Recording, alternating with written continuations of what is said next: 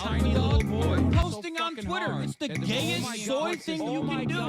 Shut the fuck up, you little tater tot bitch. We are 2 minutes and 35 seconds into this video. I'm just as gay as the rest of us, motherfucker. Feels just the same. Another sunny day in LA. Everything is fine, so they say. Wonder what the news is today. Cause I know that every day I'm at this fucking job. Her son is streaming. Watch him on the cloud. Oh yeah. On this unlock end.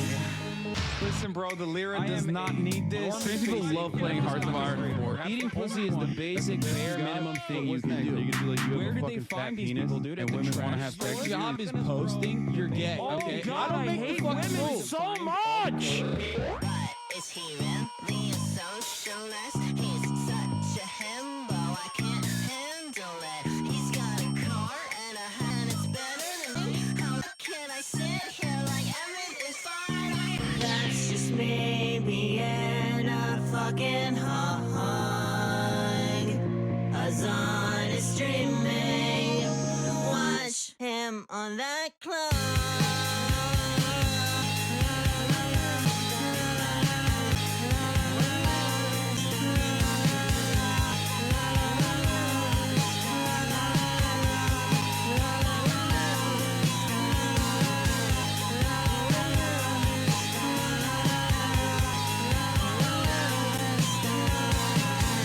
What's going on, everybody?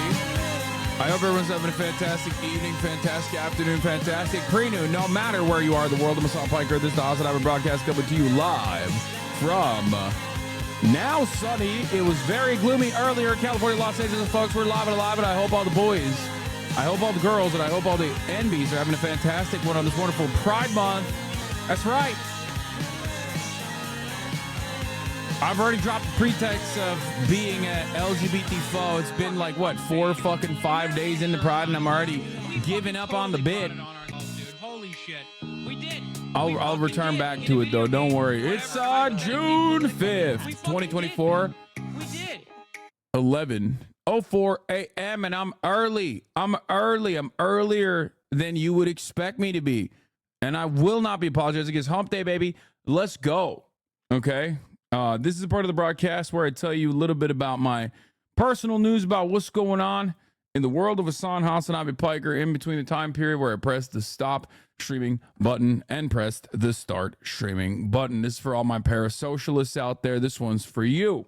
Last night I ended the broadcast after 9 hours of nonstop political coverage. Okay, early? You mean on time? No, early. I started it at 10:50 because I was just sitting here since like 10:30 thinking like, all right, I should just get started. So I did. And that's because I actually woke up early. Last night, I went to bed early. I'm all up in the Blue Lock. I'm invested. I'm about to end the first season. I'm kind of sad that the first season is about to end for me. Watching a lot of that, though, and enjoying it quite a bit. And I hope you guys, I don't know why I said hope you guys, hope that's fine with you guys. I guess bro's clocked and locked in, ready to go. Where's your Jizza shirt from? Somebody sent it to me in my P.O. box a long time ago, and I wear it every now and then. There are no One Piece updates at the time, for the time being. Have you watched Severance? I have. Okay, so this is part of the broadcast where I tell you a little bit about my personal news. I'm watching Blue Lock, hung out with Moo Dog, my brother, a little bit last night. Okay, a little bit last night. That's what I was doing. Then I watched a little bit of Blue Lock. I might reopen the P.O. box, have Frogan handle it, and reopen it, actually. Let me talk to her about that. Speaking of Frogan, we're currently working on this basketball place. They kind of cooked us a little bit. On Sunday, we still have a backup place, luckily, but holy moly, this place that we were going to work with, like, they gave us a price and then they doubled it out of nowhere. And we were like, what the hell? What the hell? That's crazy. Anyone else up in Egghead? No one else. Don't ask questions in the chat. Okay. Yeah, we're at 1.6 million as of now on the Palestinian charities, creators for Palestine. My can had babies. What? Yo, by the way, there's a project similar to One Piece. You can finish to use one. You can use it to finish one. It was called Onigashima Pace. Nah, it's fine. I'm already back on regular One Piece. I'm watching One Piece. Is that 1.6 million just from your broadcast or combined? No, it's combined. Anyway, what the hell was I saying? Personal news. Oh, went to bed early, woke up in the middle of the night because I had an insane dream, chat. Insane dream. I don't know what it is, but I had a dream where I was like, there was a dude in my house and he was going to torture me. It was a nightmare, maybe not so much a dream. And he wanted to torture me by putting a rat inside of like a funnel and putting it on my ear and then lighting the rat like a little bit so that the rat would like try to escape into my brain, right? Like that was the type of torture that the dude was trying to do. And I noticed that like that is a real type of torture, by the way, for those of you who don't know. Anyway, actual medieval torture, yeah. So basically I noticed it. He came to me as though he was an ally, but I realized that he's like not an ally. And then I noticed that he had a knife stuck on his back. He had a knife stuck on his back, like one of those like little steak knives that you have that is like kind of Ripley, like smaller. Okay, I remember it so vividly because it was a really crazy dream. So I pushed him into the wall to like stab him further with the knife that was already stuck on his back. Yeah, it was serrated. And then I turned him around. I took the fucking knife out and I just started stabbing him. I've never actually like killed someone or had any kind of dream like that ever before in my entire life. It was crazy. We were like fighting and I'm just like literally stabbing him and like cutting him open. And I was literally seeing all of that. Okay. If you kill in your dream, you kill for real. Well, here's where it gets even weirder. Okay, so I'm fucking stabbing the shit out of this dude. I think he's dead. I get up, okay? And first thing I do is I'm like, oh, I don't want Kaya to see this. So I take Kaya out on a walk, okay? So I take Kaya outside on a walk. And then immediately I call 911. I'm like, yo, someone, there was a home invasion. And I had to defend myself. I think he's dead, blah, blah, blah. And then I come back home after like 5 minutes and the body is gone. And I just woke up at that moment thinking like, oh shit, either his friends came and picked him up or he didn't die. So I don't know what that means. I don't know what's going on. I can't like think of anyone. I can't think of anyone being like I can't think of a world where this would be relevant. For people saying, oh, you called the cops, like typical C word. Yes. The reason why I called wasn't because I wanted them to defend me, dumbass. It was so that I don't go to jail. Like even in my dream, in that moment, I was like thinking like, oh, I have to like immediately explain what happened here so that I don't go to fucking jail. Dreaming about killing a person is about repressed anger or the desire to be free from some problem. It does not signify victory, but rather a struggle. Your desire to be freed from the influence of or pain of a person or problem. Huh. Kind of your content coded, to be honest, but ayo, much fucking scary when it's mushing together and invading your dreams. What? Yeah. I don't know what it is. I don't know what it was about. It's just a thing that a nightmare that I have. I woke up in a state of panic, I woke up in a state of panic and I was like, shit, that's crazy. What the fuck?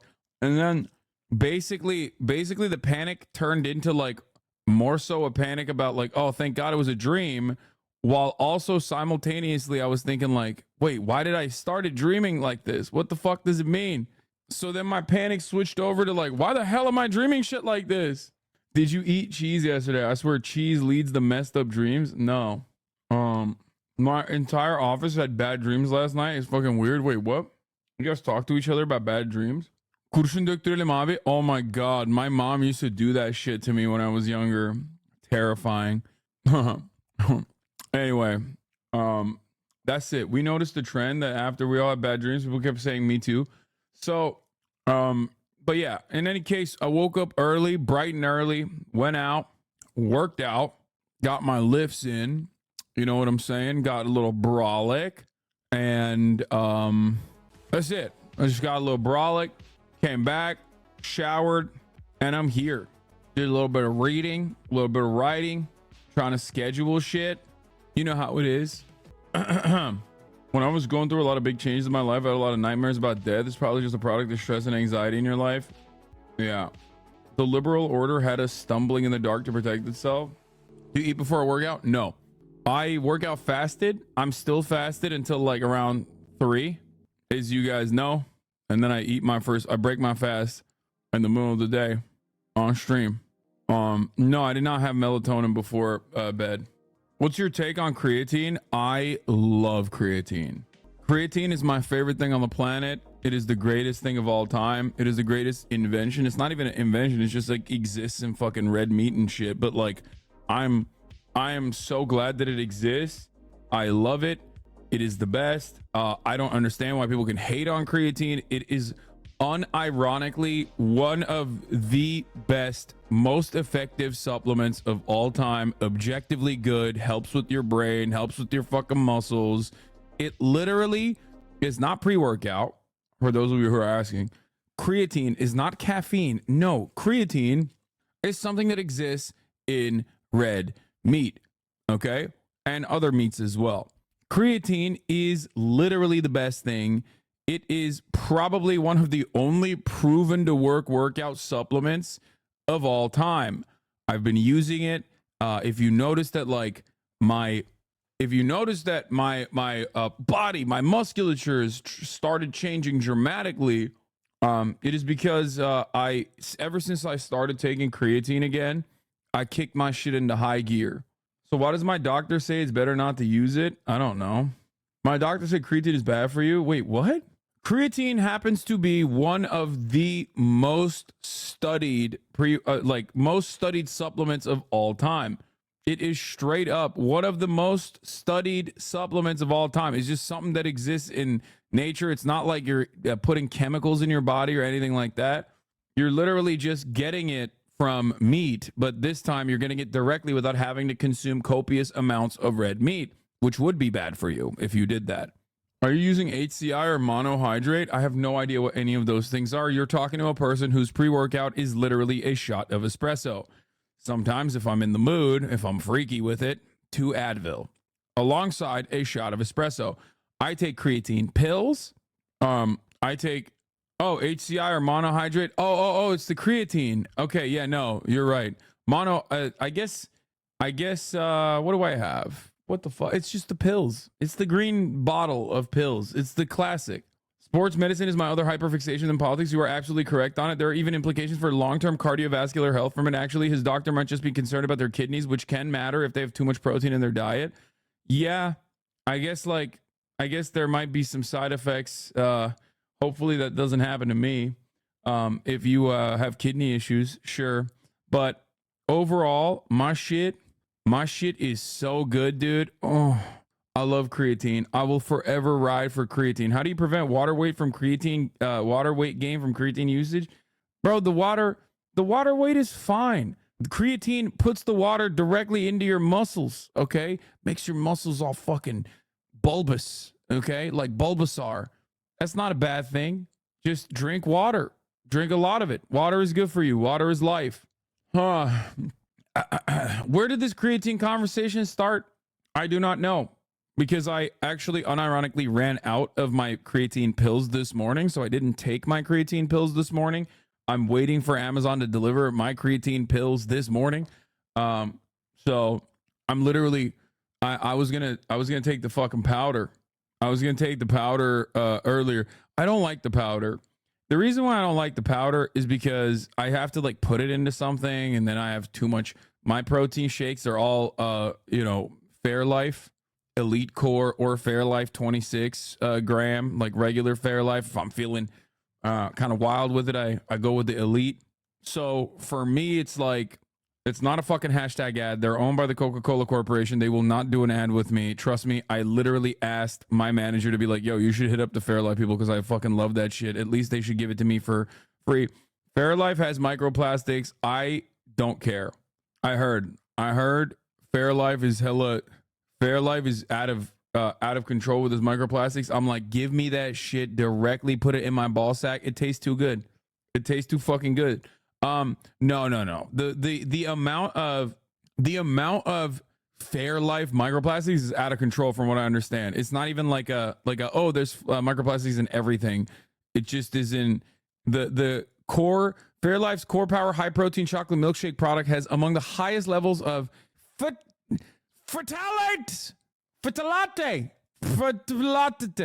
out of any product tested. Phtalates are a plasticizer, a chemical used to make plastic more flexible and durable, and have been linked to a long list of health concerns, even at very low levels. For all saying everything has microplastics, Fairlife definitely does have more than a lot of other brands, for sure, like an out of control amount. I'll be honest with you though, that shit is so dank. It tastes so goddamn good. Kind of wild. Chat hasn't heard your takes on microplastics before. I don't care if I have microplastics in my body. You know what else is in there? Love, joy, kindness. They will take care of the microplastics.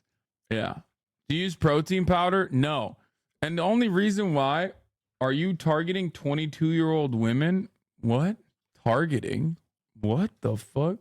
I feel like that's a chatter who's saying that. I'm watching your new video. That's a chatter who's saying that specifically to be like, oh, that's Tim Pool. That's a Tim Pool quote. Oh, I'm targeting your mom, chatter. Yeah, we haven't even blasted off yet, and people are already chirping at me. Cameron Brink, my goat. What the fuck is her deal with you? Drama alert. TYT Cooks Hassan.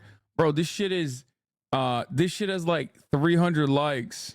Like, I don't understand why you guys elevate my fucking weirdo haters.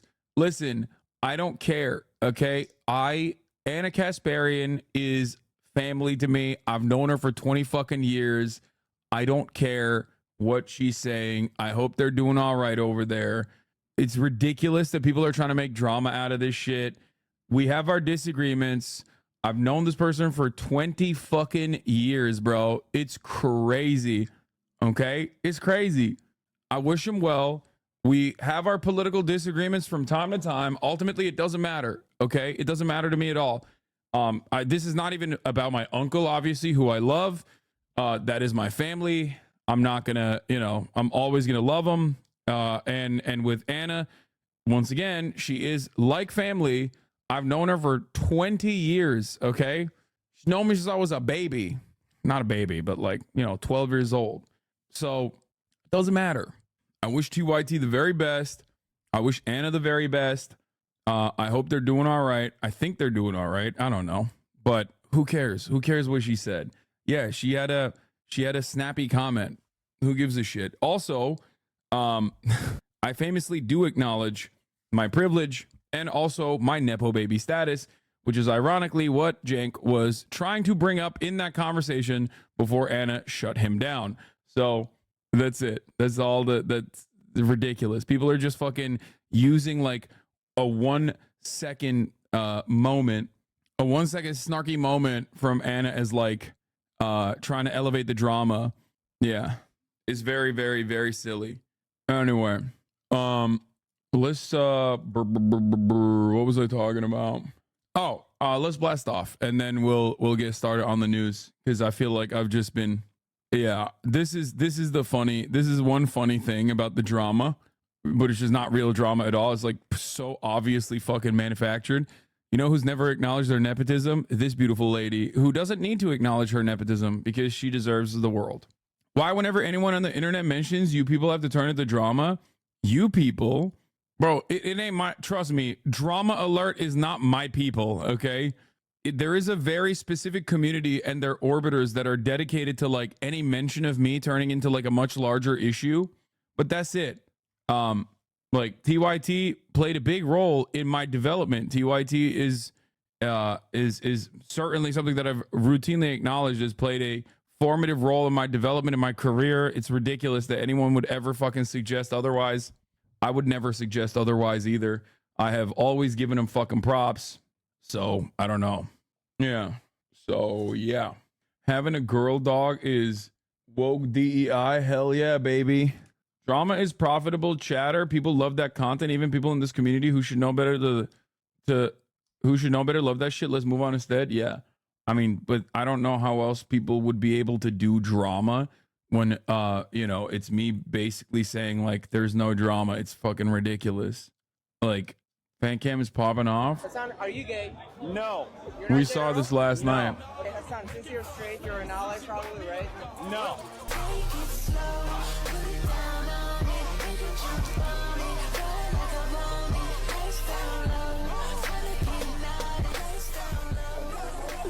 Did I slay? Yeah, it's pretty good. Wait, okay. Yeah. I heard you lack self-awareness. Okay, shut the fuck up. That's what I mean, bro. This is like, honestly, y'all are cringe and fucking annoying for doing that. Okay. You're like a 40-month subscriber being like, I heard you lack self-awareness. Like, I know you're just like memeing and shit. I know you're just fucking memeing and shit, but it's like, come on. Like, come on, dude. Stop instigating. Like, what the fuck do you want? You want to fucking farm Reddit karma? Is that what you want? Anyway, I don't even know if it's just like a joke, quote unquote, or if you're just like desperately trying to farm more karma or make it into something it's not. But like, it will turn into that. What were we gonna say about protein powder earlier? Yeah, I mean, it's got hella microplastics. Fair life. So use on your own. Use with. I mean, it's just something to be worried about. Probably, but I don't give a shit because it tastes so goddamn good. It's like too good to be true. It's one of those things. In any case, TMG ruined microplastic discourse for me. I haven't even blasted off yet. Let's do it. And they lost a class action lawsuit for falsely claiming the cows are humanely treated. I don't know why they claim that. We know that they are like extra ruthless to their fucking cows. But like, I think the extra ruthlessness to their cows makes it so that you can have this hyper filtered milk. Is Hassan's gains from roids are all natural? Fuck yeah. I love this shit. Anyone who's actually ever taken steroids will obviously look to this and laugh at you. Anyone who's even remotely knowledgeable in gym culture will look at you and laugh at you for saying that. But the fact that like normies think I'm taking steroids is fucking awesome. It's great. That's like massive compliment. Anyway, let's blast off. Does Hello Fresh prison slave labor make it taste better?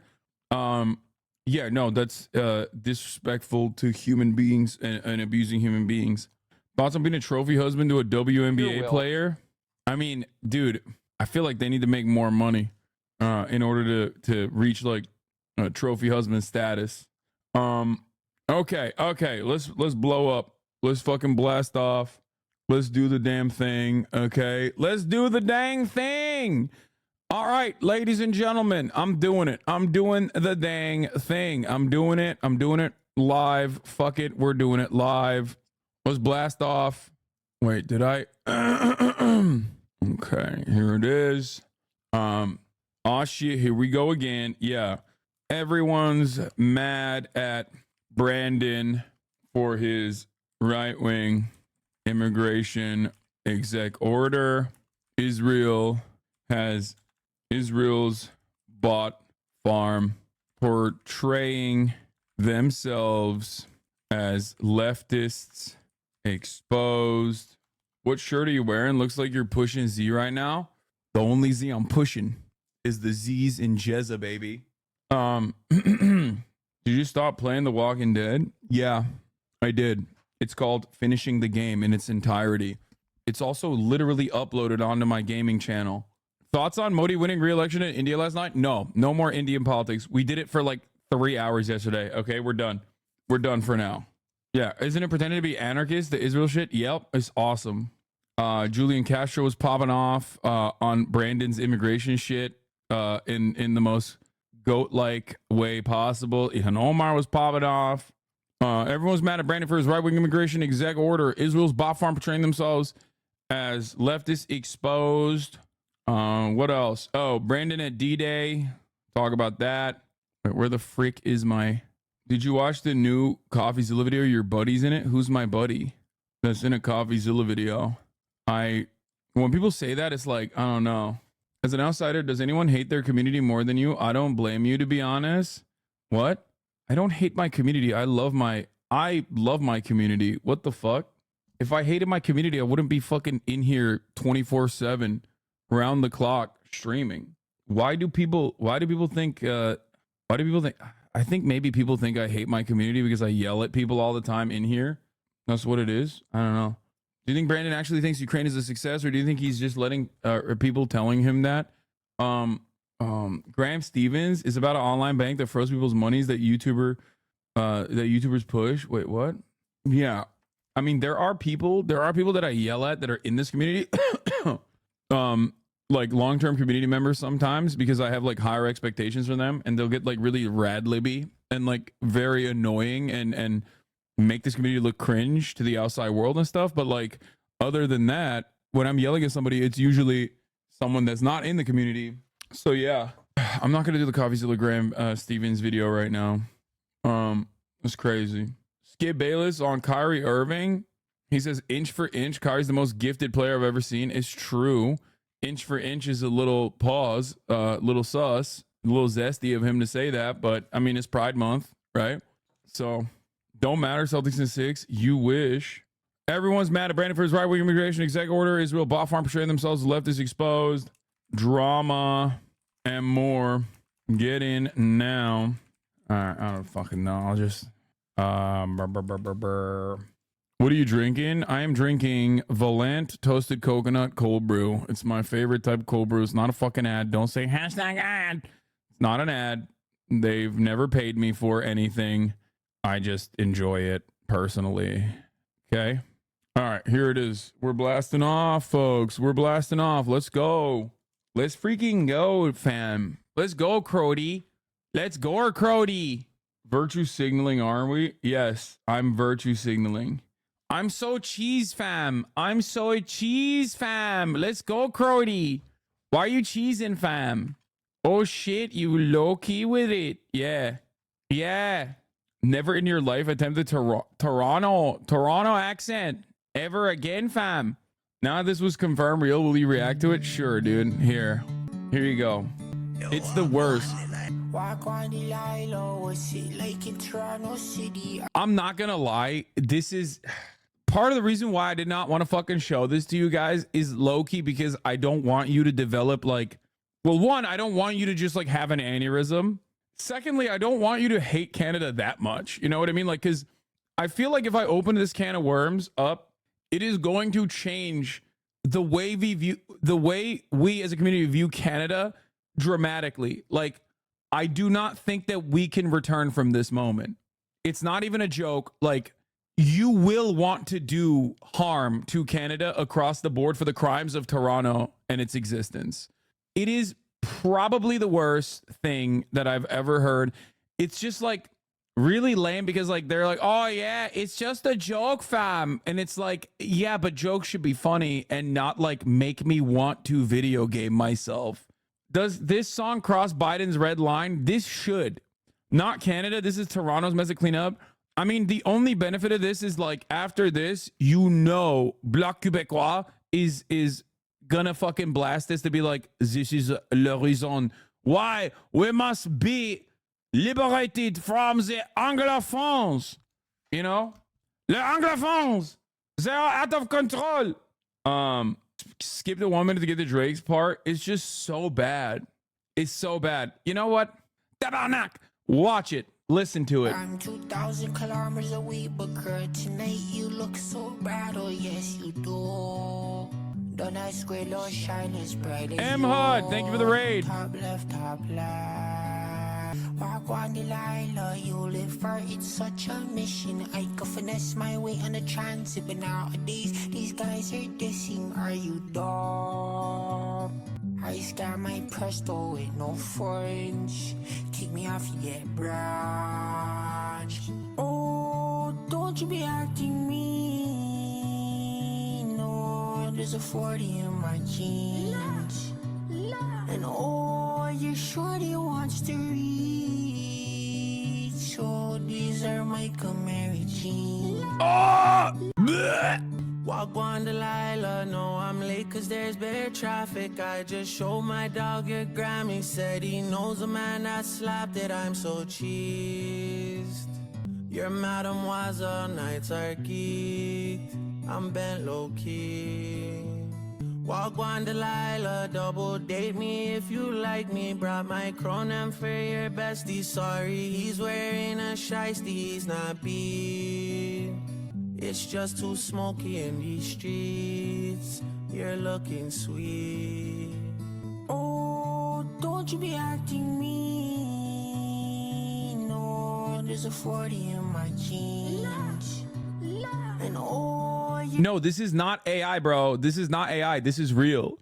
Like, he has been, dude, the thing that, like, Kendrick did so much damage to this man. He did so much damage to this man in a way where, like, I think now this is like, you know how Israel has a Samson option of like nuking the planet, you know, in a worst case scenario. I think that's what Drake is doing now, where like he got so humiliated and so thoroughly dismantled. Everybody's fucking talking about how, you know, certified lover boy, certified pedophile, everyone's singing it, is like a club banger. It broke his brain. So now he's just like trying to punish the entire world. Okay. Like, I feel like he's just saying like, no, listen, you don't understand. Like, I'm going to rap on the BBL Drizzy beat on a Sexy Red collab. Okay. I'm going to do a Sexy Red feature, and I'm going to fucking rap on the BBL Drizzy beat myself. I'm going to go and do this thing with like a very obvious meme guy. It is him trying to punish the world, I think. This is Japan after World War II got turned kawaii. Oh my god. This is how anime begins, dude. This is how Japan brought hentai to the world. This is how Japan brought anime to the world, which means maybe it'll be good. It'll fucking loop back into being good eventually. I don't know. Your shorty wants to reach. So these are my Camry jeans. Walk on Delilah, peep your body from afar. Sheltered Rosebud, get to the news. Take a week off. Okay. Stop being fucking annoying. You're a grown ass woman. Okay. Take a week off, Sheltered Rosebud. I'm chiefing on these Russian creams. My lungs are full of tar. I'm on the way. I spent that, sir. Why would I say? What is this? There's a new theory. On a cave. Walk on Delilah. Can you school me from the mall? The pack came from British Columbia. Fiends blow my phone off the wall. I'm making wops. I get more Banskis than your pops. Don't piss me off. Oh, don't you be acting mean. No, there's a 40 in my jeans. And oh, if you're trying to hit it, look on the TD, RBC, Scotiabank, RBC, CIBC, PC Financial. Holla at me. Man, you don't be moving tough, cause I will call your Scarborough bluff like Tarzan. I am always on the chain. Always on the chain. I'm on your block like where you at. They stay inside like cars tonight. My kicks are wet from trapping in the rain. Stole his Marshall bike today, but don't walk in the biker's lane or you're gonna catch a death falls to the brain. I can't explain. Oh, walk on Sabrina, what's it like in Mississauga? I know you stay at home with mama, so can you bless me with $1? Don't be rude. Square one don't shine as bright as you. I swear it's true. Wow. That was awful. That was unimaginably bad. That was nuclear levels of cringe. I did not previously think that this level of cringe was something that we could arrive at. Turns out we can. Turns out Canada can be much worse than you ever thought. I think, honestly, at this point, it's time to fucking permanently invade Canada and annex Canadian territory to liberate Canadians. They will welcome us as liberators. They will welcome us with open arms. It's over. It's done. Yeah, this is like, we have to do what Canadians did to the indigenous population with the residential schools. You know what I mean? Like, we literally have to open up schools where we remove the Canuck, like we have to remove the Canadian ideology and just like Americanize them by force until, you know, they're just no longer producing stuff like this, re-education camps, that kind of thing. Yeah, They must be liberated. Majority Report, thank you for the 414 viewer raid. Hope you had a good stream. Sorry that you guys had to join in on me saying some shit about Canada. You would understand, but you are spared from seeing the nuclear levels of cringe that Canadians whipped up in Toronto, fam. He was okay when you guys took him, not our fault. Did we listen to Grippy yet? No, we're not gonna listen to Grippy. I don't know what's going on. It feels like Kendrick just did things to people that he didn't even like specifically destroy. Like he literally left J. Cole out and J. Cole did it to himself. No, it's not. We don't have to listen. Sean the Black, what's Grippy? Never heard of it. Dude, listen. What J. Cole literally is J. Cole is making an advocacy, making an argument to permanently make the Carolinas one, okay? No more North Carolina. It's all just one Carolina united for the crimes of Jebediah Cole, okay? Jeremiah Jebediah J. Cole, like that in and of itself, the Grippy song in and of itself is basically the Wagwan Delilah of Jermaine Jeremiah Jebediah Cole, okay?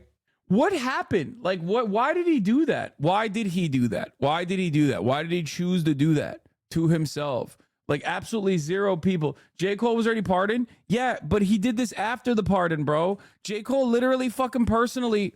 Now you need to see it. Now you need to see it. Now you need to see it. Now you need to see it. I wasn't gonna fucking show it to you. Let's just show you the memes actually. Fuck it. Let's just see the what? Oh God. I haven't heard Grippy. Can you play it? Is it bad? I feel like showing you Grippy right after Wagwan Delilah is gonna make you want to, you know, do the sewer slide.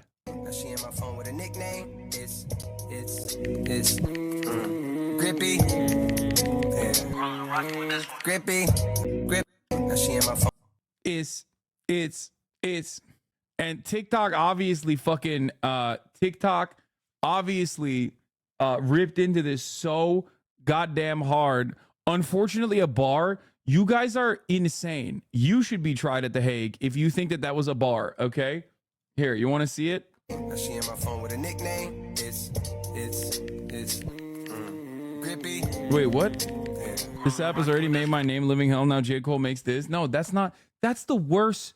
This is literally the worst meme out of all of them. No, this. She in my phone with a nickname. It's Grippy. Grippy. Now she in my phone with a nickname. It's Grippy. Grippy. It's like, it's just so bad. Lol, they're glazing and jerking in this thread about it. It's just so fucking unimaginably bad. What happened here? Not as good as this though. What? No, we're done. Like Wagwan Delilah and Grippy together is just like, I guess when you get nuclear fallout from the family atomics being launched in your fucking direction, and even if you're technically not in the impact crater like Drake was, you just get hit with the nuclear fallout and you get radiated and then you just pop off like this. Grip. Now she in my phone with a nickname. It's Grippy. Yeah. Grippy. The whole thing is way worse. I don't know if I want to. Kick game. And when you mean you don't kick game, I put her front row to Nick game. Now she in my phone with a nickname. It's Grippy. Yeah. Grippy. I call her that cause it's grippy. She thinking the hip, she a hippie. And she thinking the lips, she gon' lick me. And she sending a flip when she hit me. With her kissy emoji, she missed me. When she see me, she said she gon' strip me. She gon' chew on this stick like it's Wrigley's. Yeah. Believe it. Strictly Dickly, dude. What a, like, it's just like, I think if you're 50 years old, as J. Cole is, like, you shouldn't be allowed to be horny.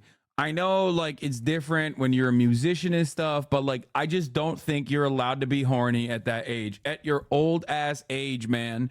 You are not allowed, man. That's a bar, bro. Shut the fuck up. You're out of your mind. I mean, it's better than Wagwan Delilah, but that's not saying much. Okay? Grippy, grippy.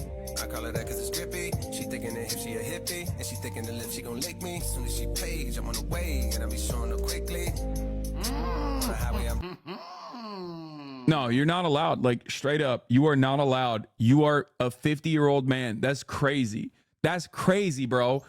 No, you can't. You are not allowed to be horny, dude.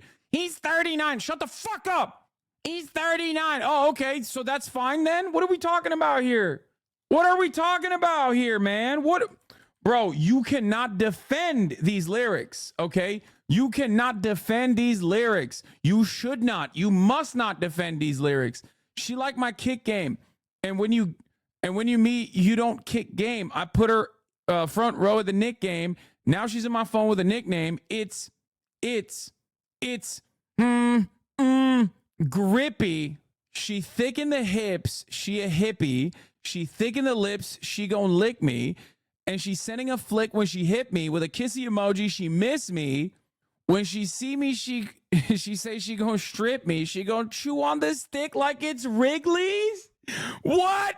That's not how anything works. That doesn't even make sense. What are you saying? This is like how are you, Jebediah Jeremiah Cole, a 50-year-old man doing NLE Choppa style fucking lyrics? What is going on, bro? What is happening? What the fuck? Yeah, believe it or not, like Ripley's. She says she was gay until I slayed. Now she's strictly dickly. Oh! Oh! Bro's rapping like Ned Flanders. Strictly dickly. What is going on? I mean, I guess that's age appropriate when you think about it. When you just remove what he's saying and just listen to the fucking words a little bit. Strictly dickly. J. Cole claims the woman he was with liked girls. Then he, a male, somehow slayed her. And now she's strictly dickly. So she only likes men now. J. Cole, unreleased this. Yeah, bro, he should unrelease this. Just like he unreleased the fucking Kendrick Lamar diss, bro. This is worse. It's just, I mean, here, let's. and not like Ripley's. She said she was gay until I slayed. Now she's strictly. As soon as she pays, I'm on the way, and I be showing her quickly. On the highway, I'm doing 150. Like, I gotta get you up out of the Vickies. Like, so good, I just had an epiphany. It's grippy and wet, you know I'm a vet, but you making me feel like a rookie. How you made me tap out so swiftly, but I'm back for the second round victory. I remember I saw you on. Like, it feels like, is it in the contract? They were just like, please, Kendrick, please stop. If you, like, we will make ourselves look like ginormous clowns if you promise to stop releasing, because you said you have 10 more, okay? You said you have like 5 more, at least 5 plus 5, locked and ready to go. I promise you I will do the humiliation ritual. Please don't say anything. I'm so sorry for saying that there's a big 3 out there. Like, I apologize. It's my bad. I will show the world. I will show the world conclusively that there is no big 3. It's just big you. Like, is that what's going on? You don't understand rap? Yeah, dude, I know. And you don't understand that that type of fucking sentiment here at the top of the hour is not going to cause you to successfully debate me. Okay? On Fifth Ave with your homies Sabrina and Tiffany. I was thinking like, damn, your whole click bag, but I wanted your body specifically. Like, I'm trying to see how that glove gon' fit me. Like, I wanna feel like I'm touching your kidneys. Like, I'm gonna send all your kids to Disney. I'm gonna pay a little extra, make sure they meet. I can't even talk. I can't even talk. It just fucked me up. It fucked me up. I talk for a living for 10 fucking hours every day, and this song has rendered me incapable of speech. It's giving me psychic damage. Fuck. I'm serving the 3-minute ad break. This is one of the few instances where you're probably luckier that you are unsubscribed for $5, $6 come July 11th, or for free with a Twitch Prime, and you will see a 3-minute ad break instead of this shit. Okay. People keep riding Kendrick like he destroyed both of them when it was rumored that he got J. Cole to back down from the beef through Schoolboy Q. You can't convince me he was going to be able to manage both Drake and Cole simultaneously. You're literally the most delusional person on the planet while we're currently experiencing that. Here's the 3-minute ad break now.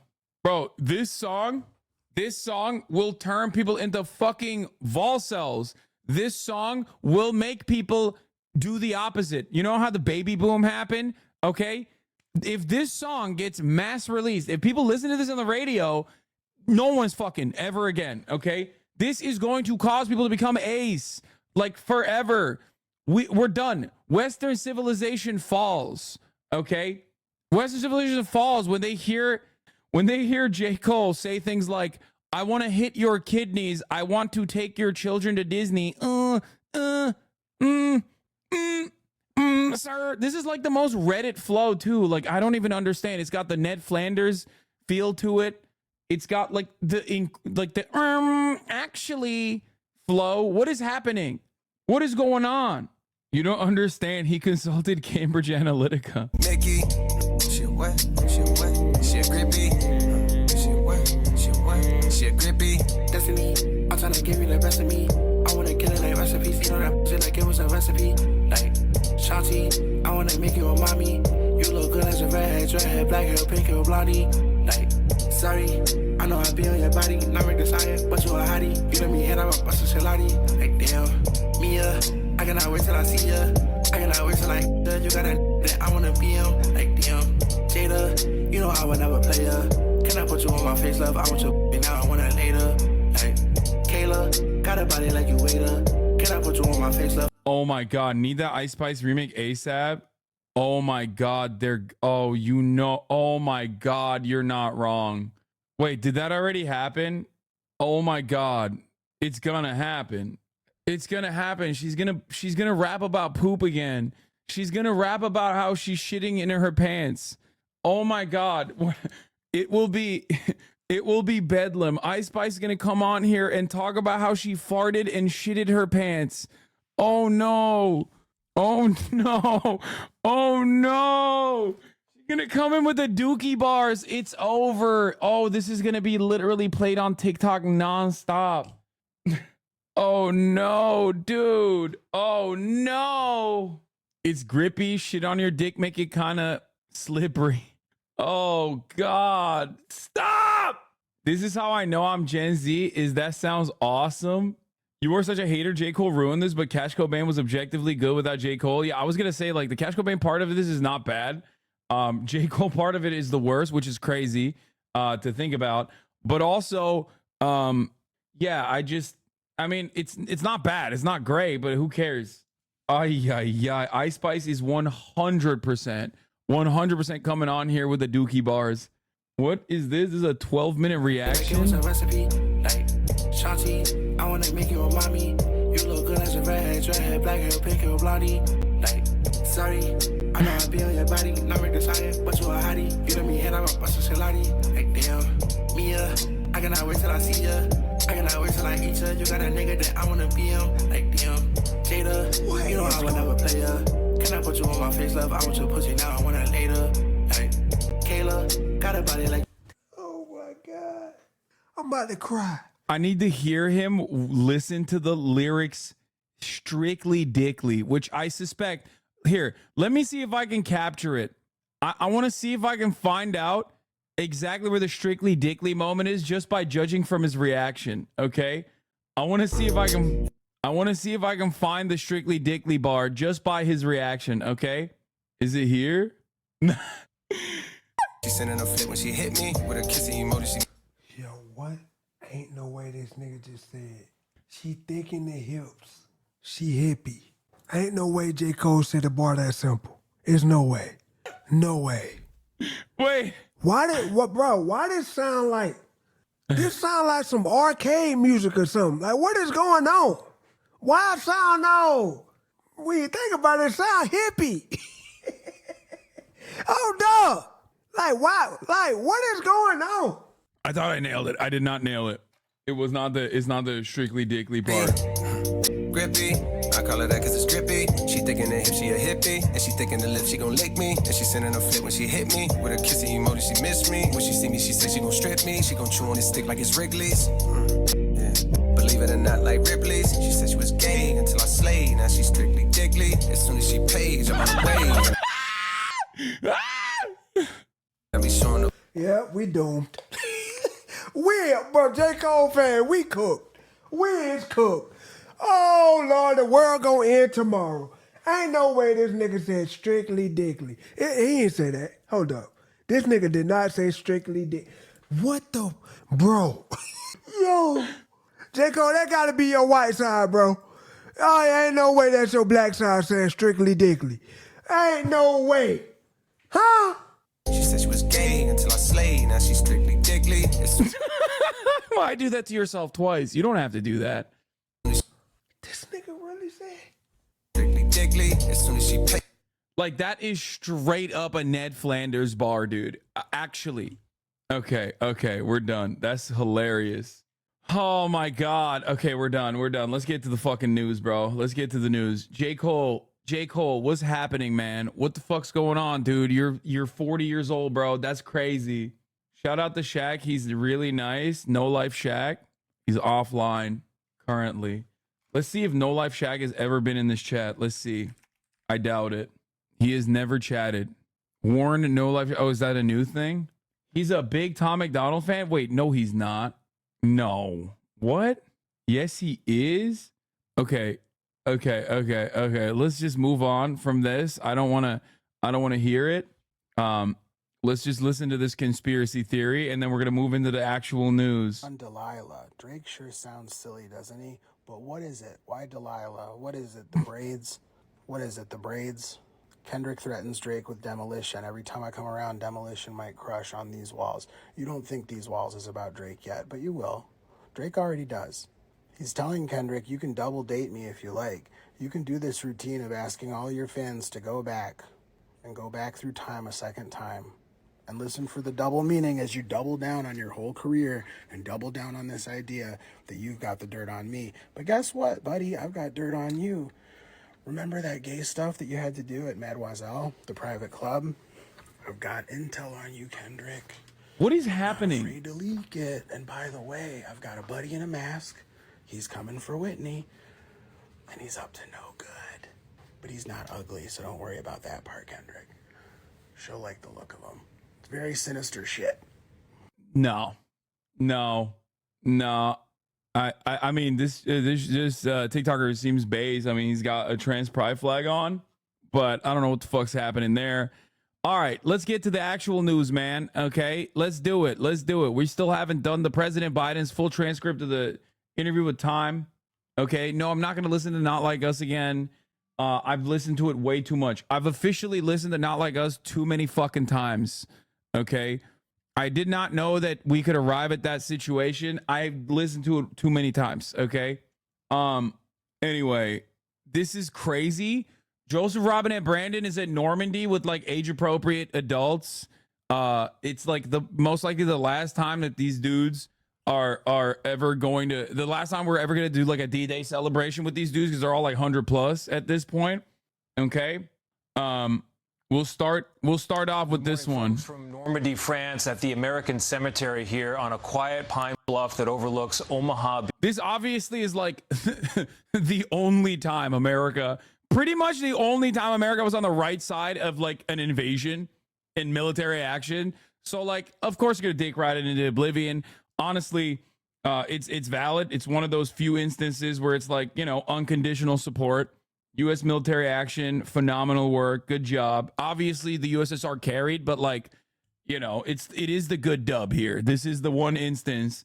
It's such a glaringly obvious dub in this circumstance that like, you know, they kind of rode with that permanently to be like, remember the Nazis though? We did that shit, and then they were like doing Nazi shit all around the fucking planet.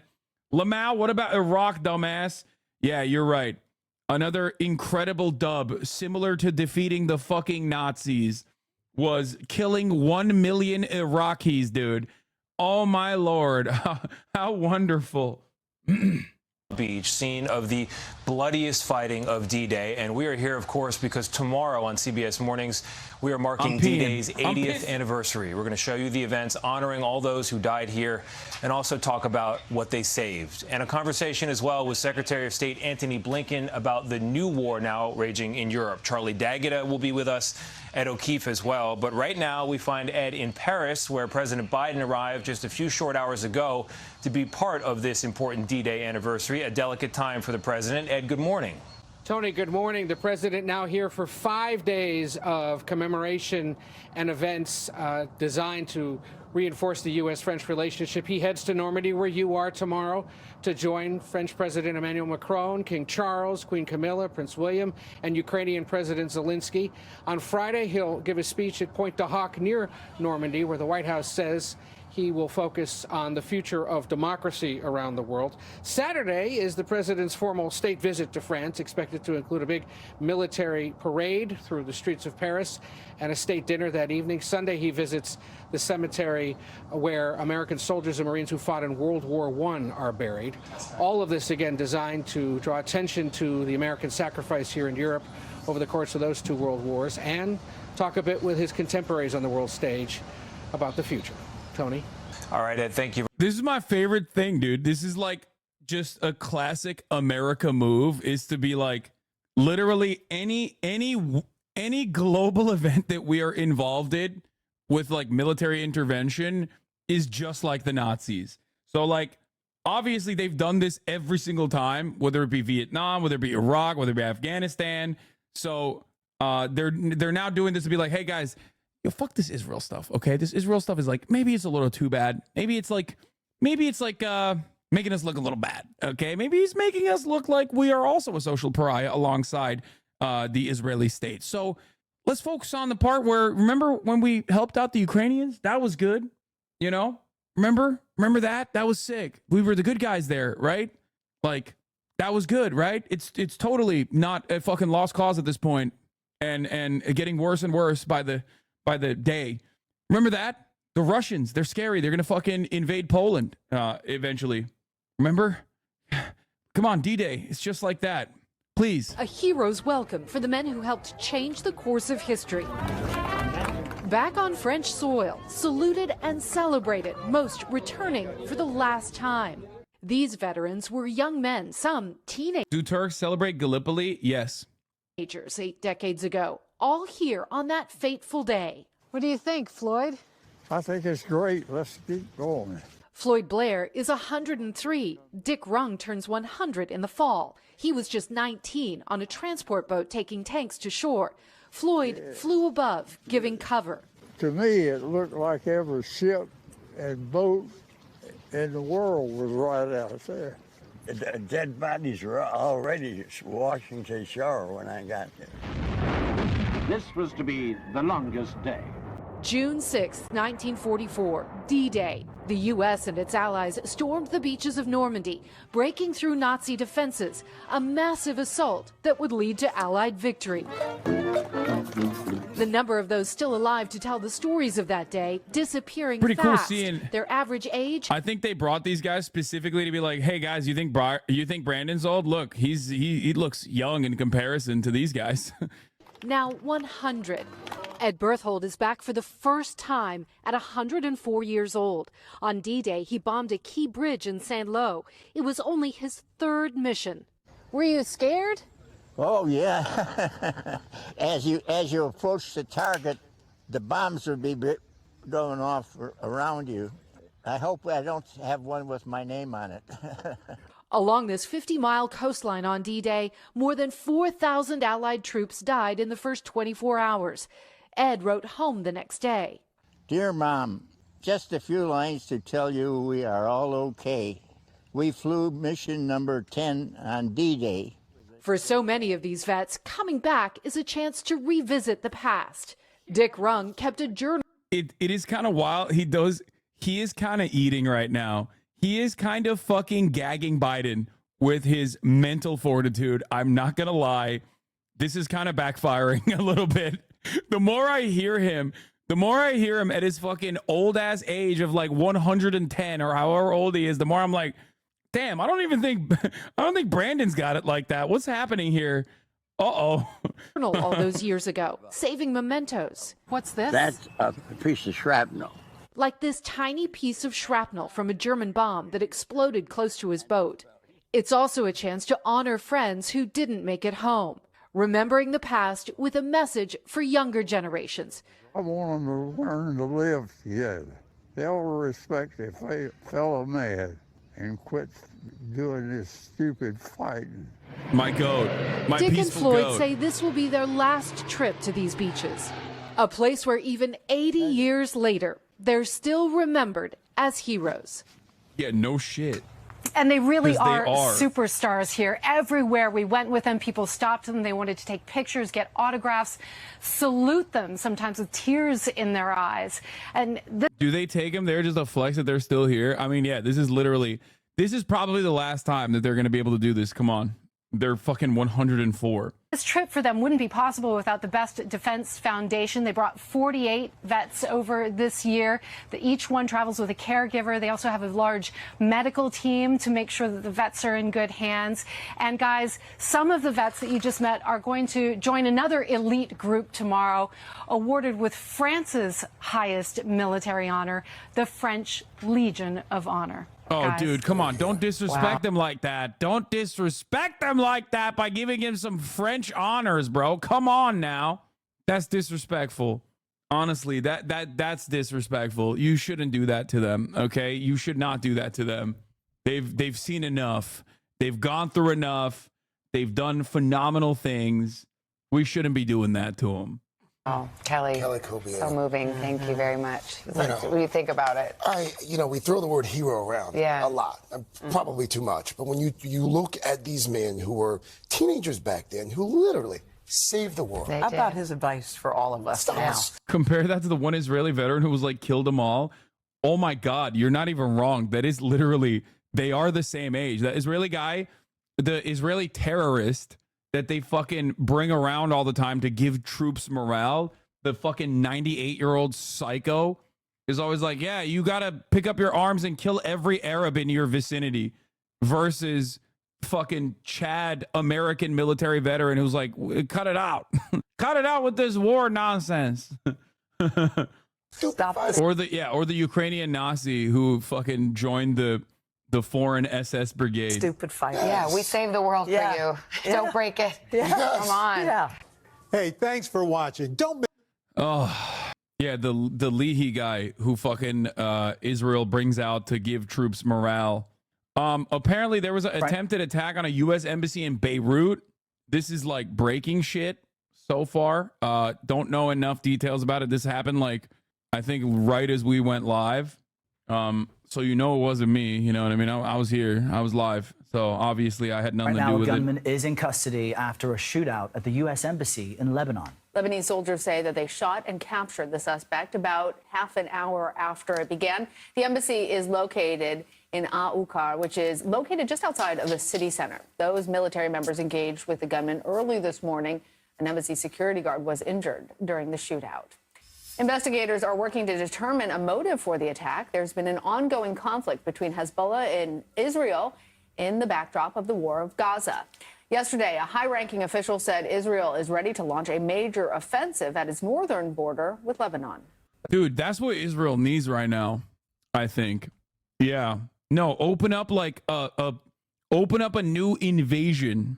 Open up a new front. This time with a much more significant military. Like, not just like a group of dudes who are making bathtub rockets, but like an actual functional standing militia, basically. Not even a militia, but like a military force. It's always a good idea. Fuck it, YOLO. This is literally just like Adolf Hitlerian military tactics. Let's go invade Russia in the fucking middle of the winter type shit. It's great. Yeah. You joke, but Israel's right is desperate for an invasion of Lebanon. Yeah, it's great. Good stuff. Worked so well for the last time a fascist, ideologically fascist state engaged in permanent war for, not dissimilar reasons. Living room, as they called it. Lebensraum. Let's bring in CBS News foreign correspondent Imtiaz Tyab now. He's following all of this for us from Tel Aviv. Imtiaz, what more are we learning about the attack, who was behind it, and what the motivation may have been? Lana, good to be with you. Well, what we do know is that a Syrian national is in hospital right now after he was shot in that shootout.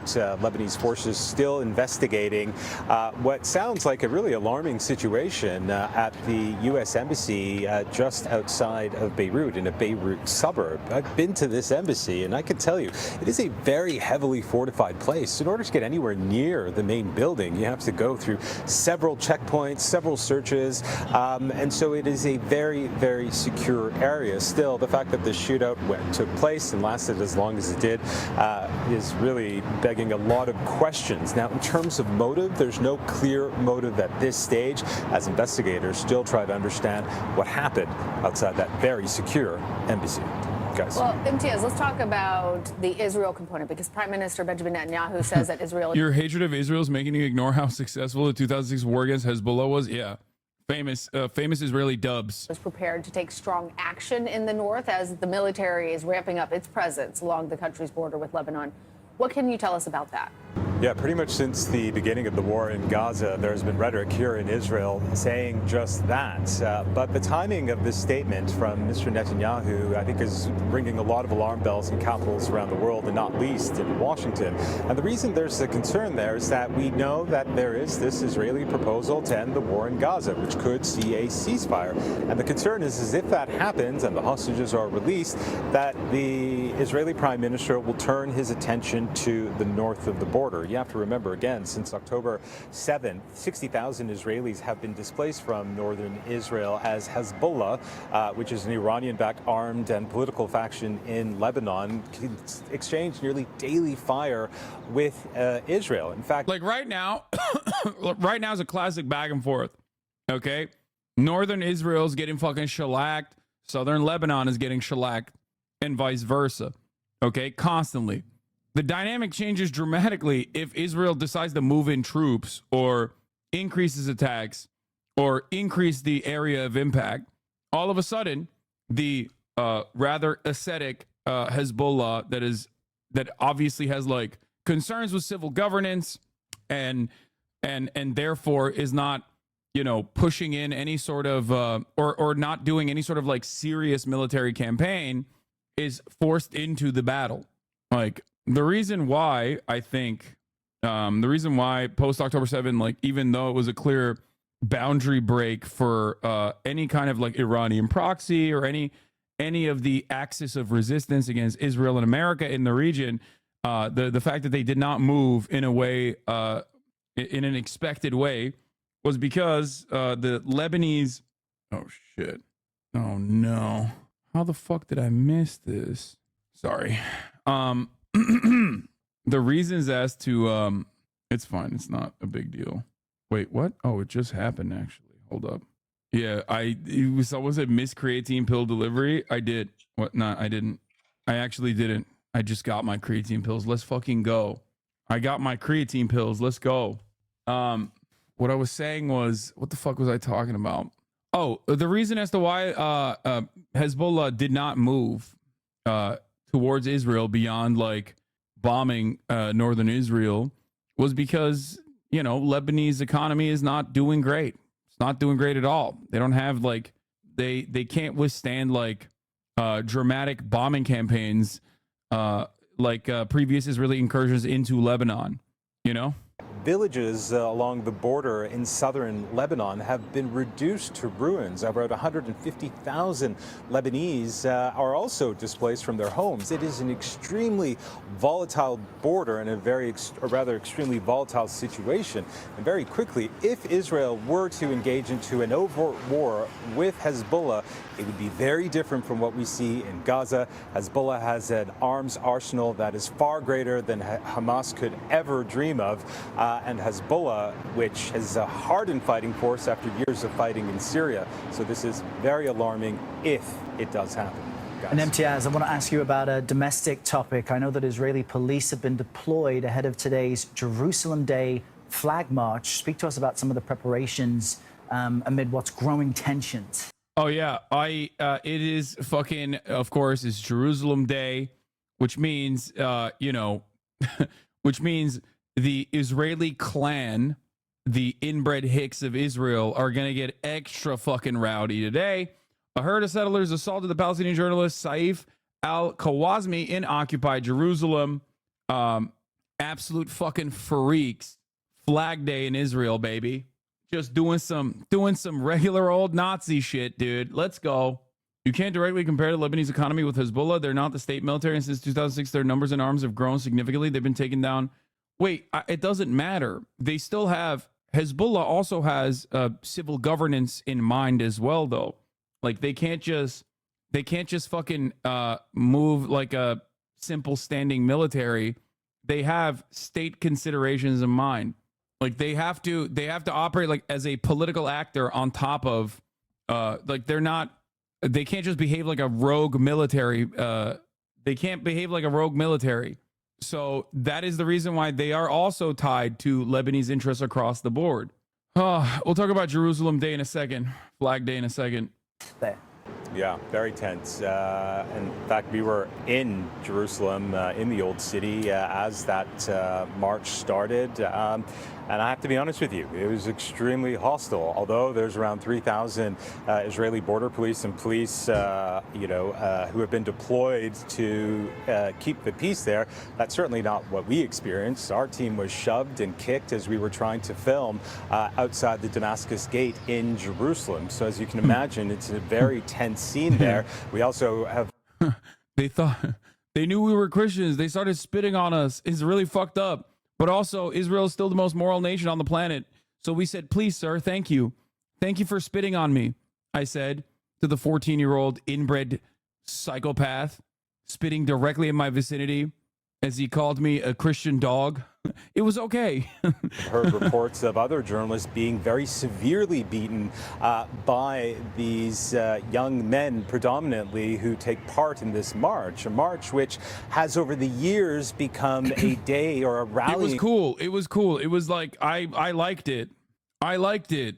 I thought it was valid. I deserve it. Point for far-right extremists in Israel to march through the streets of the Old City, the Muslim quarter of Jerusalem, where many Palestinians live, chanting phrases like "death to Arabs" and "we will burn your village." So as you can imagine, it is an extremely tense and extremely fraught. Is it? Bro, it's a Nazi march, man. What the fuck are we doing here? There is no world in which a Nazi march like this gets this kind of coverage where they're doing Nazi shit, specifically fucking trying to do pogroms to Palestinian shopkeepers. And you're like, well, it was really tense. No, it's a Nazi march and they're doing Nazi shit. Oh my God. Oh my fucking God. Time. And for our team, it was a bit of a rough time as well, guys. Pretty eye-opening experience. MTS Tie-Up, thank you very much. Oh, it's an eye-opening experience. It's so shocking. Yeah, death to Arabs was being chanted at the perfectly normal, definitely not Nazi march.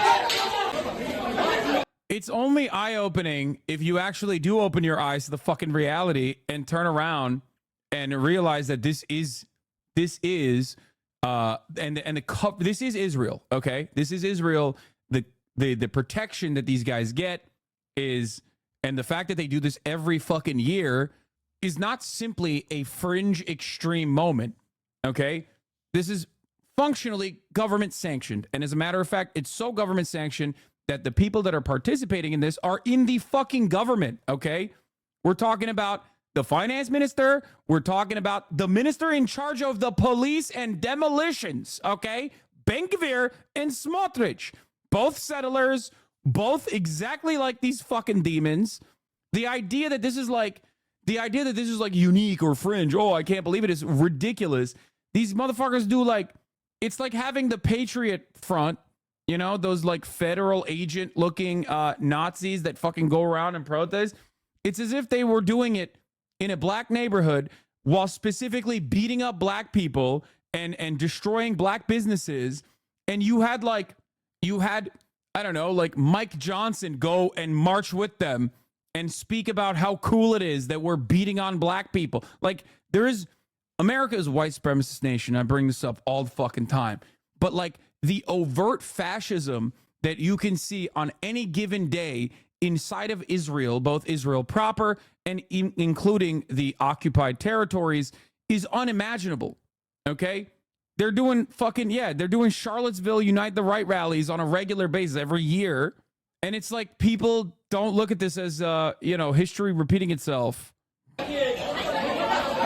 It's so fringe. It's so crazy.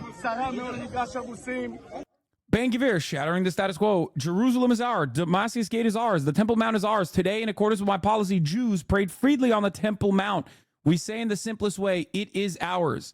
Now, if you don't know what that's about, here's Barak Ravid's reporting on it. Israeli Minister of National Security, Itamar Ben-Gvir, who is in charge of the Israeli police, says his policy is that Jews can pray freely at the Temple Mount / Haram al-Sharif compound, a violation of the status quo in a sensitive and holy site. The reason why he wants to do that is so that they can fully take it over. The reason why he could do that is so that is so that there are clashes there and that they can just bring in the fucking police again and brutalize the Palestinians. Yeah, he's like, I want to convey a message to Hamas and every home in Gaza. וגם בצפון, בכל בית בעזה ובצפון, יש תמונות של הר הבית, יש תמונות של ירושלים, ואנחנו אומרים להם ירושלים שלנו, שער שכם שלנו, הר הבית שלנו. היום, לפי המדיניות שלי, נכנסו לעיר העתיקה יהודים בתנועה חופשית, וגם בהר הבית התפללו בצורה חופשית. אנחנו אומרים בצורה הכי פשוטה, זה שלנו, זה המסר לחמאס. אני מתפלל על הפצועים, מתפלל לשחרור החטופים, אבל אומר את החמאס ואת החיזבאללה צריך לנצח במלחמה, רק במלחמה, וזה שלנו. הר הבית שלנו, שער שכם שלנו, שידעו את זה בכל העולם. Like, you guys need to understand, this is a hey, get out of there. Go. Place. Like the last Intifada occurred as a consequence of fucking around in this exact same way, okay? And this is worse than that. The second Intifada, which led to, bombs and fucking bus stops and shit, would you say this is the worst event since 1948? What do you mean? Yes, the last 8 months have been objectively worse than 1948. I mean, more death and more destruction. We'll see what happens at the end of the 8-month campaign. How many, millions of Palestinians displaced currently. Yeah. The second Intifada occurred after Ariel Sharon walked onto Al-Aqsa with Israeli police and settlers. Okay? They know what they're doing. They know what they're doing. They're trying to fucking egg on the Palestinian population further after doing a fucking ethnic cleansing so they can pack up the West Bank too. Further pack up the West Bank. Prime Minister's office denies the claim. Israel Prime Minister's office pushes back on Ben-Gvir's statement and says the status quo at the Temple Mount hasn't changed. It will not change. I'm taking my creatine pills. Yeah. It's the classical provoke and revenge strategy which Moshe Dayan masterminded. Why is Israel even going so hard? They aren't allowed to take any territory by our American government, right? Come on, dude. They are the American government. What the fuck are you talking about? Yeah. Another not so fun fact is that Israel has killed 500 plus Palestinians in the West Bank since October 7. In the West Bank. Not Hamas, in the West Bank. Okay? Not Gaza, in the West Bank. In occupied Palestinian land that Israel illegally occupies.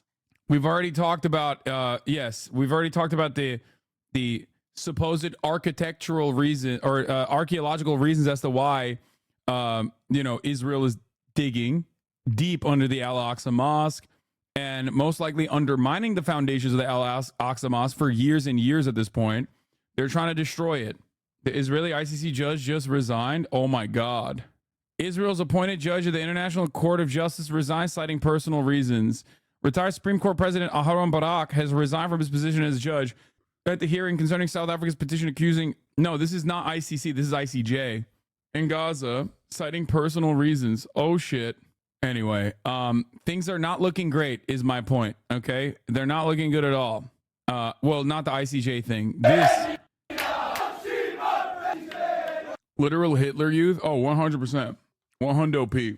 Like, think about it this way. Pre-October 7 discourse among the progressive pro-Palestinian camp was that it's a faux pas to make comparisons to Nazis in Israel.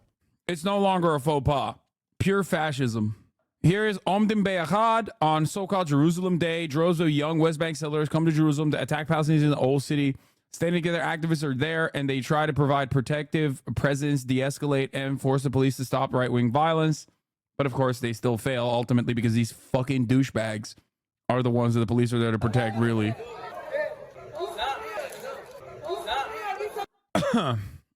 Didn't the new anti-Semitism bill make it illegal to compare Israel to Nazi Germany? Yeah, you can suck my dick, dude. Put me in fucking jail.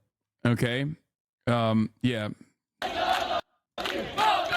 This is the death the Arabs chant that they were doing. Let's see what Nir Hassan said here. The rifle is also strong this year. Oh, this is, I don't know what kind of fucking new and unique evil dumb fuck shit this is, but, or maybe it's old. I'm not familiar with it. When I see yellow, if I see yellow with Arabic lettering, I think Hezbollah. When I see yellow with Hebrew or the Star of David on it, I think Kahanis. I don't know if it's Kahanis or not, but usually, like, the Kahanis flag is yellow. I don't know if this is a Kahanis flag. I don't know what the fuck's going on there. But who are the purple vests? Yes, the purple vests are Omdim Be'achad, which is Hebrew for standing together. They are a Israeli organization comprised of both Israeli Jews and also Palestinian citizens of Israel. They are, I would say, probably the most popular progressive movement in Israel. Like, they're nowhere near as popular as like the genuine anti-Zionist leftists in Israel, but they are, they do a lot of good work for sure. Considering how fucking unimaginably fascist Israeli society and of course the Israeli government is, they're pretty good. Where did all these kids come from? Did they travel just to do Nazi shit? Yes. They came from the West Bank, probably Hebron. I don't know. I mean, that's where like a lot of the most rabid ultra-Zionist settlers are. But yes, they come from the West Bank to Jerusalem to beat the shit out of Palestinians. No, they're not from Brooklyn. Okay, no, not all of those guys are from Brooklyn. Many of them are just like fucking straight up from there. They were born in a fucking illegal settlement. We'll talk about Matt Miller getting cooked again. They are there to normalize apartheid. BDS has even called them out specifically, and BDS isn't even that radical. So many of them are from New York. I'm not joking. I was there today. No, listen, I know there are more than 75,000 American citizens with dual nationality with Israel that live in the West Bank alone, okay? In occupied illegal settlements. These people are technically doing what is known as settler terrorism, okay? As in their presence in this land that does not belong to them is actually an act of terror. Beyond that, they also engage in like the regular acts of terror that you are seeing unfolding in front of your eyes, okay? How is mainstream media literally not covering this Nazi shit? It's insane. Goes to show that America is squarely a fascist state. They're not covering this in the same for the same exact reasons as to why they didn't offer a lot of coverage to the Mossad activity with the ICC prosecutor Bensouda. That was the Guardian's own reporting. And yet, for some weird reason, it didn't get a lot of fucking play in American news. The reason why it doesn't get a lot of play in American news is because it makes Israel look really fucking bad. Okay? That's it. It makes them look really bad. You can't really spin this. It makes them look really bad in a way that Americans can understand as well. Because this type of shit, Americans can contextualize as well. They don't just see the Star of David and go, oh, these guys must be the good guys. They look at those guys, they hear what they're saying, they see their actions, and they go, oh, I know what this is like. This is exactly like the fucking Klan. This is exactly like the Hitler Youth. This is exactly like the insane right-wing militias doing mob violence and looking to lynch people. So that's what it is. So you're not going to see a lot of this, just like you don't see a lot of coverage from the West Bank in general, because the violence in the West Bank is something that Americans and the Western world can contextualize much better than the rubble, the cities reduced to rubble that you see in Gaza. When you see the cities reduced to rubble in Gaza, you think, oh, this is just like Syria. Oh, this is just like Iraq. This is just like Afghanistan. It's just a bunch of Muslims that are, you know, getting punished for being radical or scary or violent and barbaric. Americans are trained to see city blocks being reduced to rubble in Muslim areas. They know that is like they think that is somehow permissible. They've been taught that is actually valid due to all of the propaganda surrounding the war on terror, the failed war on terror. But when you see West Bank violence against Palestinians indigenous to the land, Palestinians being brutalized by fucking random inbred religious fundamentalist hicks, okay, like this, and they're fucking spawn of Satan children, okay, these fucking demon dipshits assaulting fucking assaulting the press, okay? When you see shit like that, when you see this, all of a sudden you go, whoa, whoa, whoa, I know what that is. This is ridiculous. This is unacceptable. Like, I think Jacob, y'all remember Jacob? Oh, if I don't steal this, someone else will. Jacob from fucking Long Island. I think he was either from Brooklyn or Long Island. Like, that was literally like a genuine moment where a lot of people that were first being introduced to this concept, okay, immediately understood what the fuck was going on. Okay? You see that guy? You see Jacob go, oh, if I don't steal your home, someone else will. All of a sudden, with a fucking Brooklyn accent, you're like, oh, I know what's going on here. This is fucking ridiculous. Yeah. You are stealing my house. And if I don't steal it, someone else is going to steal it. No. Yeah, like, I'm not even exaggerating, by the way. This is just straight up. Like, that is exactly what he said. No, no one's going to steal. This is in Sheikh Jarrah, which is occupied East Jerusalem. There is obviously a policy of like home stealing in Sheikh Jarrah. Occupied East Jerusalem directly has a demographic number, a demographic percentage that the Israeli government officially has for East Jerusalem. Like, they want to make East Jerusalem a specific percentage Jewish. Okay, it is territory that is supposed to be contested. This was absolutely a radicalizing moment for many people who had never actually understood what the fuck was going on, maybe didn't pay attention. Why? Because everybody knows when you got a motherfucker from Brooklyn going in to you know, another person's home being like, this is mine now, I stole it. You go, what the fuck? What is happening here? Jacob, you know this is not your house. Yes, but if I go, you don't go back. So what's the problem? Why are you yelling at me? I didn't do this. I didn't do this. But it's easy to yell at me, but I didn't do this. You are stealing my house. You are stealing my house. And if I don't steal it, someone else. Anyway, this is the type of shit when you see in the Western world, even if you're like completely uninitiated with what the fuck goes on in Israel, you can understand it in Western terms. Okay, there's a clear good guy, bad guy situation. There isn't enough like justifications that stick. This is a reality that many liberal Zionists, even in Israel, understand. That's part of the reason why they're so fucking mad at like the West Bank settlers in many different instances. Obviously, for a multitude of different reasons, but this is one of them. Many liberal Zionists personally understand that if you want to maintain the Zionist project, if you want to maintain the apartheid, if you want to fucking keep Israel the way it is, demographically pure, okay, with a Jewish majority, a Jewish ethno-state for Jews, you can't have this kind of shit happening on a regular basis because the Western world sees that and goes, oh, what the fuck? This is insane.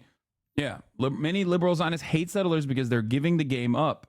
They're fucking up the bag. They're fucking up the apartheid bag. Yo, Hassan, I tried showing this to a conservative coworker of mine to try and humanize Palestinians, and he Uno reverse carded me and said that sucks, but it happens here too, and pointed to squatters. How would you handle that? That's a great fucking example. How does he want to handle a squatter that comes into someone's family home? It's not like that's empty fucking real estate. There's a family directly living there, and he's just taking their fucking house. That's very different than squatting, which is an empty fucking building. But even then, ask your fucking right-wing coworker how they would handle some random fucking freak breaking into their home and being like, this is mine now. Okay? What would your right-wing coworker do in that situation? They would fucking bust out the blicky and pop him in the fucking head. Okay? That's exactly That's exactly what they would do. That's crazy. The mob moved on. This happened during a march, the flag march. Saif is okay-ish. This is all like a final. I had an update of his on his condition. What is this? Seen the fucking state of this? NHS staff will be banned from showing Palestinian flags at work, the health secretary says. Yeah, fuck them. Why'd you make it look so bad? It's not that bad. Yes, I know. It's not as bad as the top of the hour ad break, which you are trying to fucking debate me into serving. And that bait is actually worse than anything I could have shown you. If you think that that is like good bait, you're wrong, okay? At the top of the hour, there is a 3-minute ad break. If you no longer want to see those ads, all you need to do is subscribe for $5 or for free with the Twitch Prime by connecting your Amazon Prime account to your Twitch account, okay? Can you describe what makes Israel fascist specifically and how they operate domestically? This isn't a gotcha. I mean, what do you think this is? Like, what do you think we're looking at right now? Zionism is a fascist ideology, okay? It's all it is. It is about one group of people with certain characteristics, inalienable, unchangeable genetic characteristics. Judaism is an ethno-religion, dominating anyone who is not a part of that in-group, dominating them through violent means. It is an ideology built around the justification of settler colonial violence.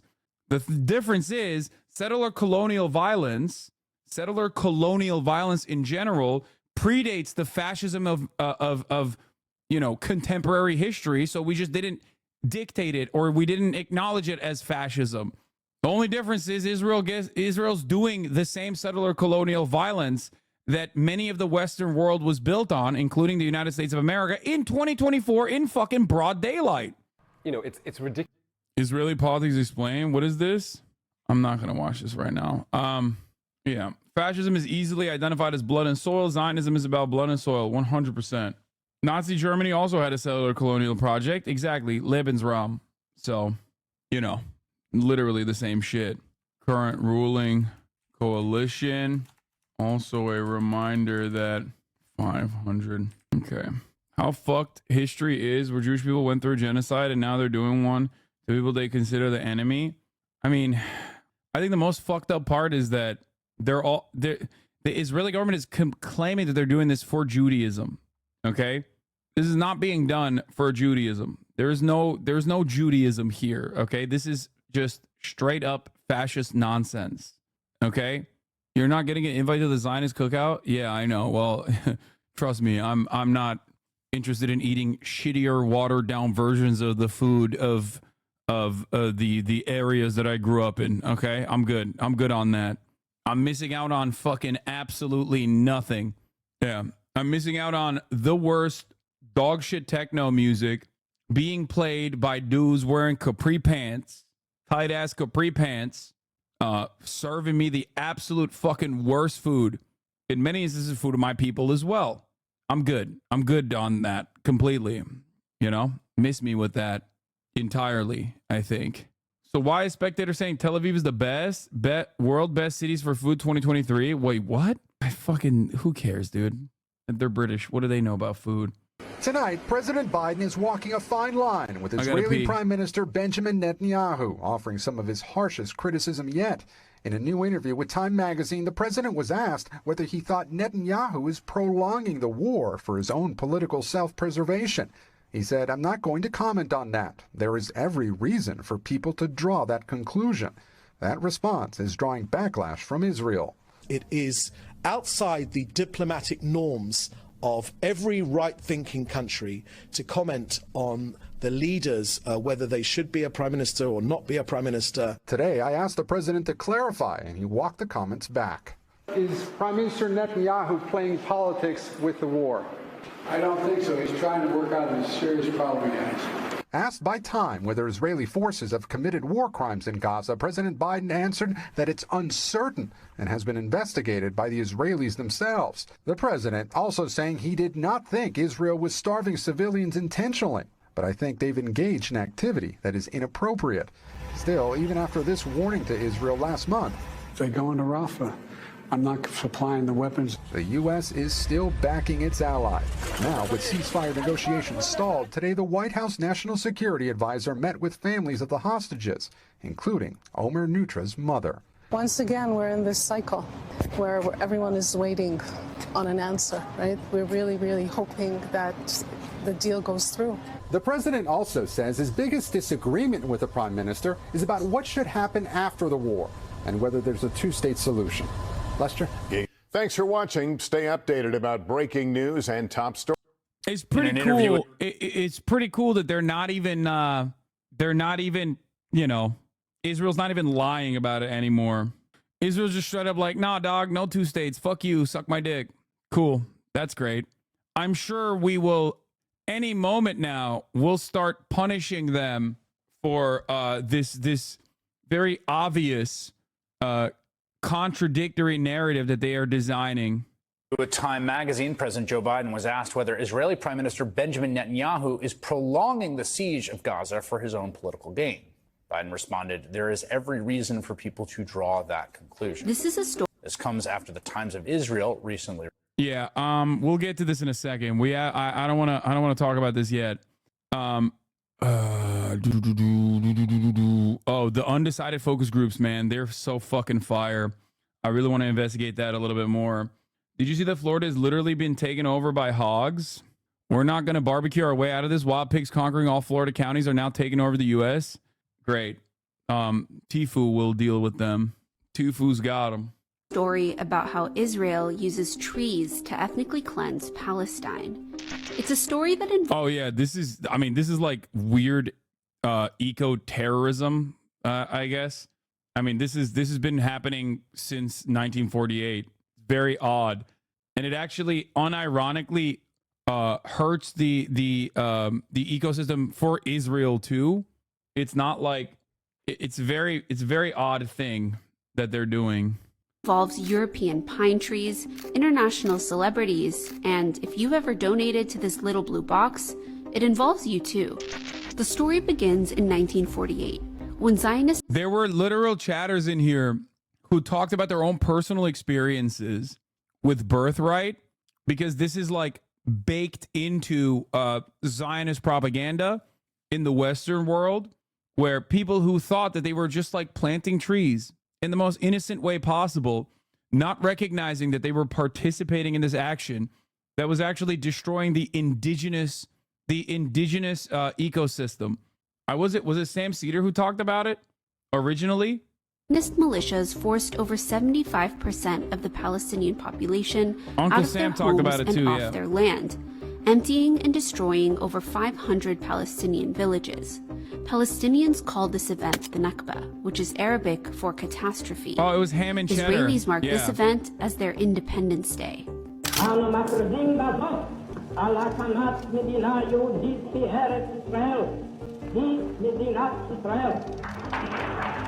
Shortly after the State of Israel was created, the state seized and illegally annexed over 240,000 acres of land and property that was classified as abandoned after its Palestinian owners were forced out and barred from returning.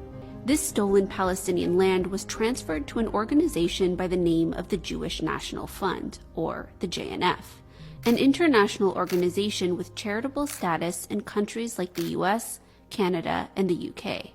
But the JNF isn't your average charity.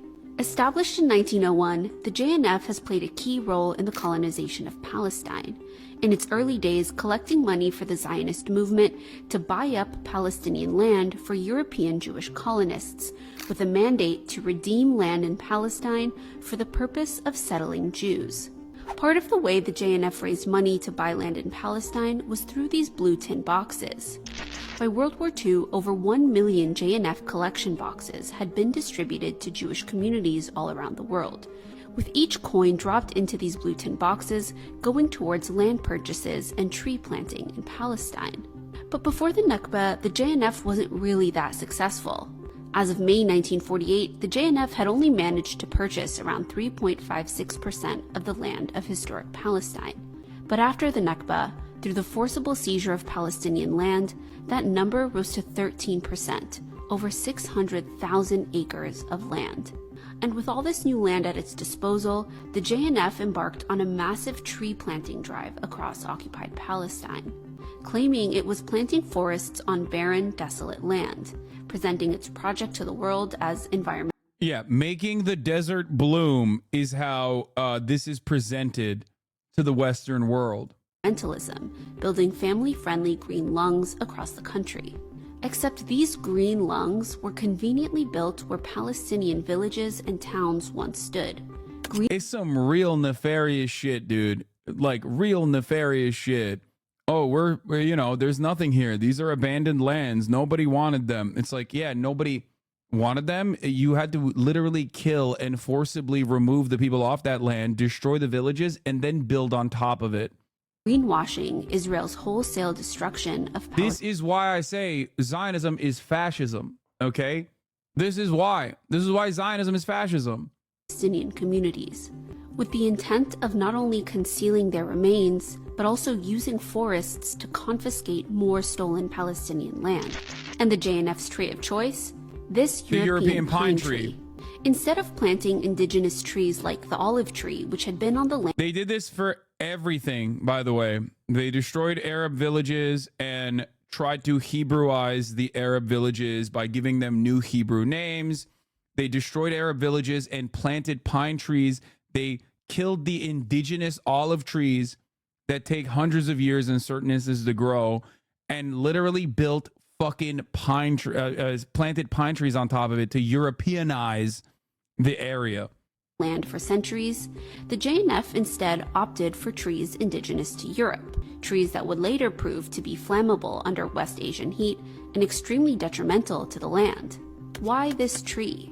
Well, because settlers didn't just want the land, they also wanted it to look like Europe, transforming the Levantine landscape into something European Jewish settlers would feel at home in. So one by one, Palestinian villages were emptied and destroyed, and man-made forests... Bro, these freeways smack dab in the middle of Chicago are just to get people into our diversity where they need to go. Come on. Nature and recreational parks filled with highly flammable European pine trees. You're right, we've done it too. Exactly. More modern examples of like personally fucking paving on top of. I mean, Central Park is a good example too. Central Park is a direct example of this.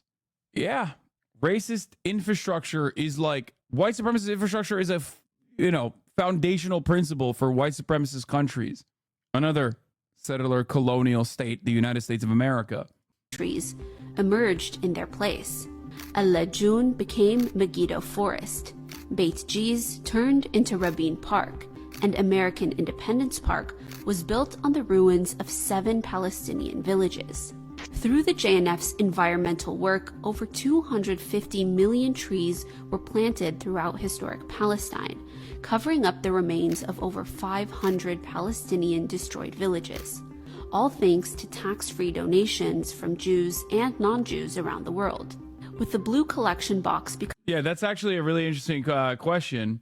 Can anyone remember another fascist, possibly, nation that took a lot of influence from American settler colonialism and its white supremacist modus operandi, whether it be Manifest Destiny or whether it be, racial segregation and eugenics?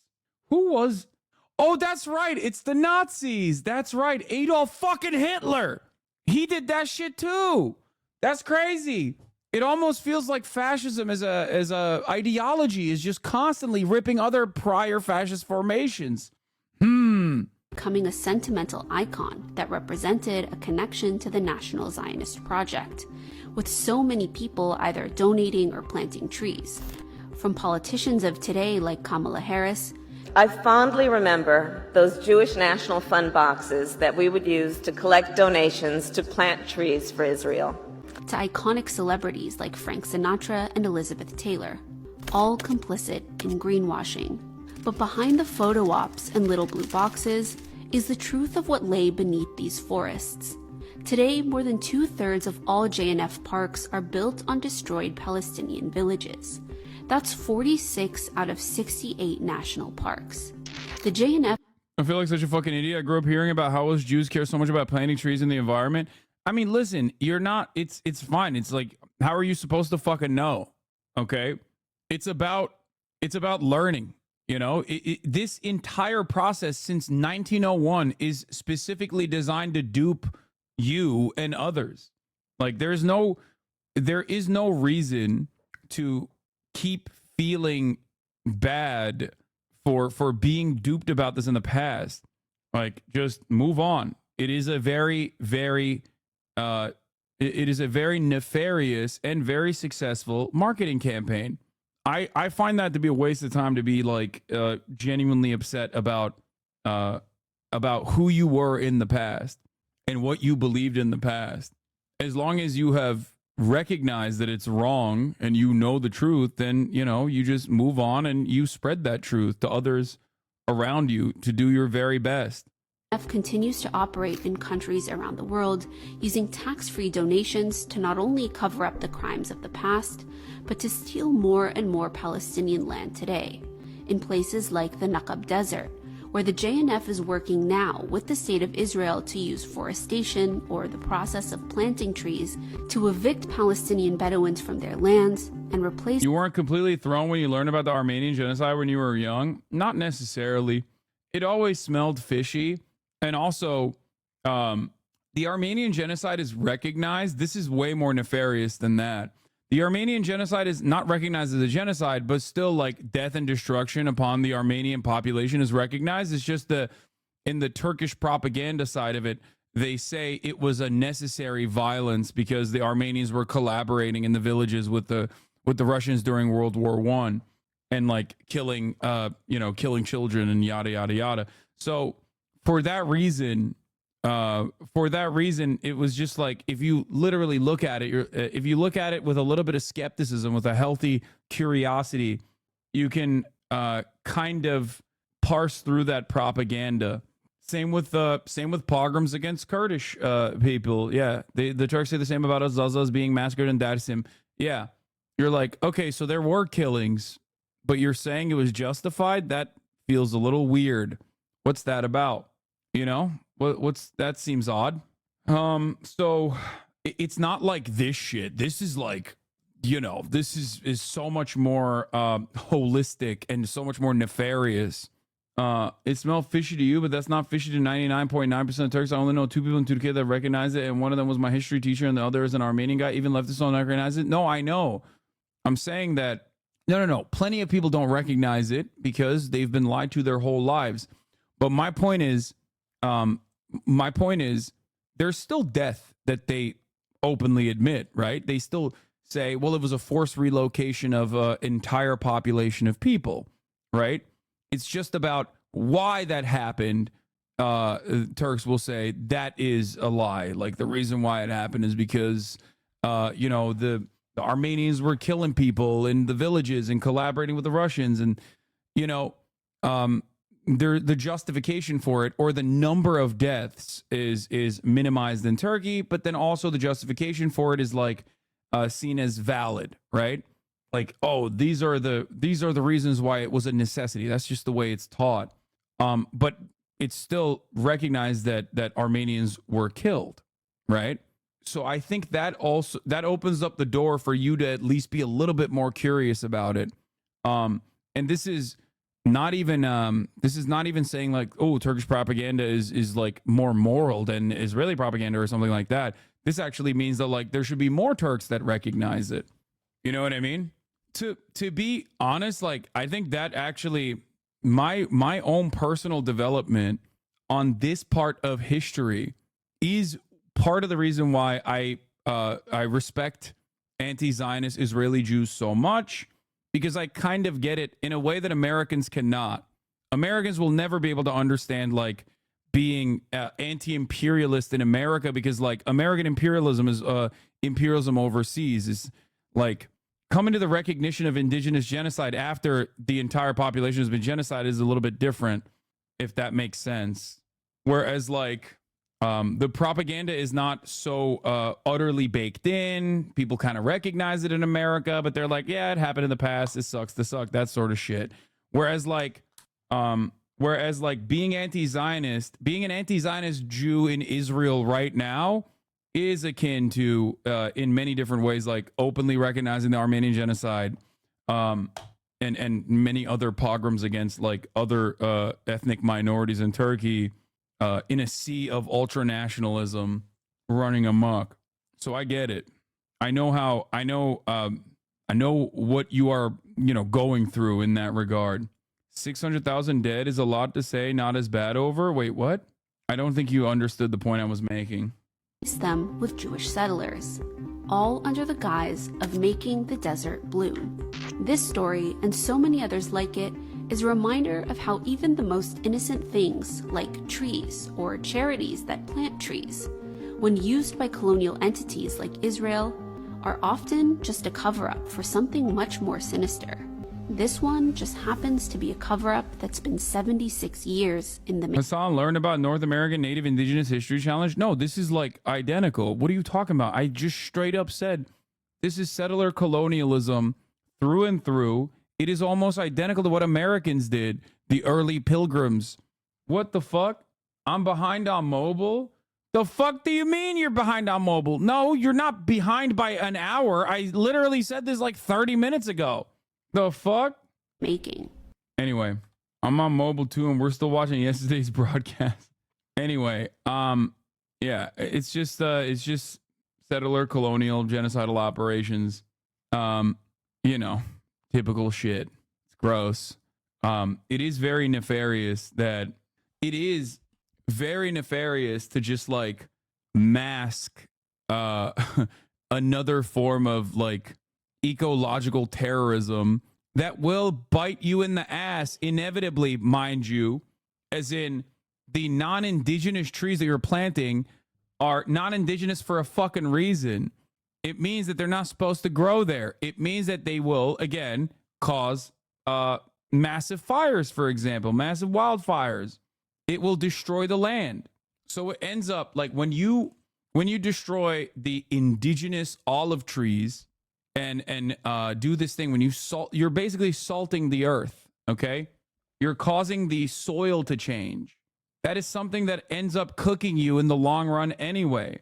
I had a couple of trees planted in my name as a bar mitzvah present. Do you think it's worth reaching out to the org to ask them to chop them down? No, I think it's done. Yeah, they only planted the one type of tree as well, destroying all biodiversity and meaning more wildfires. Yep. That's exactly how Lahaina burnt down non-native grasses that couldn't handle Hawaiian heat and global warming, making heat worse. The drying of native Hawaiian land. Yes, that's what made it so much worse. Now, having said all of this, as you know about the Zionist Project, you know about the fascism, you know about what the fuck's going on, you know about the fact that the International Criminal Court is looking to set up an arrest warrant for Benjamin Netanyahu. What is the American government doing? Oh, that's right. The American House of Representatives today, or yesterday rather, put forward a sanctions package for the new prosecutor, Karim Khan. We had a sanctions package for the previous prosecutor, Bensouda, if you recall, for the same exact reason, mind you, daring to criticize Israel, daring to prosecute Israel for its many war crimes. Unacceptable, of course. Just to understand what side of history we're on the wrong side. We're on the bad side, okay? We're on the bad side of history. Now, when people say history won't look it won't look kindly upon the American population, that only means if Israel and the American government falls at the end of the day. Only then will we correctly and accurately describe the historical events that are unfolding in front of your eyes. Because otherwise, it'll be just like the Armenian genocide and the way that it's mentioned in Turkey, or the indigenous genocide, both in Australia, Canada, and the United States of America, 3 settler colonies. And the way that we talk about that indigenous genocide will be the way people talk about the Israeli genocide of the native population. Hopefully, that is not what will happen. You know, that's why I try to use my time and all of my efforts in the best ways possible to educate people and try to change the trajectory. Now, having said that, as I mentioned, we have decided to invite Benjamin Netanyahu, the war criminal, to the United States of America in an effort, in a moment of bipartisanship. How beautiful. God, I love America so much. I love bipartisanship. I'm a fucking dumbass. Mike Johnson, Michael Penis, alongside Chuck Schumer, Hakeem Jeffries, has invited Bibi Netanyahu to speak to the American Congress.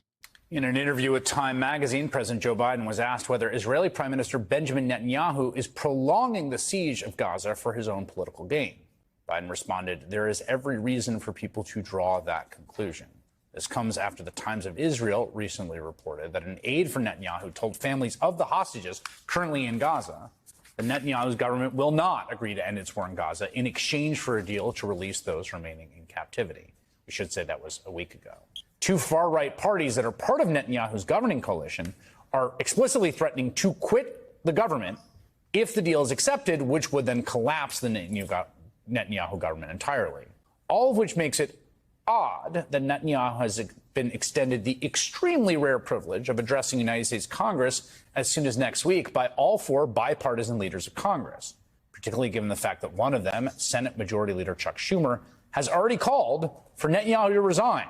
And the fact that Netanyahu has spent his entire career actively working to get Republicans elected over Democrats here in the U.S., to say nothing of the moral catastrophe that his war in Gaza has wrought on Palestinians, where the chief prosecutor of the International Criminal Court is seeking an arrest warrant for Netanyahu on allegations of war crimes. Senator Bernie Sanders is independent Vermont. He's chairman of the Health Education. Change your batteries, pal. Are you talking to me? Because the beep is not coming from my house. Labor and Pensions Coming Committee. from the video. He recently announced he will not be attending Netanyahu's speech before Congress. Senator, was the Democratic caucus in the Senate given input into this decision to invite him, or a heads up? Of course, that's a good question. And to the best of my knowledge, there has been very, very little debate on this decision. I think I speak not just for myself, but for a number of other senators who think that that decision is a very, very bad one. You do not honor a foreign leader by addressing a joint session of Congress who is currently engaged in creating the worst humanitarian disaster in the modern history of this country. Obviously, as we all know, Israel has a right to defend itself. Oh, boo, Bernie, boo. Against Hamas terrorism and the terrible You don't attack. have to say that, bro. You just don't. You don't have to say it. It's been 8 months, dog. It's been 8 months, big dog. Of October 7th. But what it is doing now is going to war against the entire Palestinian people. And what we are seeing now is starvation and famine impacting thousands and thousands of children. The architect of that policy is not somebody you honor by bringing to the United States Congress, in my view. I want to play for you something that the Speaker of the House, Mike Johnson, had to say about you specifically, because I want to give you an opportunity to respond. He's one of the four leaders that invited Netanyahu. And this is what Speaker Johnson had to say about your objections to Netanyahu coming. Take a listen. This is a time to choose a side. If Bernie Sanders wants to side with the terrorists, that's so be it. And if other Democrats want to do that, it's on them. But I'm telling you, I pray and hope and expect that most of the members of the House of both parties and the Senate will join us for this historic address. He's like, we don't want no bad Jews, okay? We only want the good Jews, you know, the kind that need to live in the desert, as a matter of fact, when I send their asses out there, okay? You understand me? The bad Jews we'll send to hell right now. The good Jews, they'll go to hell when the rapture happens. I'm Mike Johnson, and this is how I feel about the Jews. #1 ally of Israel in Congress. What do you say to being accused of siding with the terrorists if you do not join? I mean, it is at this. You think Christian Zionists are anti-Semitic? I don't think Christian Zionists are anti-Semitic. I know Christian Zionists are anti-Semitic. It's because Christian Zionism is an anti-Semitic concept, okay?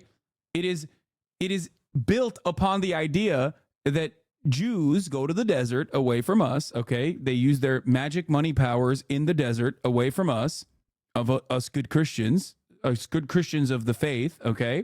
And then the ones that don't convert to evangelical Christianity burn in hell eternally when the rapture happens, okay?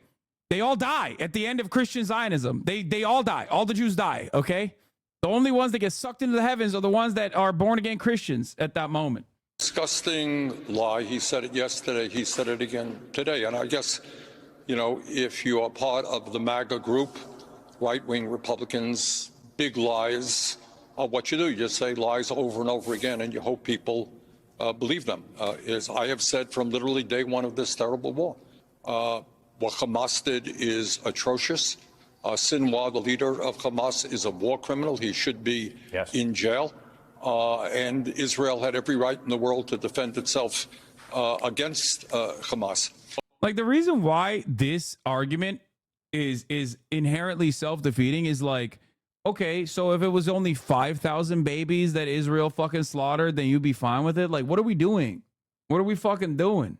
Like, people will say, oh, he has to say this, Bernie has to say this. I think it's copium, okay? I think it's copium from people who want to maintain the position that, like, Bernie Sanders is woke. It's just like any moment that you spend right now, even remotely justifying Israel's actions and not calling it what it is, genocide, is a moment that you are lending credence, is a moment that you're lending credence to, like, Israel's military occupation and actions in Gaza in general. But what Johnson is doing is what right-wing people always do. Back in the day, if you stood up for civil rights or social justice, they called you a communist. For the record, I don't think it's pragmatism. I don't think it's pragmatic. I think it's complicity. That's it. I love Bernie Sanders. I will always love Bernie Sanders. It doesn't matter. Like, it's just, this is the one issue where I think he's at best a liberal Zionist. He is not as progressive as Israeli Jewish members of the Knesset, like Dr. Ofer Kasif, for example. It's just not a thing that he is going to be woke on. And it's not even the distinction of, like, anti-Zionism or pro-Zionism or anything like that. I'm not, like, I don't care what he calls himself. He doesn't have to be like, I am an anti-Zionist or whatever, you know? He doesn't have to say any of that shit. Straight up wrong about this one? No. You can't, as a lifelong socialist who has demonstrated an ideological commitment to an ideological commitment to ending Western chauvinism, okay, for most of your career, most of your political career, turn around and reiterate Western chauvinist principles in the midst of an ongoing ethnic cleansing campaign, okay? I love Bernie. You know I love Bernie. Come on, guys. And I will always love Bernie, okay? And pre-October 7, I would go so far as say Bernie Sanders was one of the, if not the most aggro anti-Israel politician on the record, okay? It was unheard of in contemporary American politics to say we have to do conditional aid to Israel. Like, we are going to stop the money faucet if they keep doing violence to the Palestinians. Bernie said that, okay? He did. And he still does, to a certain degree, continue to say that, which is wild to see him not assume the same stances that, like, many of the other politicians now that are active in Congress, influenced by his courage to be an open socialist, to say he's a socialist for years and years. Like, for him not to be leading that charge right now is really sad to see. Okay? That's it. If you are prepared to take on Netanyahu's outrageous war against the Palestinian people, I suppose now they claim that you're sympathetic to terrorism. It is a lie, and I really am not happy with what he is saying. It's more than rhetoric. I should note that the House today, a bipartisan vote, a minority of Democrats voting for this provision, I think only about 40, and a vast majority of Republicans voting for it. They passed legislation today that would sanction. Yeah, like, thank you. This is a great question from I Am Not a Paranoid Schizo. Says, what part of Israel's actions after October 7th could possibly be considered defense? It's not even an accurate description. Exactly. You're 100% correct. Everything isn't all or nothing. You can hold two separate beliefs at the same time. No, in this circumstance, you are basically lying at the behest of a genocidal apartheid regime when you say, when you masquerade Israel's genocidal actions, because, like, it didn't take long for the Israeli defense minister to say, we are fighting human animals. We will cut their fucking food, water, and electricity off. Okay? That was like October 9 or 10. The fuck do you mean? Israel was already using white phosphorus by the end of October. That was 8 months ago, Chad. What the fuck are you talking about? How is that defensive in any capacity? It's not. When you even remotely claim that these are defensive actions, but they've just gone, they've gone on for far too long, you're basically saying all the early stuff, I was with it.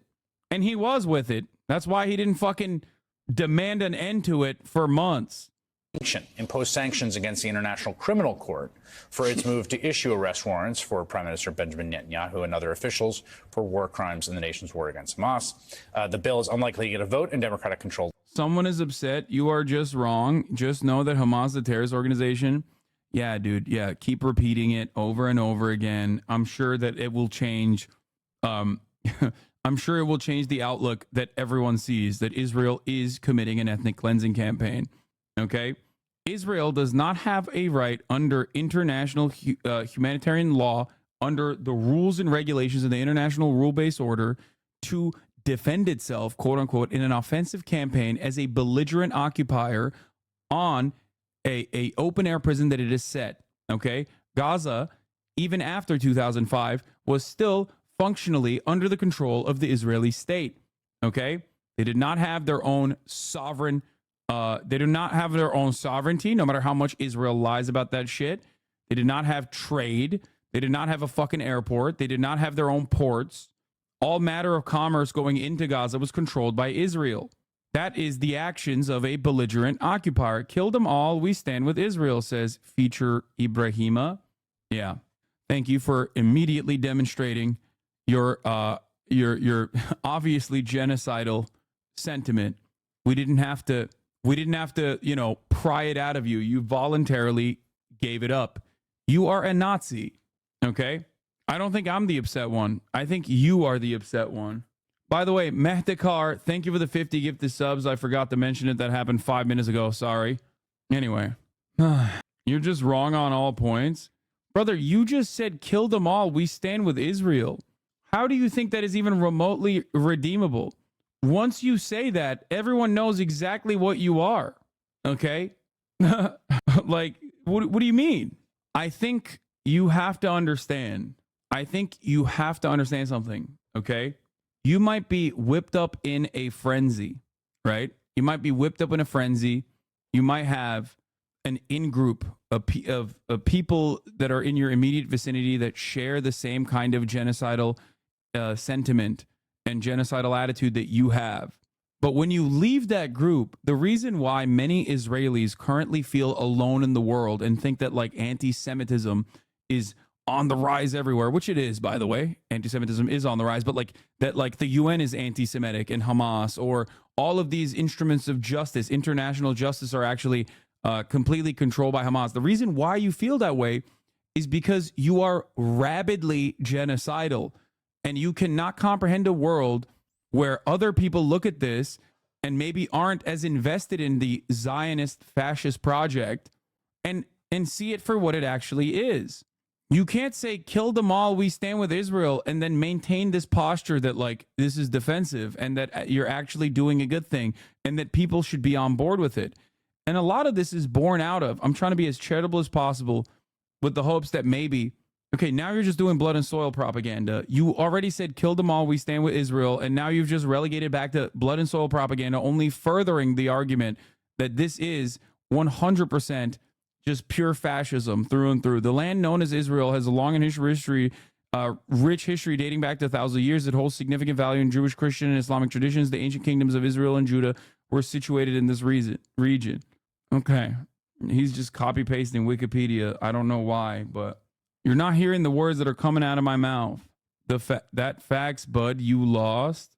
Why do you respond to obvious Hasbro people? I do it because it's pretty easy to fucking... I do it for this reason.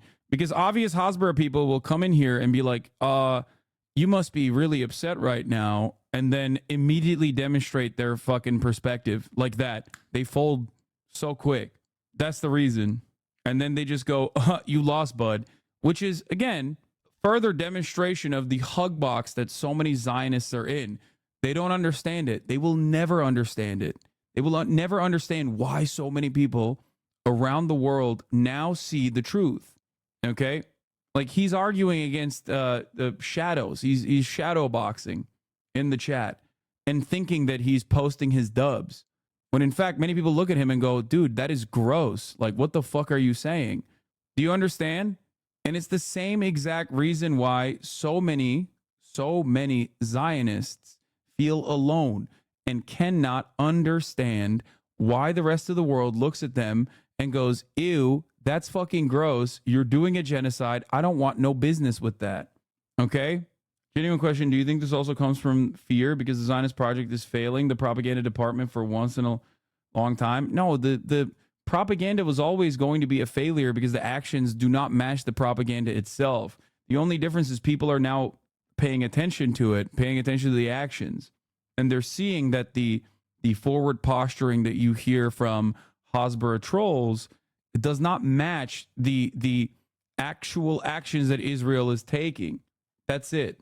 And it is that arrogance and entitlement and complacency that was born out of 76 years of a genuine lack of interest, maybe even a calculated lack of interest and propaganda that caused so many Zionists now to show their fucking true opinions about the Palestinian population.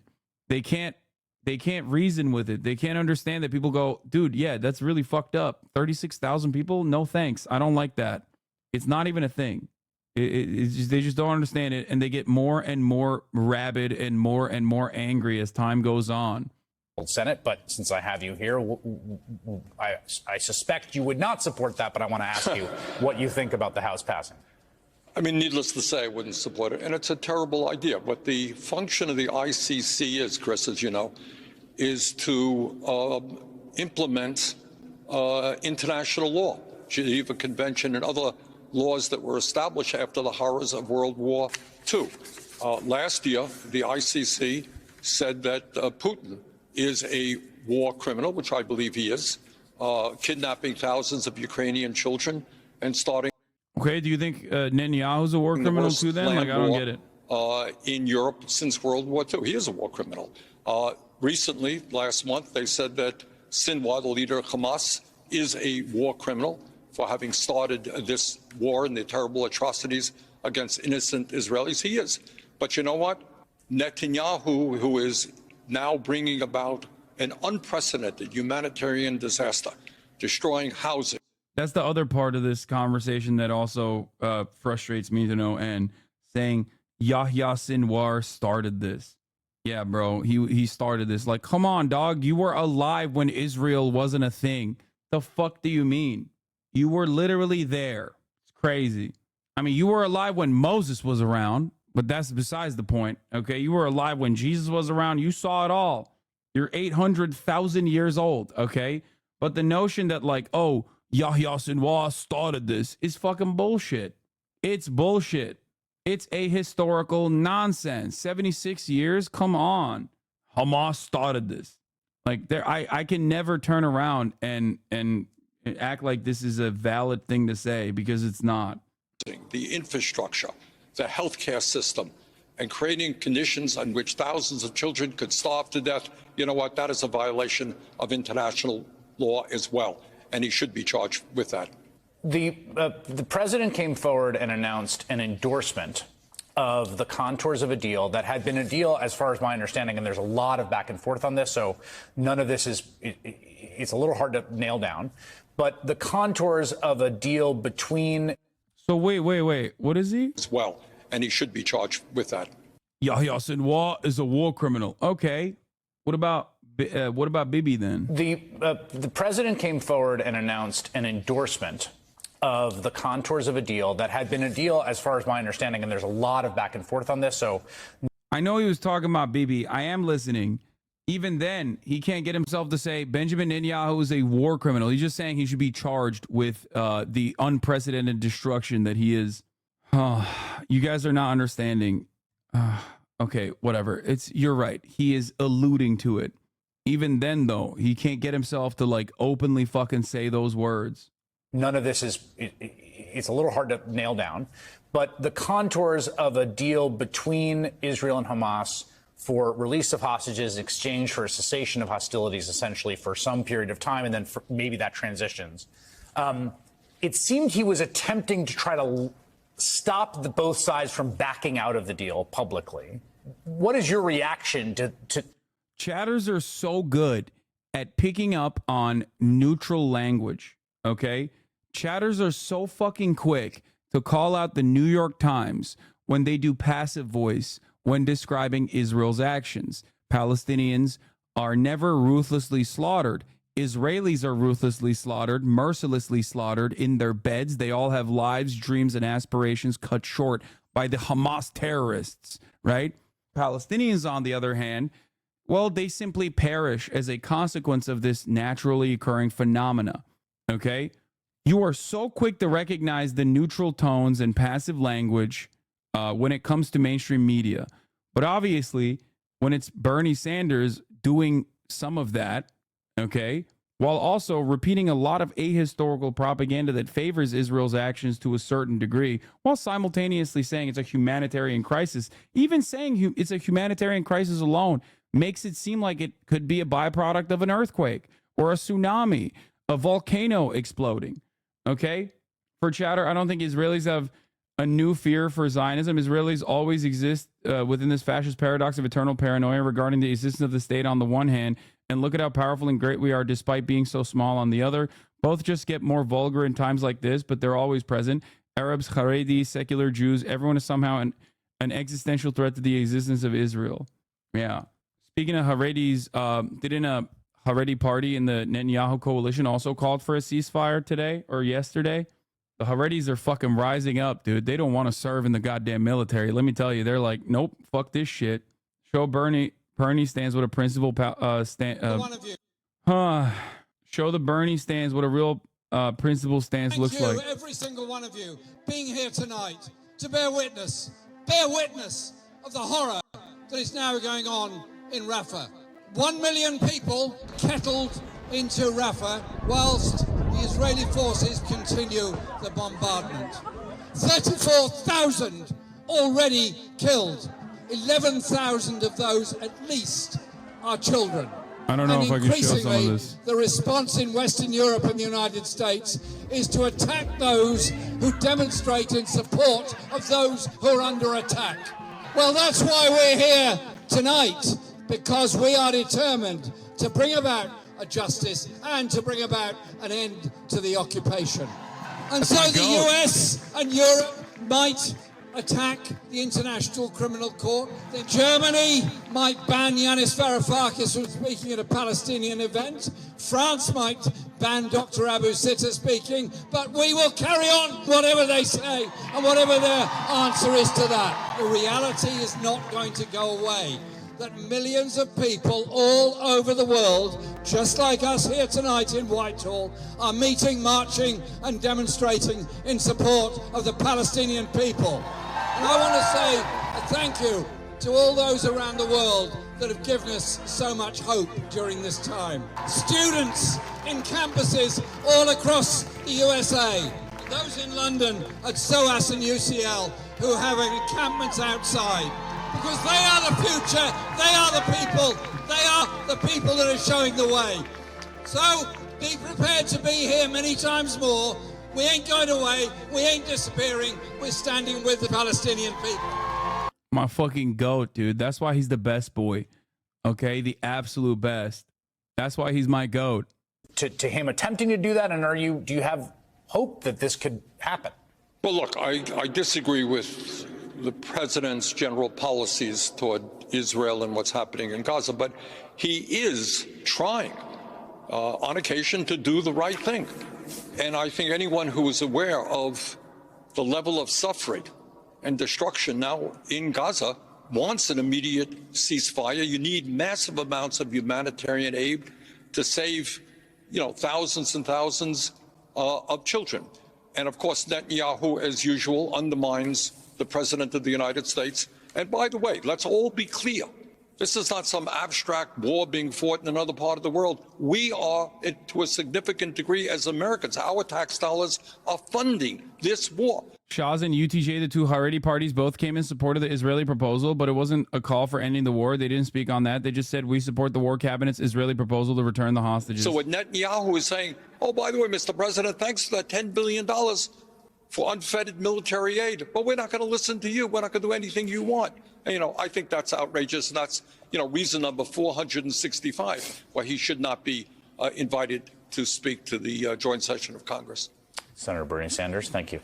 But now we're going to get the latest on the Israel-Gaza war. Security officials from the United States, Egypt and Qatar will meet in Doha today to try to revive negotiations. Little update in this daytime on Supreme Court case. In order to delay a full shutdown of the facility, the state agreed to limit the facility's inmates to 200 in the immediate term and transfer away 500 detainees to other facilities in the short term. Oh, okay. It's estimated that there's 1,000 detainees. Good. That's great. Progress. Centrist progress, baby. We only get to torture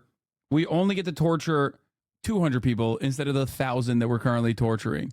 And the 500 will just ship them somewhere else where they can get less torture. Not like we won't put an end to the torture, mind you. It's just going to be like less torture. On the other hand, a W for Israeli human rights orgs. On the other hand, it's the court postponing state responsibility when the prosecution has been pushing to close the whole thing down. Yeah. I love the cardigan you're wearing. Loving the grandpa era. I'm not wearing a cardigan. I'm wearing a shirt. Love Chris. He's a naive baby on this issue. He's not a naive baby on this issue. He has to be. Like, what are we talking about? This is his job, bro. What do you mean? It's, this is the most you're gonna get. This is the most criticism, most overt criticism you're gonna get. It's like thinking I'm a naive baby at the top of the hour when I serve you a 3-minute ad break. I'm not. It's my job. He's an 80-year-old neurodivergent minor. We've gone from the incredible Irish transitions to this. Okay, dude, fucking chill. All right. Let's continue. Negotiations on a ceasefire in Gaza. Here's the 3-minute ad break now. By the way, Calm Like a Tom, thank you for the 20 gifted subs. D-Boy, Do 5, thank you for the 5 gifted subs. Allowing 25 people to no longer see the ads at the top of the hour. The CIA director, William Burns. The White House says it's still waiting for a response from Hamas on a plan presented by President Biden last Friday. Hamas has insisted that any deal it subscribes to must commit to a permanent ceasefire and also an Israeli withdrawal from Gaza. On Tuesday, the Israeli army launched a new operation against Hamas in the Borej refugee camp in the center of Gaza. Israeli forces are continuing to mount an offensive in the southern city of Rafah. And the Al-Shifa hospital in Gaza City was the subject of multiple Israeli raids earlier this year. Our Middle East correspondent Yolande Knell has been speaking to rescue workers who have examined the wreckage amid calls for an international investigation into the hospital's destruction. Amid ruins that reeked of death, Palestinians poured over what was once Gaza's biggest and best equipped hospital after Israeli forces withdrew. Israel's military raid in March was the second at the site, and it was dramatically destructive. 4 mass graves containing, local search teams say, hundreds of bodies have now been dug up at Al-Shifa, prompting international calls for an investigation into possible war crimes. There are reports of suspicious finds. We've discovered bodies of women and children and people without heads, as well as torn body parts. Israel's military says it exhumed bodies which Palestinians had buried earlier as it searched for hostages seized by Hamas. But some of the dead were patients. Walid believes his mother Lina died of malnutrition and dehydration. Her corpse was badly decomposed. I identified her from particular marks on her legs. She'd been wounded in November and had a toe amputated on each foot. Israel blames any deaths of patients on natural causes, but the World Health Organization says those trapped endured horrific conditions. During the siege, 20 patients died, and there were patients on oxygen, let's say, who couldn't get oxygen. There was not proper medication, but also the food and water. There are stories that 15 people had to share 1 bottle of water. Israel's army says Palestinian gunmen were based inside Al-Shifa, and that over 2 weeks it killed more than 200 Hamas and Islamic Jihad operatives. Shifa has become a main terrorist. Damn, bro, they're showing fucking Al-Hamas posts? What the hell? Yo, what is going on? Command center for Hamas. The surprise action by our forces was precise and surgical. But battles spread onto nearby streets. And here, witnesses have told us that many civilians, including entire families, were also killed by Israeli airstrikes and snipers during the Al-Shifa raid. A dedicated surgeon, Dr. Ahmed Al-Makadma, was one of those shot dead close to the hospital where he worked. I'm surprised at any. I spoke to a top British surgeon who'd helped train him. He was not just hungry for knowledge. He was a very gentle and somebody who all of us would want to have as our sort of doctors. Dr. Ahmed was off shift at home near Ashifa when Israeli forces returned. After 4 days under siege and a harsh interrogation by soldiers, he tried to leave Gaza City on foot with his mother Yusra. 11 days after his disappearance, his father Saeed says, we found Ahmed's decomposed body. Israel's military says it's unaware of the deaths of the surgeon and his mother. Many others are still... Yeah, they're with surgical precision, they're removing surgeons from this planet. Still searching for loved ones missing since the Ashifa raid. With international forensic experts unable to get to the site, Gazans are mostly focusing on finding the dead and giving them proper burials. And that adds to worries that the full truth of what happened here may never be uncovered. Yolande Knell, BBC News, Jerusalem. Wow, how surgical. Certainly, I'm having a hard time calling those responsible war criminals and these actions genocidal. Let me tell you. Now from Paris, White House National Security Advisor Jake Sullivan. Mr. Sullivan, good morning to you. Good morning. Yeah, Let me start briefly with this breaking news out of Lebanon, an attack on the U.S. Embassy near Beirut. Oh, my God. No disrespect, but Jake Sullivan literally looks like Gio Rainbolt here, but like if he went to the beach that makes you old. Rainbolt went to the beach that makes you old. What can you share with us about what you know? Well, Savannah, we've been in real-time contact with Embassy Beirut. All American personnel at the embassy are safe. No disrespect to Rainbolt. I mean, he's the GOAT. He's awesome. All disrespect to Jake Sully. And accounted for. One local Lebanese guard force member who was outside of the compound was wounded. He's receiving care now, and we're working closely with local authorities to ascertain what exactly happened here to ensure there's no continuing threat, and we'll do all that we need to do to protect our people. Obviously, there's a conflict in the north that Israel has with Hezbollah and inside Lebanon, and that's just a piece of the larger puzzle here in the Middle East. Where do things stand on this potential ceasefire deal that was announced by the president on Friday? It was described as an Israeli proposal. Then it seemed like Bibi Netanyahu and other advisors backed off from it, kind of distanced themselves. Is it still a live proposal on the table for Hamas? Yes, it is still a live proposal. It's still an Israeli proposal. Israel's a raucous democracy, so there's a lot of talk and a lot of chatter, but the Israeli government has reconfirmed repeatedly, as recently as today, that that proposal is still on the table, and now it's up to Hamas to accept it. And the whole world should call on Hamas to accept it. The G7 countries just put out a statement yesterday calling on Hamas to come to the table, do the deal, get the ceasefire, get the hostages home. That's what President Biden is focused on. Well, let's talk about immigration, because the president, of course, yesterday announced that there is an executive action banning most asylum applications once illegal crossings hit that threshold of 2,500 a day. It went into effect at midnight. It gets you a big headline, a tough on the border headline. But immigration officials tell our reporters, analysts say that there's really no ability to carry this out beyond a certain level. They don't have the facilities, the money, the manpower to hold large numbers of migrants in detention or fund their deportations back to their home countries. Well, first, we believe that this action the president took yesterday to bar migrants who enter unlawfully from seeking asylum will help our Border Patrol agents and our authorities manage the border in a more orderly and humane way.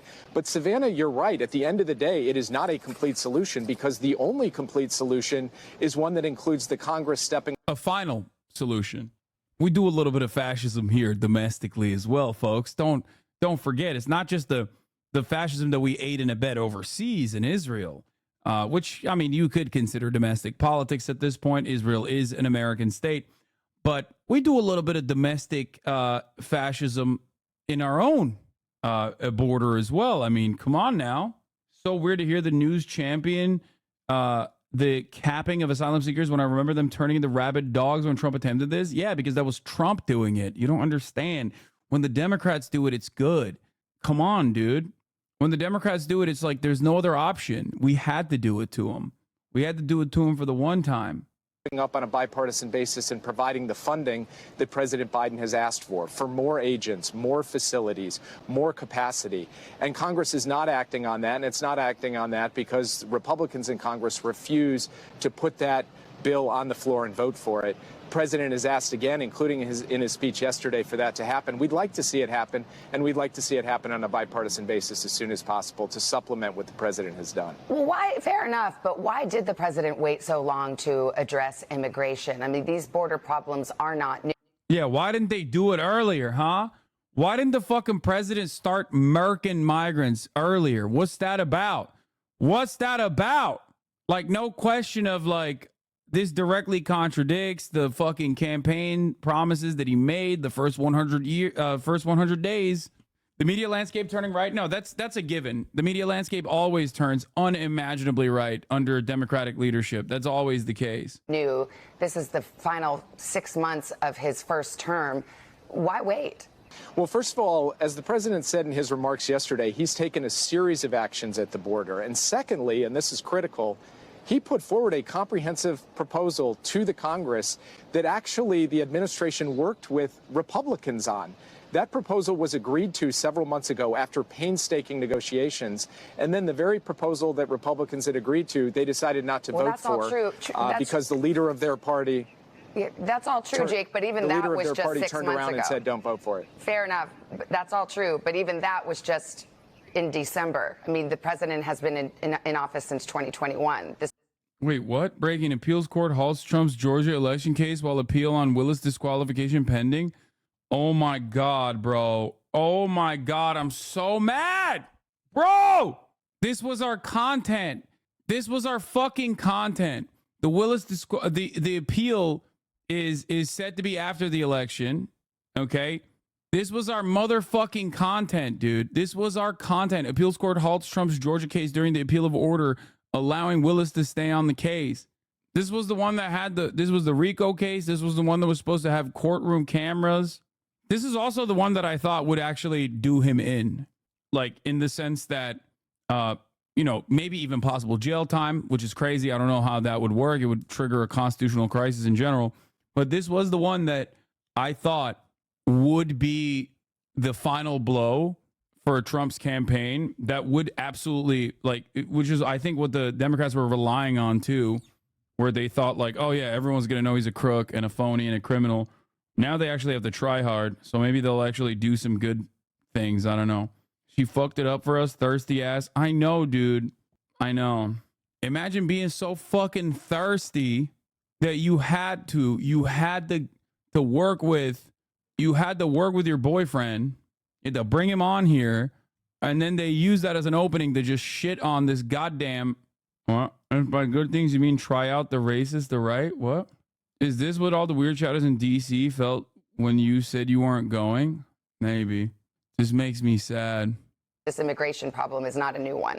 Well, as I said, in his speech, he laid out a series of steps that he has taken at the border to increase capacity, to deal with Mexico and other countries, to reduce the flow, to try to get the numbers under control, to flow resources to our communities so that they can deal with the problem as well. But also, Savannah, I would just point out that one of your questions was, if he has to act on his own, his law enforcement and his Border Patrol agents don't have everything they need, which is why they need more resources from Congress. That required preparation and execution. That's what the president's been focused on since that border deal didn't come through, so that when he made his announcement yesterday, he made it after a period of intense preparation so that it could be an effective policy. Well, you're getting criticism from the right that you expect. You're also getting it from the left. One Democratic congressman says the president has revived Trump's asylum ban. In denying asylum applications, isn't Biden doing precisely what he excoriated former President Trump for doing when he was in office? Well, first, there's a major difference between what the president has done and what his predecessor did. His policy does not separate families, does not put kids in cages, does not ban people on the basis of religion. But the denial of asylum applications. President Trump did. And critically, it does not shut down asylum. What it does is say that if you come across the border illegally, you are barred from making. Dude, what do you mean? How are people supposed to apply for asylum, dude? What the fuck are you talking about? That is a legal way to apply for asylum. Yo, that's what asylum is, dumbass. You don't understand, actually. We've decided that, we're not actually shutting off a pathway to seeking asylum, except we literally are. And also, we're making the process in which you can apply even shorter, the window that we can apply even shorter. Nah, bro, they got an app. Yeah, an app that fucking breaks. An app that literally is designed to be faulty and not work. An asylum claim. There are still lawful pathways to make asylum claims in this country in an orderly and humane way. And the president has gone further than any president in generating those lawful pathways so that people looking to come here to this country with a legitimate claim to come here can do so effectively. So it is night and day, the difference between the policies of this administration and the last one. But the president is not going to shirk from stepping up to take enforcement action that he believes is necessary to ensure order at the border. White House National Security Advisor, a lot on your plate. As always, Jake Sullivan, thank you very much. Thanks for having me. Hey, thanks for watching. Don't miss the Today Show every weekday at 11 a.m. Eastern, 8 Pacific on our streaming channel, Today All Day. To watch, head to today.com/allday or click the link right here. President Biden's executive order back here at home giving him the authority to shut the border for asylum seekers. It took effect at midnight. Maria.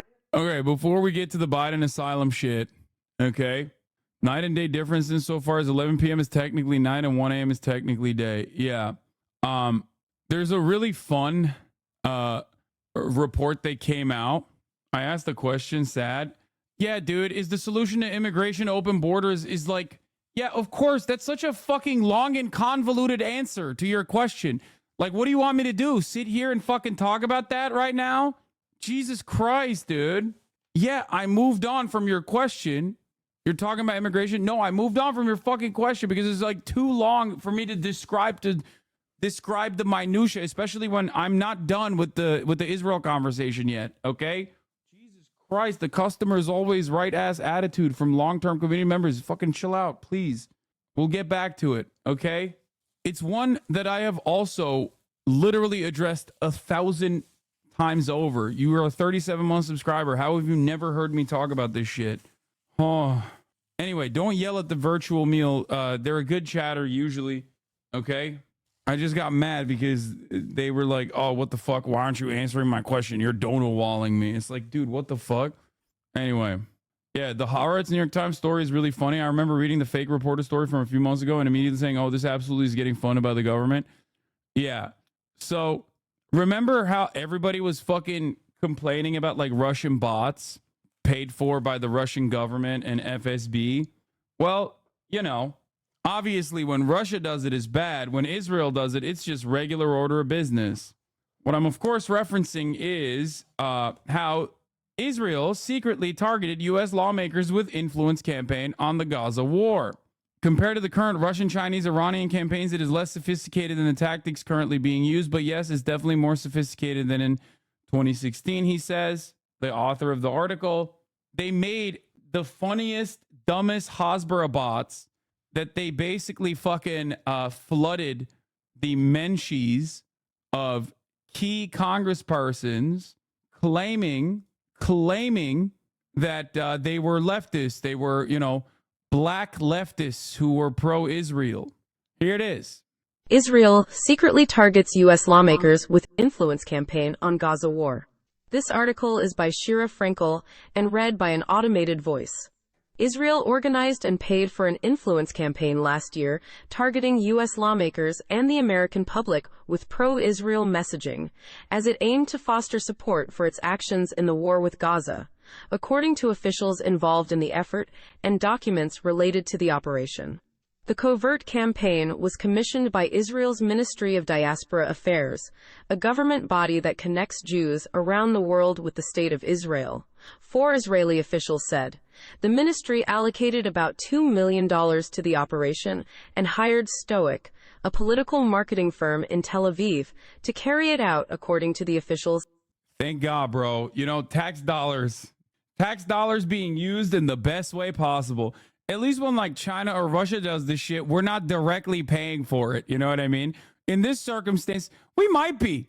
And the documents. The campaign began in October and remains active on the platform X. At its peak, it used hundreds of fake accounts that posed as real Americans on X, Facebook, and Instagram to post pro-Israel comments. The accounts focused on U.S. lawmakers, particularly ones who are black and Democrats, such as Representative Hakeem Jeffries, the House Minority Leader from New York, and Senator Raphael Warnock of Georgia, with posts urging them to continue funding Israel's military. ChatGPT, the artificial intelligence-powered chatbot, was used to generate many of the posts. The campaign also created 3 fake English-language news sites featuring pro-Israel articles. The Israeli government's connection to the influence operation, which the New York Times verified with 4 current and former members of the Ministry of Diaspora Affairs and documents about the campaign, has not previously been reported. Fake Reporter, an Israeli misinformation watchdog, identified the effort in March. Last week, Meta, which owns Facebook and Instagram, and OpenAI, which makes ChatGPT, said they had also found and disrupted the operation. The secretive campaign signals the lengths Israel was willing to go to sway American opinion on the war in Gaza. The United States has long been one of Israel's staunchest allies, with President Biden recently signing a $15 billion military aid package for the country. But the conflict has been unpopular with many Americans who have called for Mr. Biden to withdraw support for Israel in the face of mounting civilian deaths in Gaza. The operation is the first documented case of the Israeli government's organizing a campaign to influence the U.S. government, social media experts said. While coordinated government-backed campaigns are not uncommon, they are typically difficult to prove. Iran, North Korea, China, Russia, and the United States are widely believed to back similar efforts around the world, but often mask their involvement by outsourcing the work to private companies or running them through a third country. Israel's role in this is reckless and probably ineffective, said Achia Schatz, the executive director of Fake Reporter. That Israel ran an operation that interferes in U.S. politics is extremely irresponsible. Israel's Ministry of Diaspora Affairs denied involvement in the campaign and said it had no connection to Stoic. Stoic didn't respond to requests for comment. The campaign didn't have a widespread impact, Meta and OpenAI said last week. The fake accounts accumulated more than 40,000 followers across X, Facebook, and Instagram, Fake Reporter found, but many of those followers may have been bots and didn't generate a large audience, Meta said. The operation began just weeks into the war in October, according to Israeli officials and the documents on the effort. Dozens of Israeli tech startups received emails and WhatsApp messages that month. One day, we will also look at what happened on Reddit. I hope that there will be more investigative reporting on all different kinds of social media, but especially Reddit. I would love an investigation into Reddit and how unimaginably bloodthirsty it is when it comes to Israel, especially. I don't think Reddit is a bot campaign. I think it's just like straight up real human beings doing Hasbara trolling. Inviting them to join urgent meetings to become digital soldiers for Israel during the war, according to messages viewed by The Times. Some of the emails and messages were sent from Israeli government officials, while others came from tech startups and incubators. The first meeting was held in Tel Aviv in mid-October. It appeared to be an informal gathering where Israelis could volunteer their technical skills to help the country's war effort. 3 attendees said. Members of several government ministries also took part, they said. Participants were told that they could be warriors for Israel, and that digital campaigns could be run on behalf of the country, according to recordings of the meetings. The Ministry of Diaspora Affairs commissioned a campaign aimed at the United States, the Israeli official said. A budget of about $2 million was set, according to one message viewed by The Times. Stoic was hired to run the campaign. On its website and on LinkedIn, Stoic says it was founded in 2017 by a team of political and business strategists and calls itself a political marketing and business intelligence firm. Other companies may have been hired to run additional campaigns, one Israeli official said. Many of the campaign's fake accounts on X, Instagram, and Facebook posed as fictional American students, concerned citizens, and local constituents. The accounts shared articles and statistics that backed Israel's position in the war. I hope Dvorcelli got duped and didn't see a penny from the IDF. Who knows? I think he got a lot of, in his mind, he got a lot of social capital out of it. He got a lot of legitimacy out of it. You know, Israel needs all the bravest warriors it can get right now. It's very desperate for anyone and everyone. They just happen to consistently fucking align with like the most unhinged, most rabid freaks. The operation focused on more than a dozen members of Congress, many of whom are black and Democrats, according to an analysis by Fake Reporter. Representative Richie Torres, a Democrat from New York who is outspoken about his pro-Israel views, was targeted in addition to Mr. Jeffries and Mr. Warnock. Some of the fake accounts responded to posts by Mr. Torres on X by commenting on anti-Semitism on college campuses and in major U.S. cities. In response to a December 8 post on X by Mr. Torres about fire safety, one fake account replied, "Hamas is perpetrating the conflict," referring to the Islamist militant group. The post included a hashtag that said Jews were being persecuted. On Facebook, the fake accounts posted on Mr. Jeffries' public page by asking if he had seen a report about the United Nations employing members of Hamas in Gaza. Mr. Torres, Mr. Jeffries, and Mr. Warnock didn't respond to requests for comment. The campaign also created 3 fake news sites with names like Non-Agenda and Unfold Magazine, which stole and rewrote material from outlets including CNN and the Wall Street Journal to promote Israel's stance during the war, according to Fake Reporter's analysis.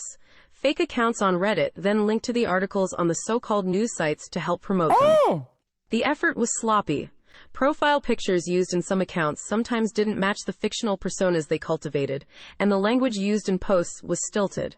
In at least 2 instances, accounts with profile photos of black men posted about being a middle-aged Jewish woman.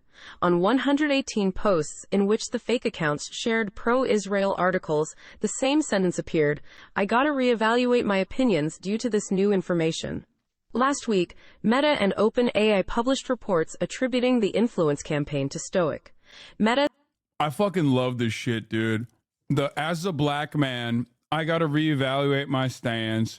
Oh, Hassan, I used to be a fan of yours, but right now, after October 7, I'm not so certain. You're a smart guy. What the hell? She said, you're a smart guy. Okay. You're a very responsible toothbrusher. And you remember never to swim right after eating. And always make it a priority to dig deep into important matters. Israel, for example, a country that falls into false and biased coverage online and in the media. You know the truth about Israel. I know the truth about Israel. It makes you angry and helpless. And you decide, starting today, you are going to tell the whole world the real truth about Israel. I want to tell the world the truth! That's a bit too much. Want to protect Israel with these 8 simple steps? Here's what you could do. Invent a rare disease to get time off work. Man, it's pus everywhere. All employees must evacuate. Book a flight. Hello, airport? Fly for 11 hours in economy. Taxi! Arrive in Israel. Take 3 buses until you reach the Syrian border. Join Israeli humanitarian aid and save the lives of wounded Syrian citizens. Celebrate lives saved in the world's most vibrant Pride Parade in Tel Aviv. Enjoy a plate of the best hummus with people of all religions. So are you guys in a band or something? Upload your travel photos to Facebook and Instagram and share the truth about Israel. And finally, return back home, just to discover that the lies about Israel are still spreading. Your job is no longer relevant, and even that your good intentions have been used against you. Or you can pick the easy way. Want to defend Israel? Log on to 4IL, download the app, and share the truth. What now? Now we boogie. Bro, this is awesome. Is this satire? No. This is a real ad. This is unironically a real ad. Anti-Semite podcast. Sorry, babe. The blackface stays on while I'm saving this Syrian boy. 34 MKD50. Yeah. When they say save the lives of Syrian children in Syria, what they actually mean is go find, go save ISIS in Syria to bring them back to Israeli field hospitals, which is what Israel did do, by the way. Anyway, there's a lot of funny stuff here. Let's finish this article and I'll get to it. Said it had removed 510 Facebook accounts, 11 Facebook pages, 32 Instagram accounts, and 1 Facebook group tied to the operation.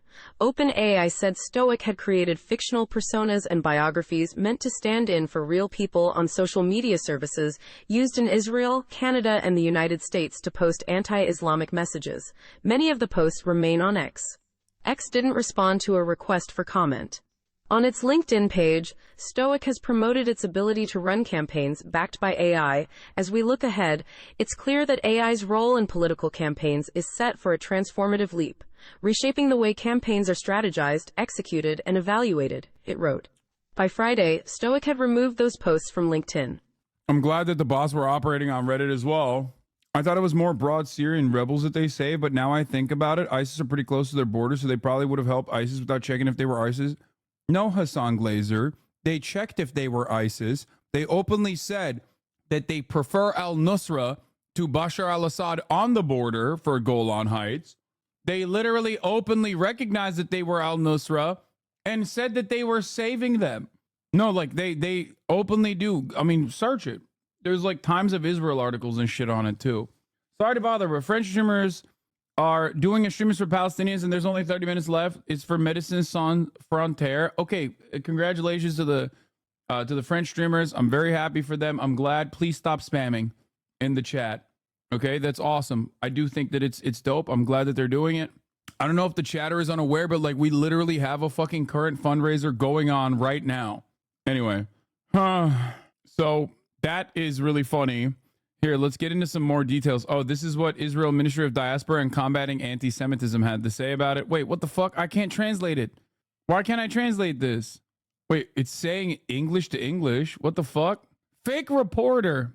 A fitting name for someone for whom lies and slander against IDF soldiers of the state of Israel have become a business. Today, this guy published an unsubstantiated article in the New York Times as if the Ministry of Diaspora is doing influence operations in the USA. Wait. It's called the Ministry of Diaspora. Yeah, of course you're doing operations in the USA. Where the fuck else would the diaspora be? Bro, that's your job. His job, his name, the title of his job is the Israel Minister of Diaspora and Combating Anti-Semitism. This has to be a mistranslation. Oh my God, this guy's botting, I think. This has to be a bot. Okay, take a week off, bro. Jesus Christ. No, he has not stopped. He has not stopped posting. I thought he would chill out. As is the way of those who used to speak about breaking the silence, these are the absolute lies whose purpose is harming Israel. Okay. Israel set up a fake left-wing website called Serenity Now that calls for a no-state solution with the slogan, do as you wish, not as you are told. Okay? The current framing of the conflict in Gaza is lacking a proper alternative viewpoint from the political left. It seems that, like many of the other conflicts in human history, people easily and foolishly tend to analyze the situation according to common and conservative notions. The current wave of so-called solidarity with the Palestinians claims on one hand, and the Western Empire backing Israel on the other. Is it just more of the same cognitive failure and using out-of-date conventions and ideas? The current progressive movement led by the woke culture has not produced, so far, a genuine unique way of political change. We are watching this tragedy unfold before our eyes and are astonished by how those same individuals who are supposed to practice new politics are just recycling old ways of thought and actions. This is so funny because it's like obviously ESL, okay? The current framing of the conflict in Gaza is lacking a proper alternative viewpoint from the political left. We had no expectations from the right, those same neo-fascists who support the American war machine no matter what, are likely to stand beside Israel. But the left, the so-called progressives, are just as worse. A true progressive cannot adhere to religious domination, which is ironic because I'm typing this from Israel, which is a Jewish ethno-state. But that's totally chill and very cool. I would dare I say woke, because it is not Hamas ethno-state. Zero lefties believe this, not even the babiest of anarchists. No, I know. That's why I think it's really funny. So he then talks about the New York Times reporting, Israel encouraging racial conflict in the U.S. and Canada, in this case, to try to undercut black support for Palestine. It is almost laughable how much this plays in the classic anti-Semitic canards. Yeah, they talk about the Arab slave trade, which is really weird because, like, dog, there are probably a much larger number of people that have falsely believed that Jews played a pivotal role in the not Arab slave trade, but like the slave trade of black people in chattel slavery. So like they literally are just substituting in so many instances, basically a lot of anti-Semitic propaganda by just keyword searching Jew and substituting it to Arab, which is awesome. UC4 Canada, United Citizens for Canada, Islamophobic content. Illustration depicting the portrayal of Muslim immigrants as a threat to Canada, depicting a Muslim man in Trafalgar Square with a caption warning that similar scenes could soon be seen in Canada. An altered YouTube video depicting a Muslim man calling for the implementation of Sharia law in Canada. Supporting Palestine is crazy as hell to me. Nowhere in the world are black people liked. Please get a fucking grip on reality. Not supporting Palestine doesn't mean I support Israel either, so do with that what you will. I don't give a fuck about none of them outside the USA, to be crystal. I truly don't care at all. Lamau, I have just as much knowledge on the situation as you all. I don't care about you all being upset. No, this is not a fucking bot, I don't think. This is like, is this a bot? Dude, I don't even know anymore. I think it's just a person that posts like a fucking bot, even though they're a human being. All right, now we're gonna get back to the American fascism, our very own. Oh wait, hold on, I wanted to show this as well. Here's Harrison Mann, a Jewish former U.S. Army major, resigned to protest U.S. support for Israel's war in Gaza. More anti-Semitism coming from the State Department, folks. Unimaginable, unacceptable. Exclusive interview with a Jewish U.S. Army major who resigned to protest U.S. support for Israel's war in Gaza. Until yesterday, Harrison Mann worked in the Middle East Bureau of the Defense Intelligence Agency. In his first TV interview, he tells Chief Investigative Correspondent Jim Axelrod why he can no longer serve in the Army. When the reports started to filter in about a Hamas attack of Israel on October 7th, former Army Major Harrison Mann knew what to expect. All hands on deck, people working late hours, 24/7 at the outset. What was unexpected for him was Israel's response. We saw, even from the first days of the Israeli... How? Big dog, you worked at the State Department. Fuck you mean it was unexpected? Literally everyone. Everyone knew this was going to happen. That's crazy. That's precisely why so many liberal Zionists were like immediately being like, what happens to the Palestinians are a direct consequence of the actions of October 7th. It's like, hold up. What do you mean? Like so many progressive, quote unquote, progressive motherfuckers on the timeline immediately knew exactly what was going to happen and decided to shift their priorities over to justifying Israel's actions. There were even people that I know that I have interacted with a lot on Twitter that I think are, decent people overall that did that. They were like, oh, how could this be a good move or whatever? Anyway, no, I'm not saying he's a bad guy. I just used him as a jump off point to talk about some other shit for the record. So make no mistake. I'm just talking about I'm just reminded of in the immediate aftermath of October 7th, so many people who are otherwise progressive, running defense already preemptively for Israel by saying everything that's going to happen is Hamas's fault because Israel is not going to take this, lying down, yada, yada, yada. Those people knew exactly what Israel was going to do. And they chose, knowing full well exactly what Israel was going to do, they chose to fucking defend Israel. Not saying this guy is, by the way. I want to reiterate. I'm just saying it's a testament to how much people with any kind of know-how on how Israel operates knew exactly what the fuck Israel was going to do, myself included. That's why if you look back at my coverage, if you look back from my coverage all the way back in early October, virtually nothing has changed in my tone, in my attitude, in the things that I'm saying. The only thing that has changed is that in the beginning, we lost a lot of fucking community members, many of which have come back now because they thought that it was unimaginable, the things that I was saying. Oh my God, these guys are the victims here. How dare you? 8 months later, now they recognize perhaps they weren't the victims.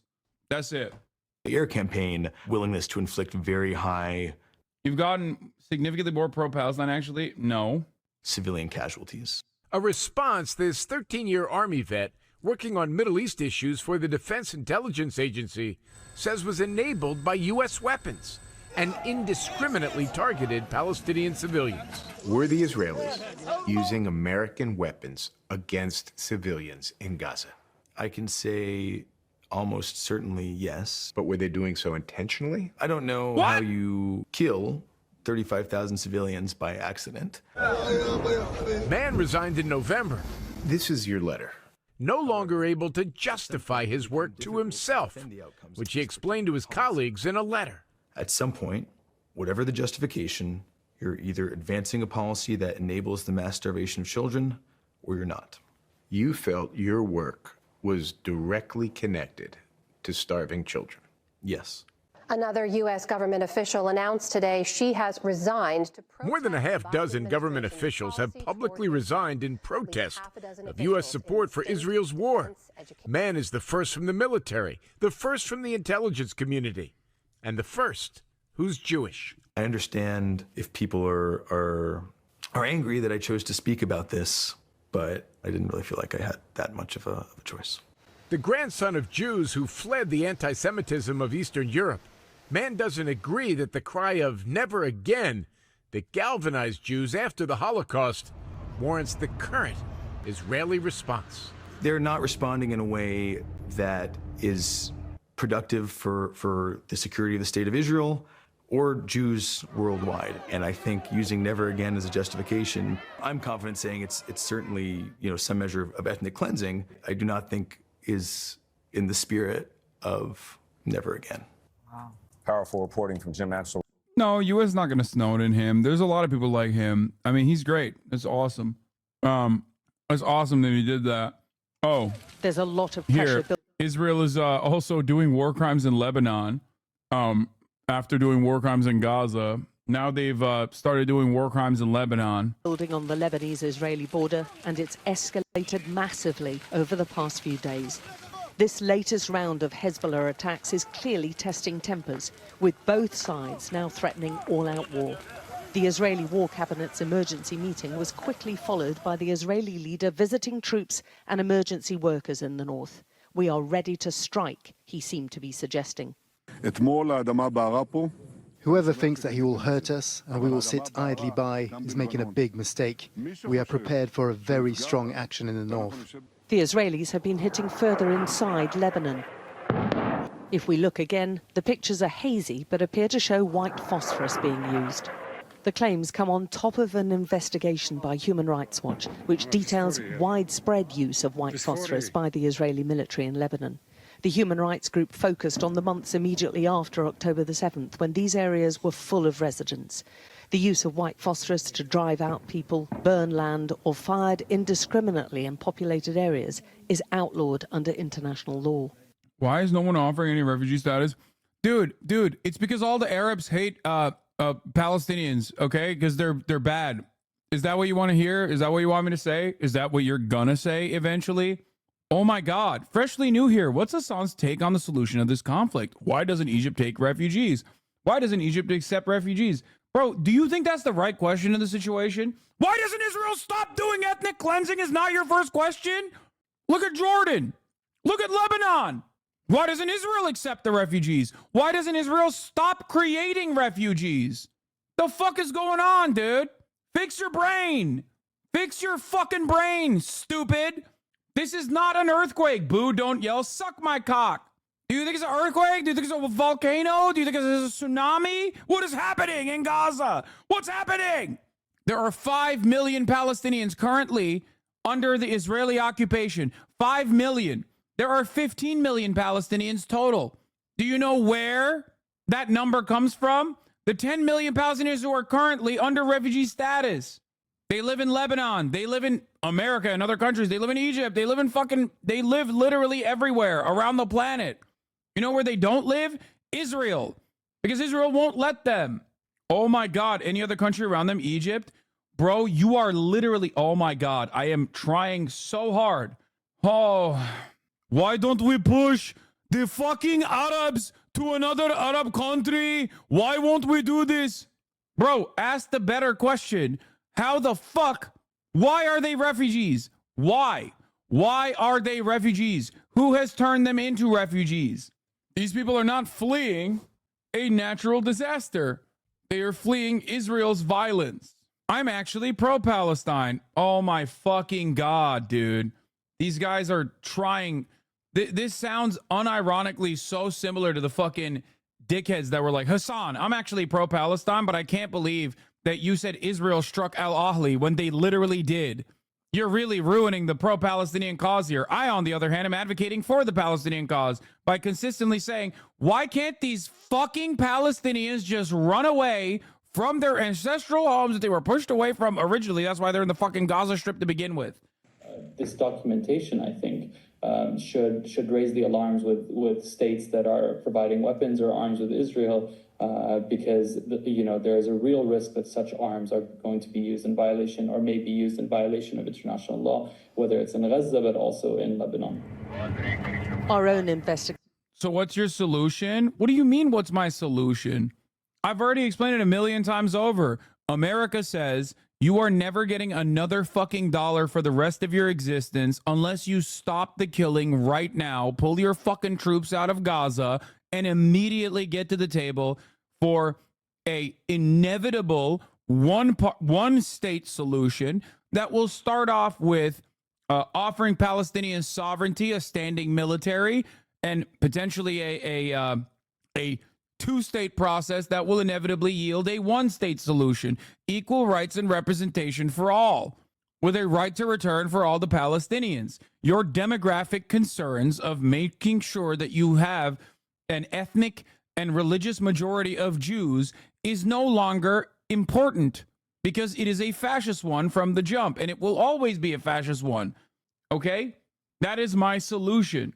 You also have to pay reparations to the people who you have fucking slaughtered so ruthlessly for generations. Now, here's where he starts chirping about how impossible that is because Israelis are too fucking racist. Sorry, Hassan. The Germans are too anti-Semitic. Yeah, that probably won't happen, lol. Like clockwork, bro. Like fucking clockwork. At the top of the hour, there's a 3-minute ad break. And just like clockwork, these dumb fucks that are like, I'm actually pro-Palestinian, but why don't we fucking literally further engage in the Israeli ethnic cleansing campaign by, doing the bidding of Israel and just fucking drive the 2 million Palestinians that are living in Gaza that have had their lives destroyed by Israel into the Sinai Desert. Where are blacks' reparations? Bitch, if you think that you're in the community of someone who doesn't say that there are reparations that black people should get from the American government, you're wrong. Investigations in Lebanon found evidence of widespread burning of land, although we cannot confirm by whom. When we contacted the IDF, they vehemently denied using white phosphorus illegally. But they... What? Not even the U.S. can? U.S. absolutely can. The United States has made Israel, and it can break Israel if it wanted to. You are delusional if you think the United States can't do this. Okay? Once again, the relationship with Israel as a settler colony is so tied to American foreign policy that it goes in either direction. Remember, there are more Israeli companies in the NASDAQ than Korean companies, Japanese companies, and Indian companies combined, okay? America has given hundreds of billions of dollars, if not more than $200 billion to Israel since 1948, since its inception. That means, okay, that means that if America says, hey, this shit has gone on for too fucking long, and says, no longer are we allowing you to behave like this, it's over. It's over.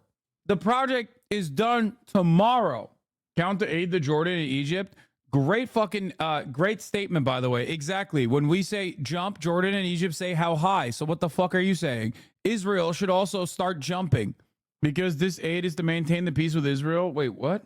I think he's saying the aid. Oh, he's saying the aid to Jordan and Egypt is for Israel. I mean, yeah, these countries are also, well, not Egypt, but Jordan is directly the designs of the British.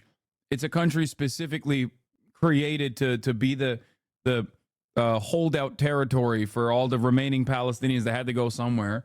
Anyway, where's that one bitch that was like, why not Egypt? Why not Egypt? Where is he? Did he leave?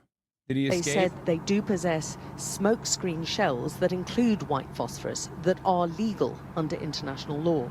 These shells are used by the IDF for creating smoke screens, they said, and not for targeting or causing fires. Yeah, they literally said this last time they used it too, by the way. I'm just judging by the politics of Israel. No, you're not, dude. You are just fucking caping for a genocidal apartheid state, but trying to masquerade it in the most laughable way possible. No, you're just here to fucking say better things are not probable, better things are not possible. You're just in here specifically to fucking chirp. You're like, hey, guess what, dude? Guess what? The final solution to Jews are gonna happen. We just can't stop it. So what we can do is maybe hope that, like, not all the Jews die in the final solution. Okay? Germans, unfortunately, are too angry at the Jews. Okay? Let's not examine the German Nazi ideology. Let's not examine the fascism. Let's not examine the violence. Why won't the Jews be allowed to leave and go to other countries? You know? Would that be all right? Because that's the argument you're making right now. I'm actually talking with others against Israel. Relax, please. No, it doesn't matter. Okay? It doesn't matter. Your fucking arguments are idiotic. I gave you my solution. I literally called you out and knew that you were going to immediately say, well, that's not probable. Okay? You're literally fucking advocating for forcible exile and making it as though the blame is not on Israel, but instead on fucking Egypt. Oh. German Führer Adolf Hitler said in response to the conference, I can only hope and expect that the other world, which has such deep sympathy for these criminals, in parentheses Jews, will at least be generous enough to convert this sympathy into practical aid. We, on our part, are ready to put all these criminals at the disposal of these countries. For all I care, even on luxury ships. Okay? Hopefully this will cause you to self-reflect a little bit. Sorry. The Jews are unfortunately the common enemy of the Germans, where there's nothing we can do about it, is exactly the argument that you're fucking making here, while simultaneously presenting yourself as pro-Palestinian. Of course you're not fucking pro-Palestinian.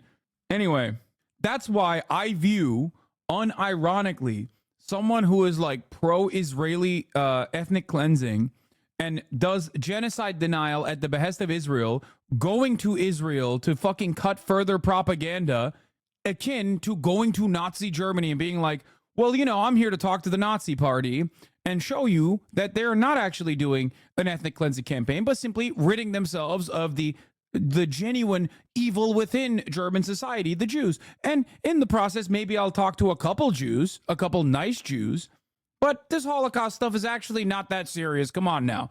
Okay? That's how I feel about people who go to Israel to do this. It is exactly what they are doing. It is the most evil form of propaganda, like unimaginable.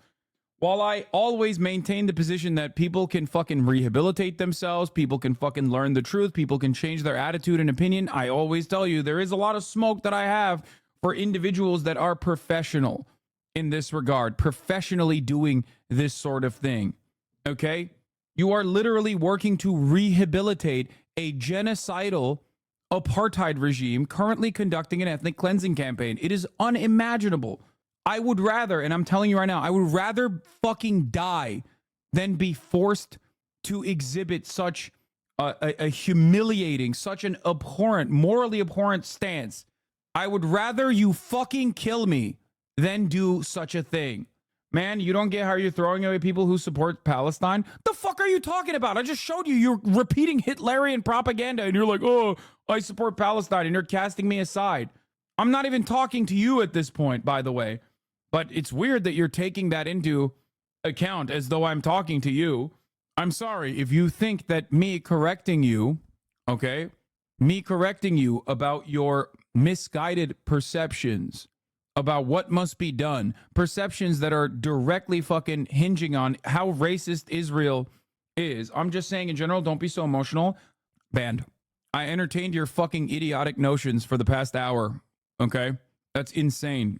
We're talking about an ethnic cleansing campaign and you're like literally repeating Hitlerian propaganda. And now you have the fucking audacity to be like, don't be emotional. Suck my dick. That's crazy. You fucking cowardly filth. You fucking piece of shit. You fucking worm. Oh, don't be so emotional. I'm just simply saying, why can't we fucking ship 1 million of these Palestinians into Egypt, into the desert? It seems to me like it's Egypt's fault, not Israel. I'm pro-Palestinian, by the way. Suck my dick. You're not fucking pro-Palestinian at all. You're pro-genocide. Oh, you're pushing people away from your fucking cause. Suck my dick. Do you think you and I have the same cause? Do you think you're on the side of justice? You just want to feel good while simultaneously capitulating to Israeli fascism. What the fuck are we talking about? Don't be so emotional. It's only a handful of babies that Israel kills every fucking day with American weapons with their tax dollars. So why are you being so emotional? Why are you being so emotional when you see charred children in a fucking tent city designed by Israel? Why are you being so emotional? Yeah, you shouldn't need my validation to be against genocide. Yeah. An hour ago, we talked about someone having to identify their mother's corpse by her missing toes. I can't believe I'm being emotional about the fucking genocidal, rabid, psychopathic, violent, fucking abhorrent fascist state doing such a thing. And are not defined under law as incendiary weapons. But tens of thousands have been forced out of their homes on both sides of the border. 100,000 in Lebanon alone, according to the Foreign Ministry, causing a displacement crisis. Many of them are farmers, like this man, who told us of the scorched earth policy they believe is being used against them. When the phosphorus is fired, it drops something like powder. It sprays something yellow. Do you know what that does to a fucking human being, by the way? Phosphorus? It burns your fucking skin. It melts your skin in a way that is impossible to put out. Okay? I've seen it with my own two fucking eyes. The horrors that victims of such an inhumane act have had to withstand. I've watched Palestinian children in hospitals try to get treated. There's a reason why it is a fucking war crime. It sticks to you and it burns you, and there's no way to extinguish it. And it has a bad smell. All our land in the south is affected by it. In the beginning of the war, they dropped a lot of phosphorus. The many Lebanese residents we've been talking to over several months appear to back up the investigation by Human Rights Watch. We found residents who don't want to be identified in Kefir Keller, who showed us pictures from an attack the night before we arrived. It looks very much like white phosphorus being fired from Israel. They're trying to suffocate us, start fires and burn all our land. Why do they want to hit us? Why do they want to hit a civilian area? Are they allowed to hit a civilian area? But the Israeli military insists it's hitting Hezbollah targets from where the Hamas ally is launching attacks against Israel. The villagers we spoke to say these attacks are unpredictable. The fires are difficult to extinguish and they've suffered breathing difficulties. They're one of the few families still in the area, nervous about speaking because of possible Israeli retribution, but also worried about incurring Hezbollah wrath by talking to foreign media. The area... If we didn't ban the chatter, he was about to be like, why doesn't Egypt take the Lebanese so that Israel can just take that area too? Why doesn't Egypt give up their land to Israel? Why doesn't Jordan give up their land to Israel? Why doesn't Lebanon give up their land to Israel until that entire fucking land is just Israel? You know? Was clearly still very active whilst we were there. And now the Arab media is awash with reports of diplomatic warnings from several Western envoys about an imminent Israeli attack on Lebanon. Prepare for war, one is thought to have told the Lebanese. The escalation over the past few days has only fueled those worries of all-out war between the two neighbors. Alex Crawford, Sky News. Yeah, Greater Israel belongs to Israel because 3,000 years of history. Look at this coin. Look at this coin I found. Please, you don't understand, okay?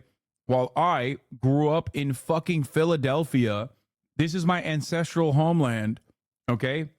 Sure, you're saying 3,000 years is a long time, and therefore it gives me no righteous cause to fucking eviscerate the, people that have been living there for the past 3,000 years. But having said that, can I just show you this coin again? Because if you look at this coin, you'll understand why it's totally permissible for me to do fucking genocide. Okay, at what point does Israel maybe not have a right to exist after all this? What do you mean? There's no country has a right to exist. Okay? The people living in an area have a right to exist, but the idea that we have nation states is a relatively new phenomenon. I know we take that for granted, but there's no we have a right to exist. And Israel as a Zionist apartheid genocidal regime, of course doesn't have a fucking right to exist. What are we talking about? It's not even a fucking question. Did Nazi Germany have a right to exist? No. Look what we did to Nazi Germany. Did the South African nation exist? Have a right to exist as a white dominant apartheid regime? No. Look at what happened. The fuck are we doing here?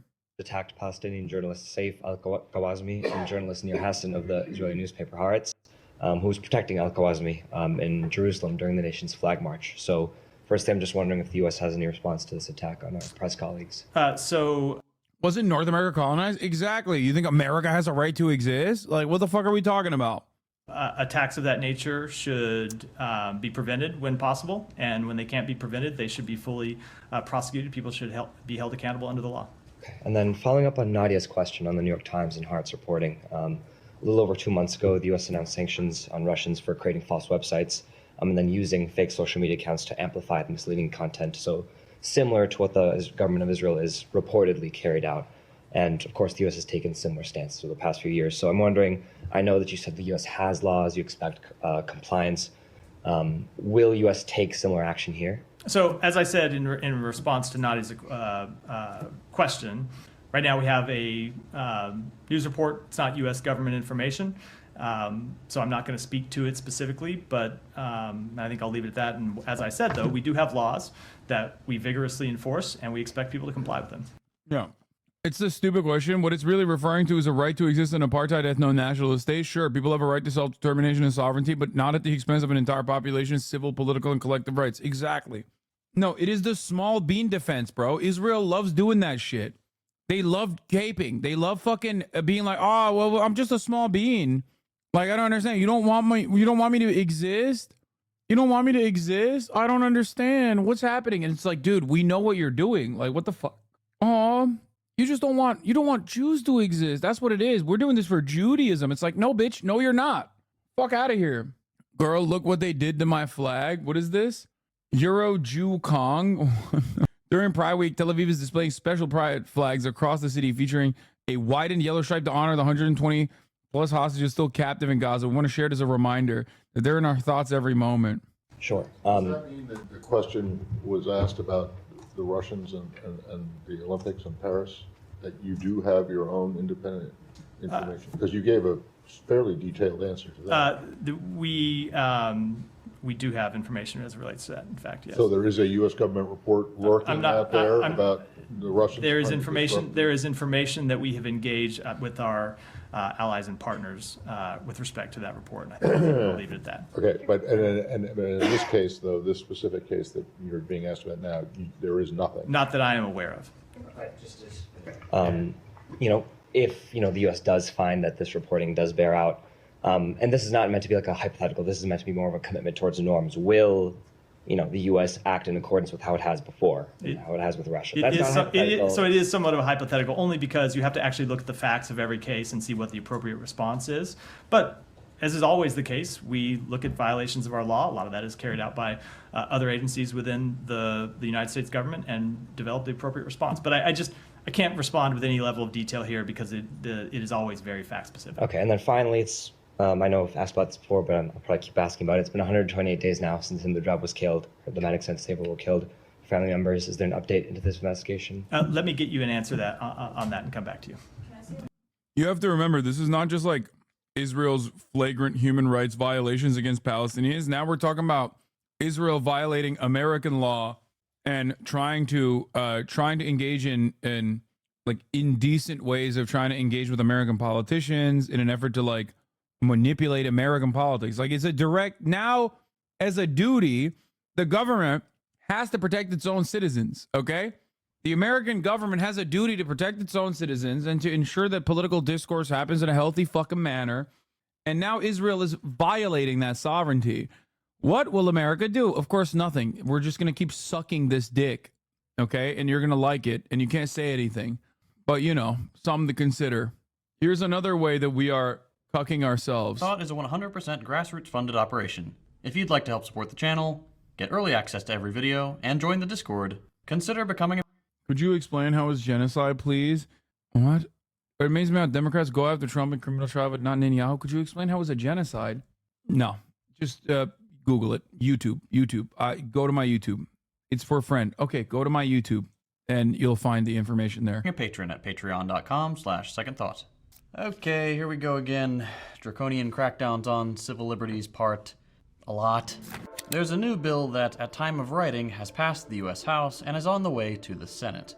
Colloquially referred to as the anti-Semitism bill, you might be tempted to think, oh good, we're finally doing something about hate speech. How do I respond? Well, that is not the case.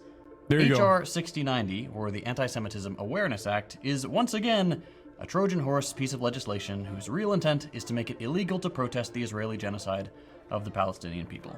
This is just the latest attempt by our corrupt and morally bankrupt ruling class to maintain the status quo. But that's not all it represents. Let's take a look at the bill. H.R. 6090 will be the first time a concrete definition of anti-Semitism is enshrined in U.S. law. Again, at first blush, that sounds like a good thing. That is, of course, the point. By making the bill nominally about protecting Jewish people, a noble cause, it makes it very hard to criticize the rest of the bill. Here are some specifics. The definition in question is the one agreed upon in 2016 by the International Holocaust Remembrance Alliance, which is a group of 35 member countries, including the US and Israel. As a darkly funny side note, their homepage has, in big bold letters, a world without genocide. Anyway, the definition they came up with is pretty comprehensive, and includes some common sense things like, quote, accusing Jewish people of secretly controlling the world's governments is anti-Semitic. Good, that's great. Statements like those are genuinely anti-Semitic, and the people making them are generally acting in bad faith. However, the definition also includes the following. Denying the Jewish people their right to self-determination, e.g. by claiming that the existence of the State of Israel is a racist endeavor, and, quote, drawing comparison. The guy who literally came up with these definitions, obviously, by the way, very famously, is against it being used in any kind of legislation. So that's another funny part about this story.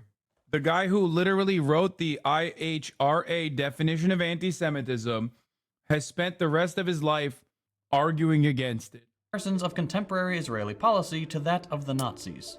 Okay, this is where we run into a slight problem, because the State of Israel is a racist endeavor. It has always, since its inception, been explicitly intended as a Jewish ethnostate. The only way they can do that is by getting rid of the Palestinian people. I'm always eating because I'm famished after fucking your mom all night. Like, I'm constantly dogging your mom's ass out, and it takes a lot of energy from me, you know? It's just blowing up her fucking back walls. It requires a lot of stamina, so I'm carb maxing. Why? So that I can keep fucking your mom, and maybe even sometimes your dad, every night, okay? Fuck off. You're grounded. People who have lived on the land for generations. It's no secret that Israel is a two-tiered society. There are roads and neighborhoods where Arabs cannot walk. There are invasive and humiliating checkpoints only for Arabs. The Israeli leadership routinely dehumanizes the Palestinian people, calling them human animals or children of darkness. Both direct quotes, by the way. None of this is secret knowledge. There have been articles and international legal reviews written for decades about Israel's apartheid policies. It's not like we don't have multiple precedents for these claims either. All we have to do is flip through a book about Rhodesia or apartheid South Africa to see the very clear similarities. So including in federal legislation a ban on calling Israel what it is, a racist apartheid regime, is absurd. Then there's that other part, not being allowed to compare Israel's actions to those of the Nazis. Again, this is kind of a problem, because no other regime on Earth shares as many similarities with Nazi Germany as Israel does. And that's not me being hyperbolic, it's objective fact. Show me any other country that sets up automated guns at checkpoints for one particular race, that forces over 2 million people into a concentration camp, refuses to let in food, water, medical supplies, or construction materials, that uses their concentration camp as a testing ground for new weapons. For example, Lavender, the AI system that marks Palestinian doctors, journalists, pretty much anyone they don't like for assassination, then waits for them to arrive home, then sends a drone to blow up their entire family. Show me a regime that speaks so openly about exterminating the subhumans, about building a glorious future for the chosen people. Bro, you don't understand. It's really fucked up.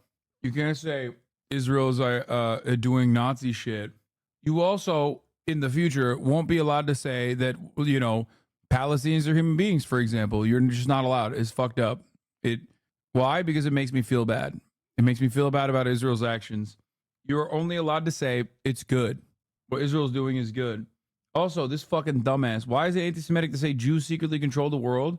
The U.S. is literally a real-life example. No, dumb fuck. Jews do not control the United States of America. You want to know why it's anti-Semitic? Because one, Jews are not a fucking monolith. There's a shit ton of Jews in this community. There are even Jews in this community from Israel who are anti-Zionist and understand the situation a lot better than you do, as your dumb fuck ass is running around being anti-Semitic for no particular reason. Okay? I use this example quite frequently. I hope that you will understand it. I'm just going to be as charitable as possible. Okay? If all Jews in the United States of America tomorrow turned around and said, actually, Israel is a genocidal apartheid state, okay? Well, I'm not. I was simply questioning the initials. Man, shut the fuck up. Just stop talking for your own good and listen. No, you said something very anti-Semitic, okay? I yelled at you the other day, and I kept you in the chat because I thought maybe you can cook up something fun. I'm just simply asking questions is idiotic. It doesn't work.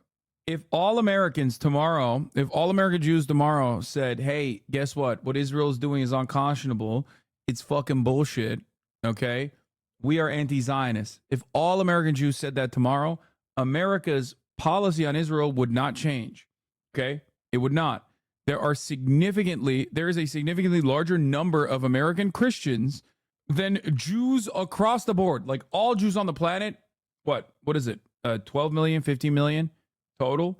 The number of Christian Zionists in the United States of America that simply believe that Israel must exist in the way that it does for theological justifications, for triggering the Armageddon.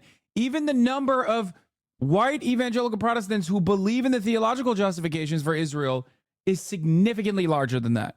Okay? That logic is flawed. Pareto's law, 80% of output comes from 20% of input.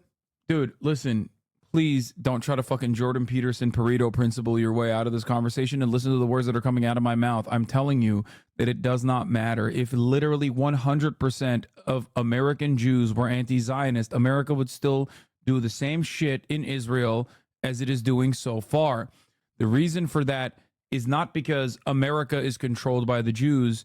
The reason why I'm explaining this is because America is controlled by capital interests, okay?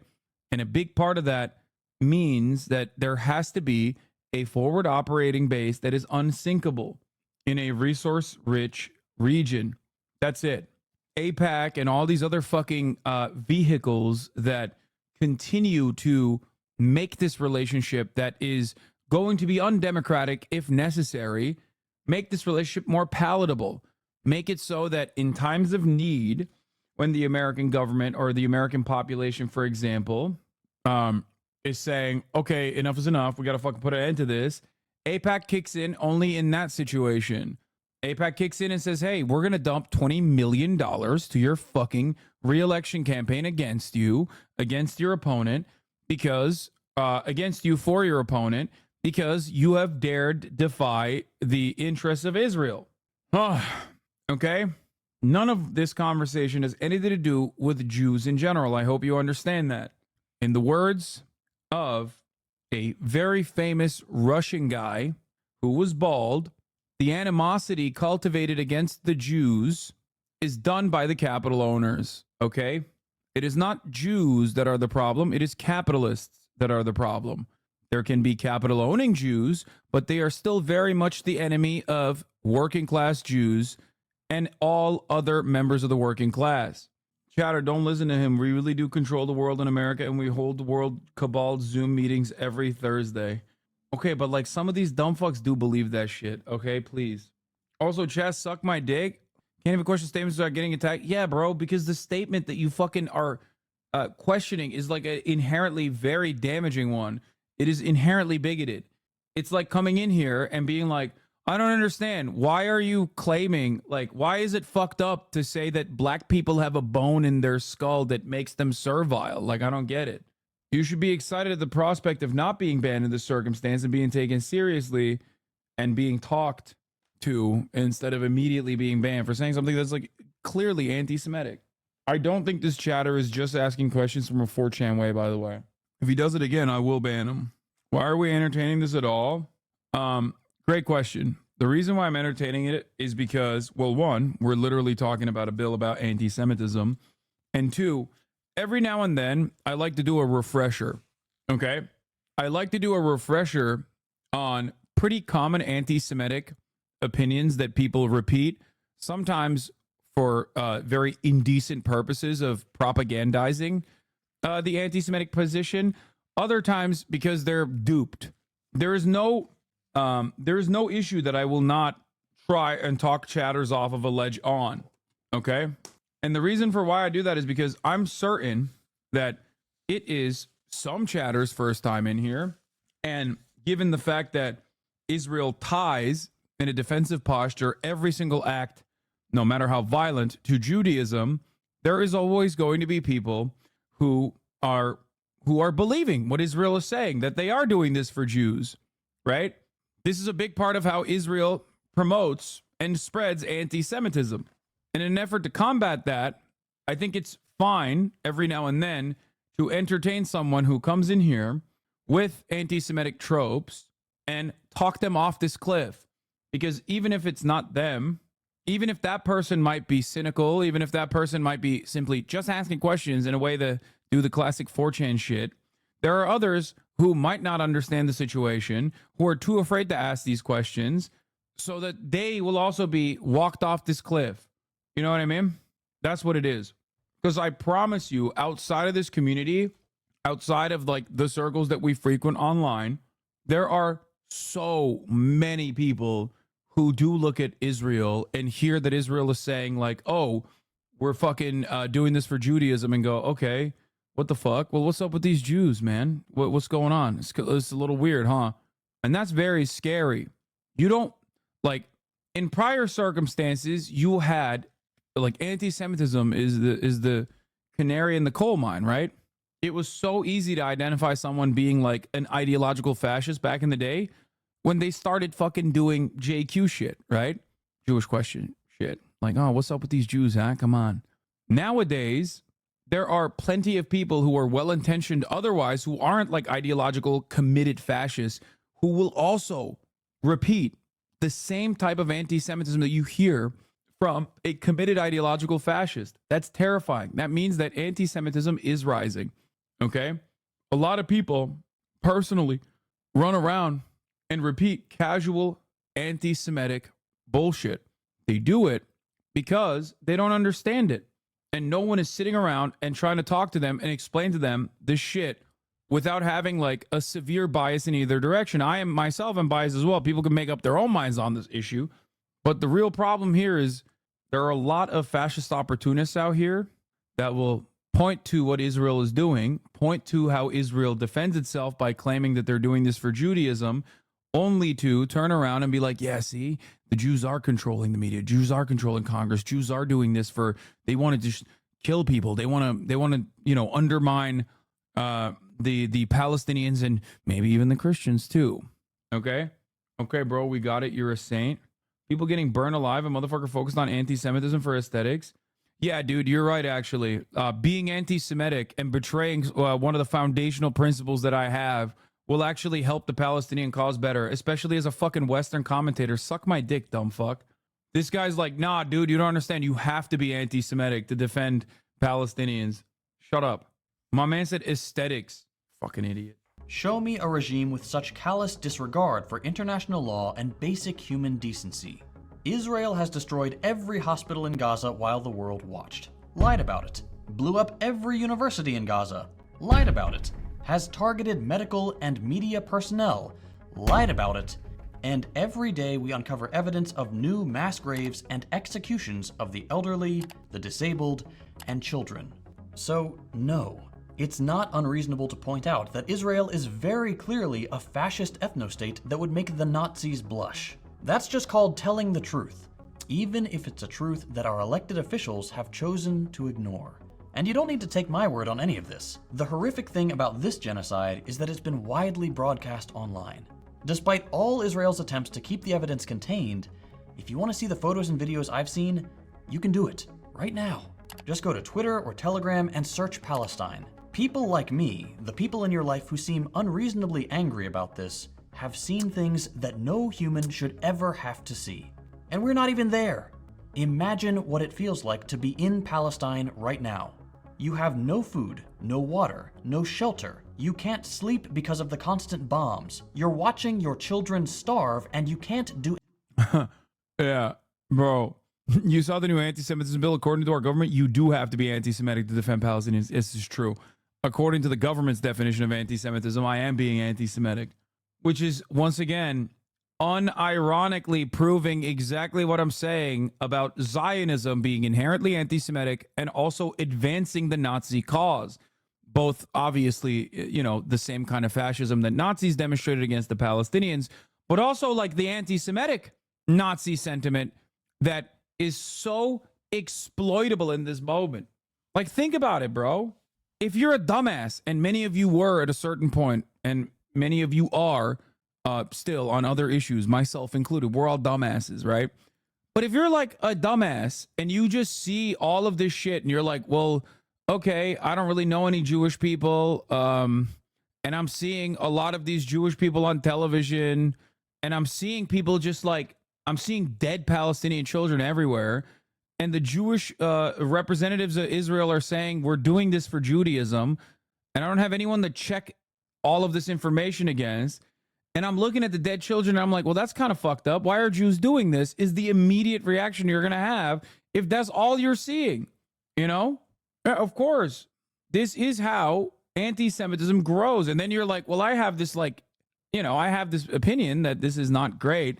And then people are calling you an anti-Semite for saying like, yo, what's up? What's going on here? What are these Jews doing? Okay, because you're a dumb fuck and you don't know.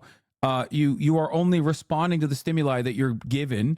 Okay, and then people are going to be like, okay, well, that's anti-Semitic because it is. Some people are obviously saying that because they don't recognize where that anti-Semitism is coming from, right? So then they're further leaning on and negatively polarizing against Israel and also Jewish people too. That's why it's so crazy. Like, no one outside of ISIS was saying ISIS represents Islam. Okay, no one. And yet the media still was like, no, ISIS represents Islam. I promise. All Muslims believe this shit and they love it, right? And people still do that. And that's Islamophobic.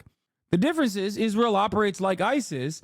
And there are people who defend Israel who say, no, Israel is doing this for Jews. Israel is doing this for Judaism. Some of those people are Jewish.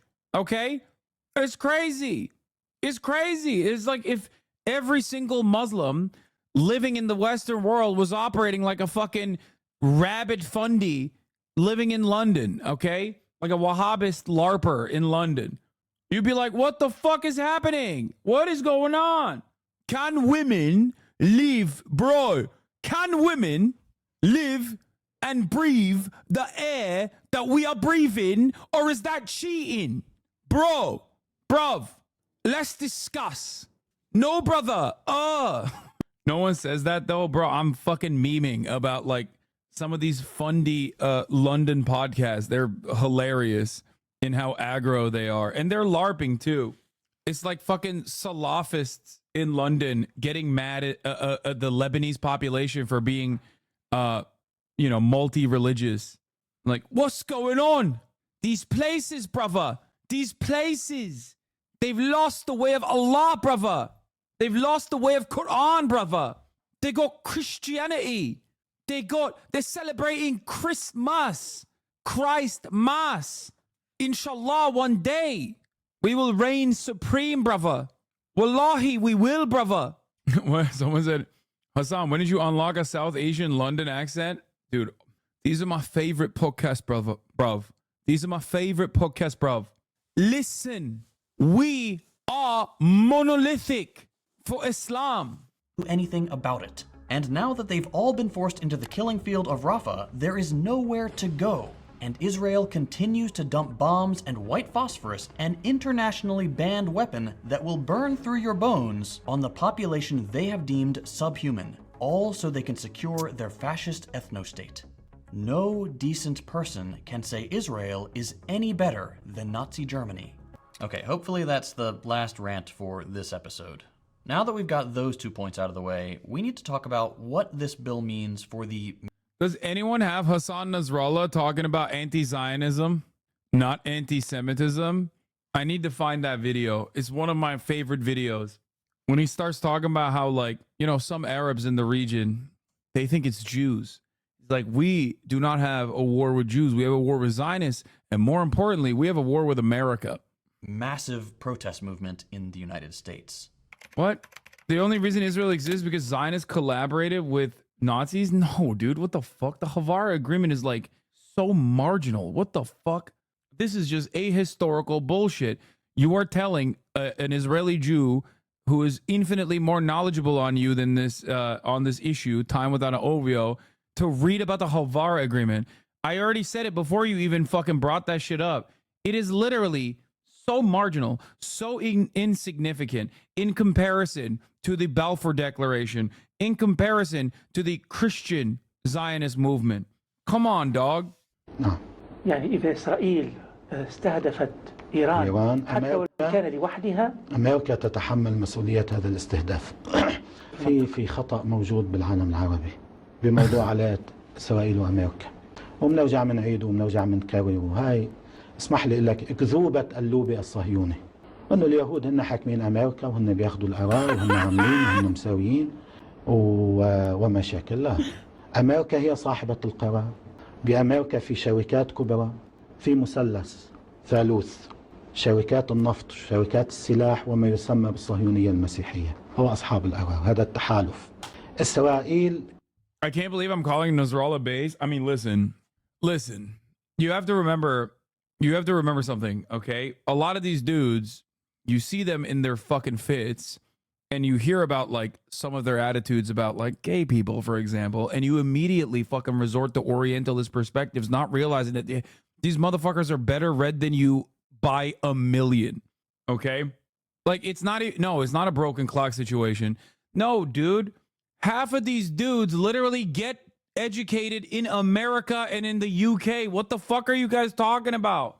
This is why it's Orientalist to literally look at these dudes and go, oh no, they're fucking barbaric baboons. And like sometimes they get this shit right. No, dude, he knows.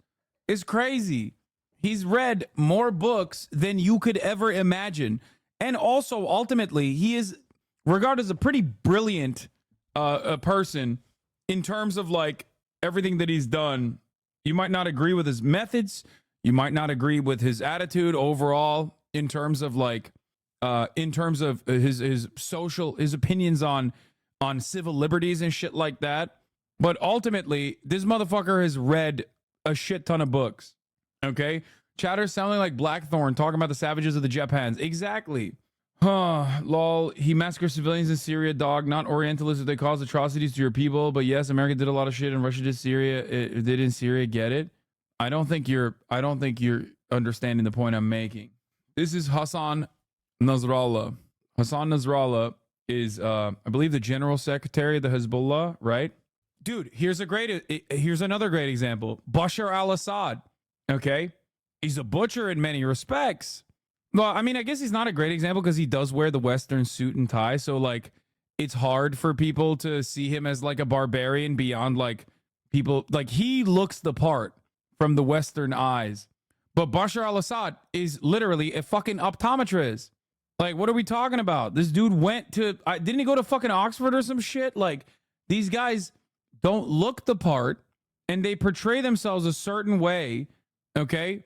But in many circumstances, they are very well-read individuals, oftentimes coming directly from the institutions that you know are like, you know, pretty solid institutions of higher learning. Hassan is a cute-ass lisp in Arabic is crazy.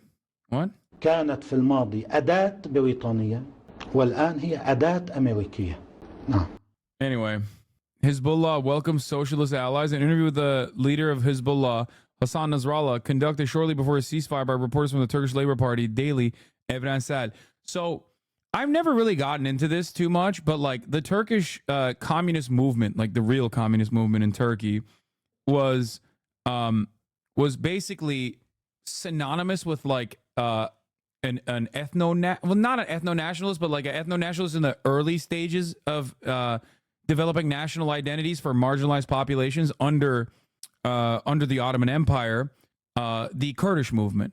Turkish Marxist-Leninism is basically tied to a lot of the Kurdish rebellions and the Kurdish Liberation Front in general, and also historically very tied to the PLO. How can you be Turkish and wrong?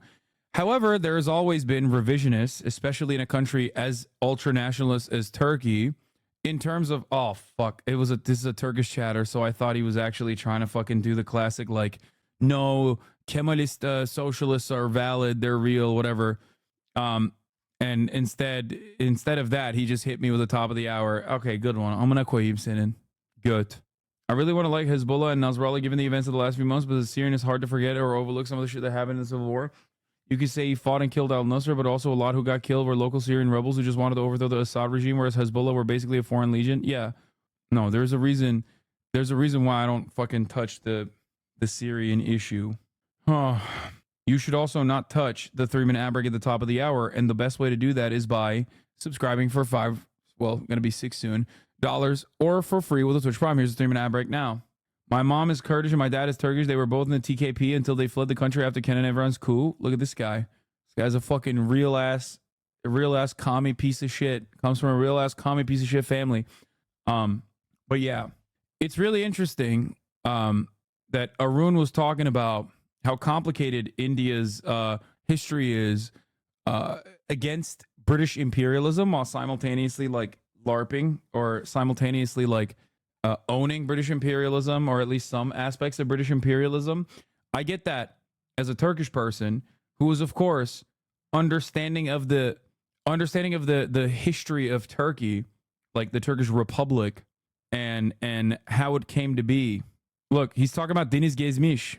Look, here, I'll read this, because he's talking to Turkish socialists here. The socialist movement, which has been away from the international struggle for a considerable time, at last has begun to offer moral support once again. This is this guy, okay? So I need you to shake something. I need you to understand something.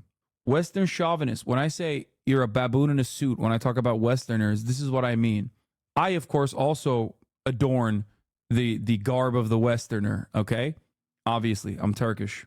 Having said that, however, given that I am from at least like that part of the world, or closer to that part of the world, I do understand that when someone dresses like this, I don't immediately assume that they're fucking stupid and barbaric and antiquated. Okay? Western chauvinists love wearing the suit and tie while doing barbaric nonsense, but the aesthetics of elitism and superiority is still there. Is like, and anyone that doesn't fit that stereotype immediately, it's hard for people to immediately recognize those people as like well-read, educated people. Okay? Thank you, Mehtakar, for the 50 community gifted subs.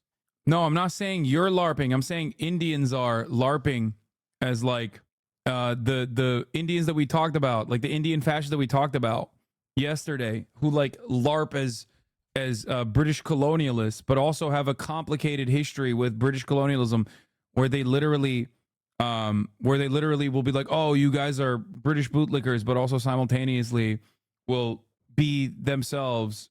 British bootlickers themselves. Why is this credentials question? Because this is a Western audience. And in a Western audience, when you see a motherfucker that looks like this, you don't assume that this dude is well read. Meanwhile, when you hear the way he speaks about certain things, you understand. You might not agree with some of the shit that he's done, okay? But it is not even a question that he's incredibly well read. So is Bashar al-Assad. That was simply the point I was making. Assad is not a great example, however, because like he does dress up in the Western garb. This does not mean that he does not hold on to dogmatic opinions when it comes to Islam, which he certainly does. Okay, especially when it comes to social progress.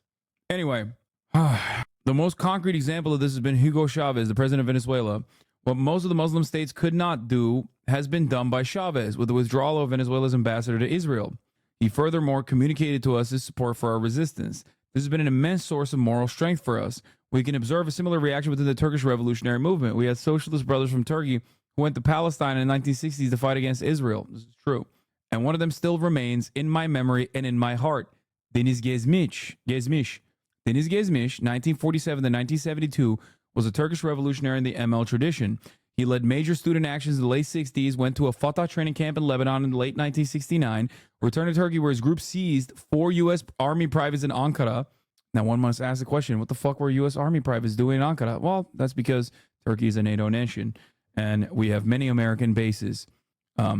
After their release of the soldiers, Gezmiş was captured, tried for attempting to overthrow the Turkish state, and with 2 of his comrades was hanged in the central prison in Ankara on May 6, 1972. What is the importance of Deniz's for you? We now want new Deniz's, like multiple Deniz Gezmiş's. Our ranks are always open to new Deniz's against the oppressors. Deniz will always live in the hearts of the peoples of Palestine and Lebanon. No one should doubt this. Unfortunately, there is no longer a common fight and fraternity against the common enemy left over by the Deniz's. What we would have liked is for our socialist brothers in Lebanon to fight against imperialism and Zionism shoulder to shoulder. This fight is not only our fight. It is the common fight of all those who are oppressed across the world. Don't forget that if the peoples of Palestine and Lebanon lose this war, this will mean the defeat of all oppressed people of the world. In our fight against imperialism, the revolutionaries should also undertake a responsibility and should become, in the hearts of our people of Palestine and Lebanon, Deniz's once again. It is possible to see the posters Shea, Chavez, Ahmadinejad side by side in the streets of Beirut. Are there signs of a new polarization? We salute the leaders and the peoples of Latin America. They have resisted the American bandits heroically. American bandits. This is from Marxist.org, talking to an interview conducted with Hezbollah leader Hassan Nasrallah, talking to Turkish Labor Party reporters in Evrensel, the Turkish Labor Party paper. You can tell it's leftist by design. Exactly. You can tell it's a leftist paper or a leftist website by the shitty fucking graphic. Great. Another Hassan saying America bad. Yeah. Shea, Chavez, Ahmadinejad. One of them is not like the others. Okay, listen. Yeah. Nasrallah is right on this, and he's extremely smart. I'm pretty sure the guy's also a Holocaust denier. I don't know. I mean, he could be. I 100%. That would not shock me at all if he was.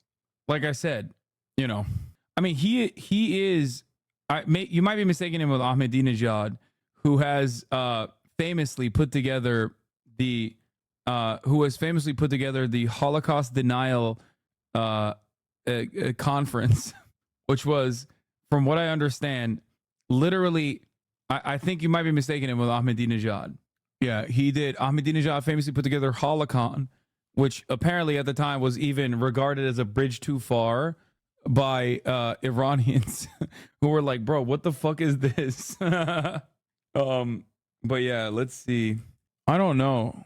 There's a Ministry of Foreign Affairs paper, excerpts from the speech by Hezbollah Secretary General Nasrallah.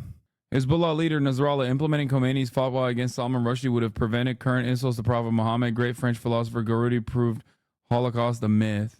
If any Muslim had carried out the fatwa of Imam Khomeini against the apostate Salman Rushdie, those despicable people would not have dared to insult the Prophet Muhammad, not in Denmark, not in Norway, and not in France. And today we need to take a different position regarding Denmark.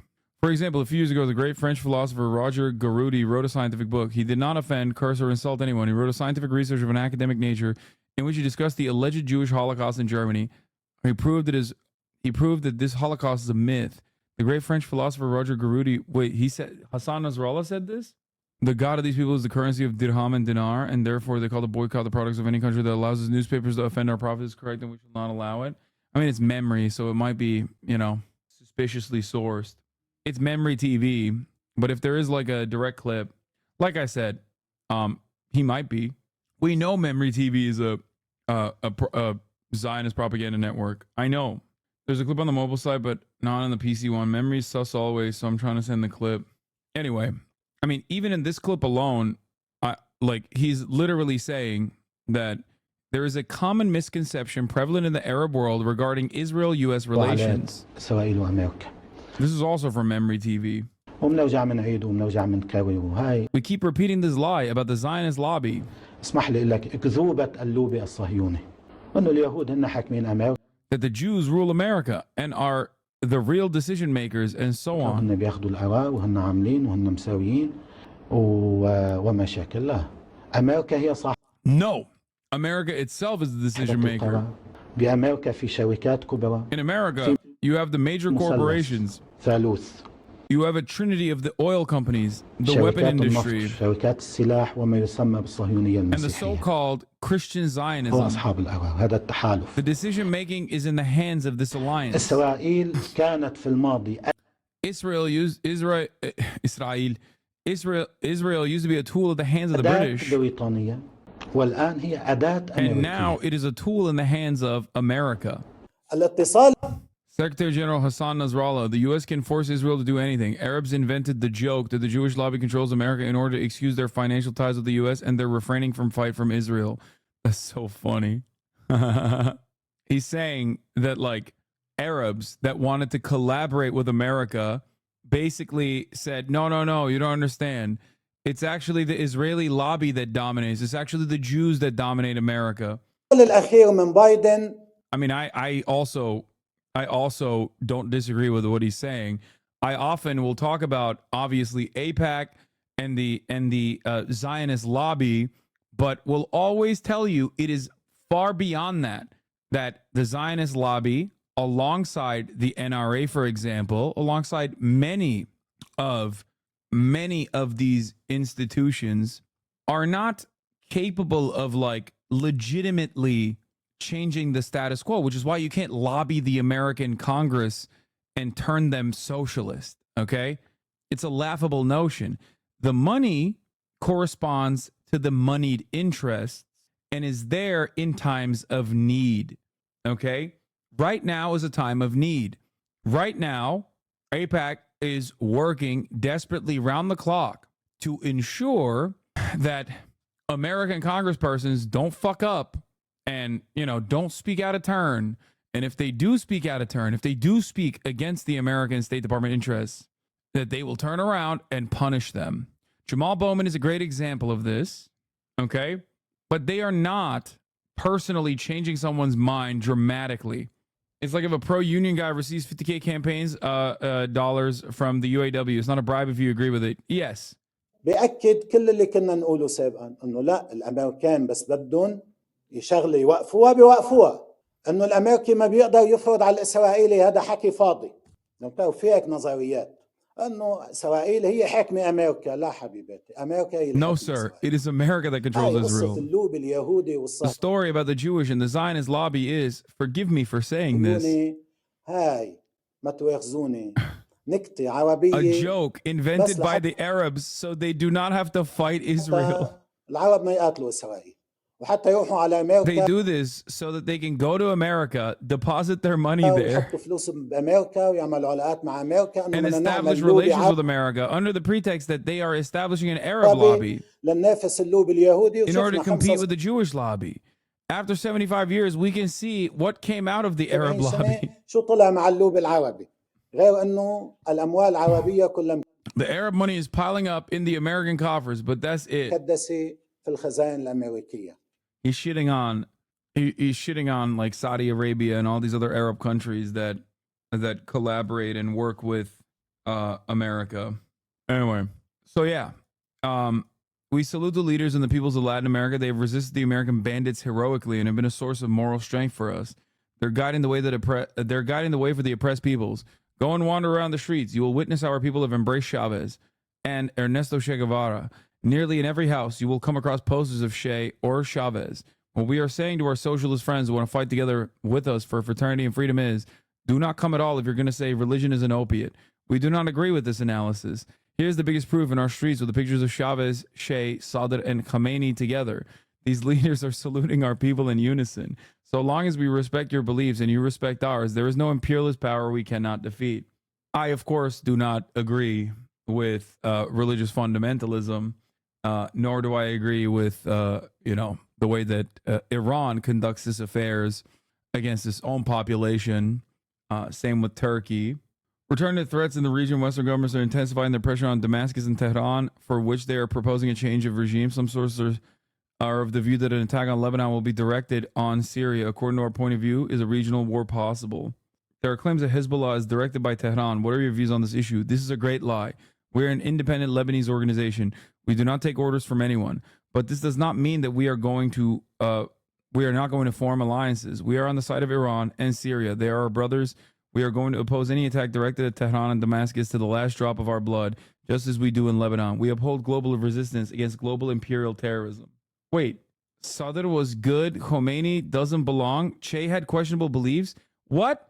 Bro, you're saying Khomeini doesn't belong. Fair. But Che? The fuck?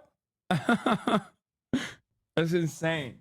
In any case, I don't even remember why we went down this. Oh, I was simply trying to talk about Orientalist framework.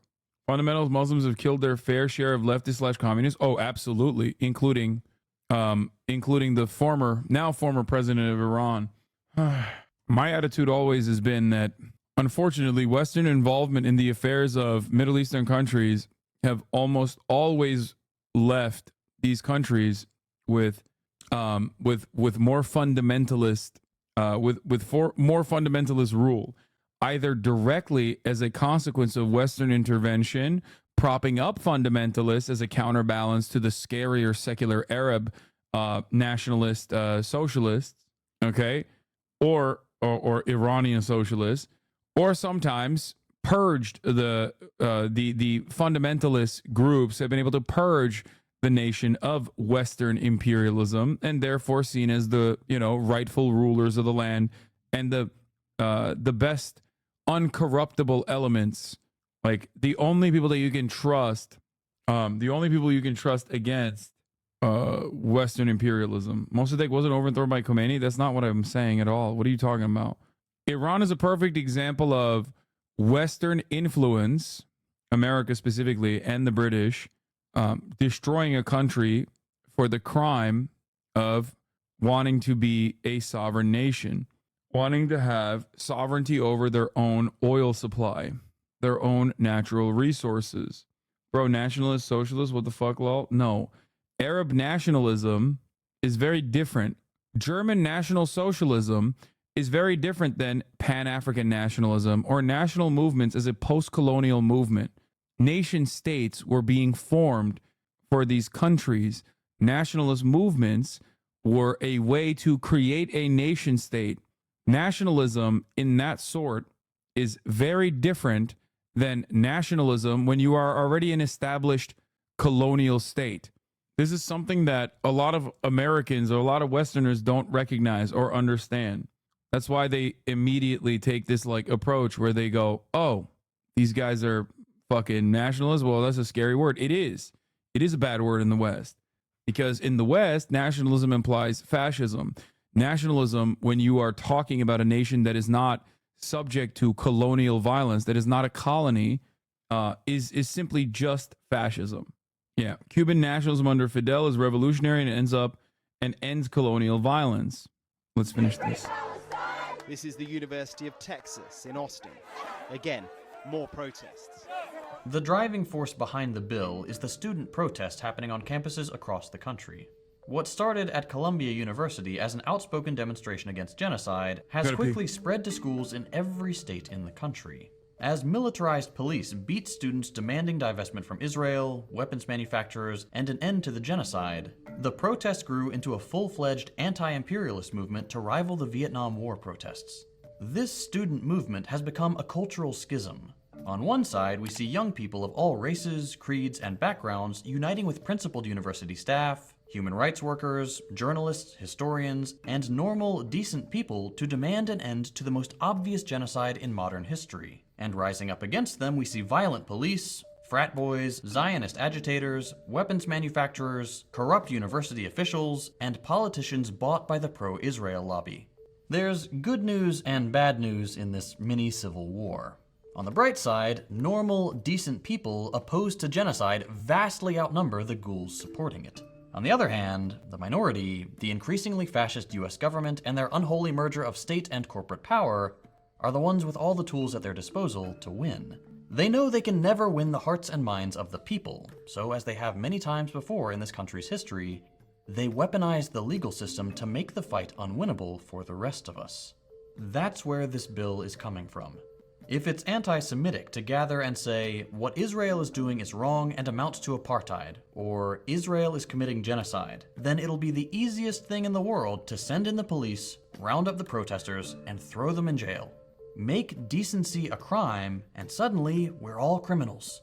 We don't have a say in the matter.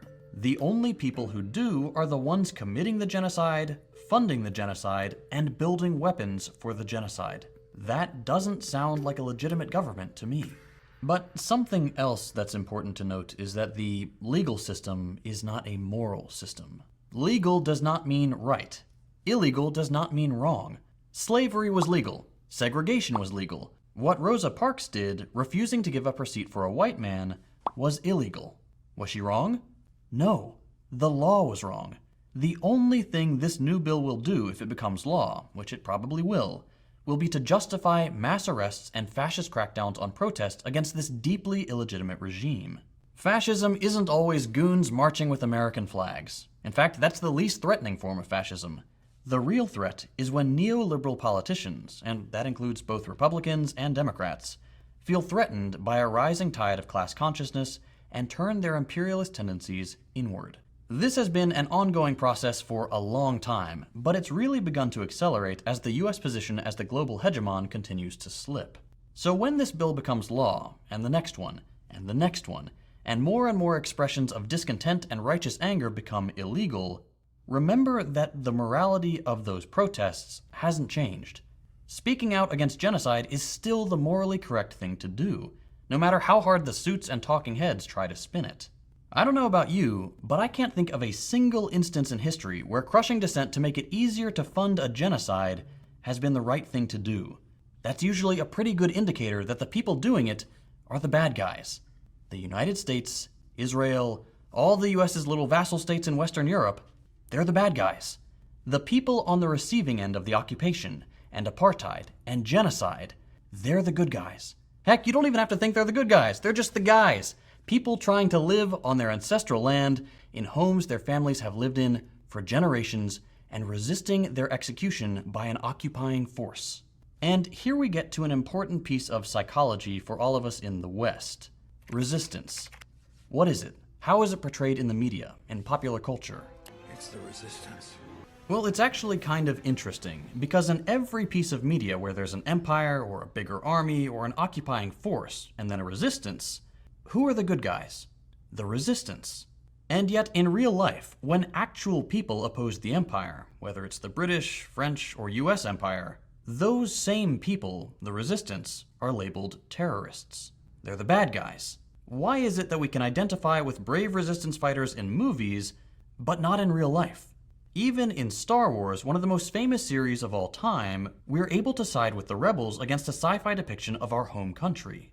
The irony of that one is in both of those, the little guys won. Right. And the big, highly technical empire, the English Empire, right? The English Empire, the American Empire, lost. Yeah. That was the whole point. Is it just because it's fantasy? The good guys are presented as the good guys? The good guys look and sound like us? Yeah, that's probably a big part of it. Another part of it is good old white supremacy and American exceptionalism.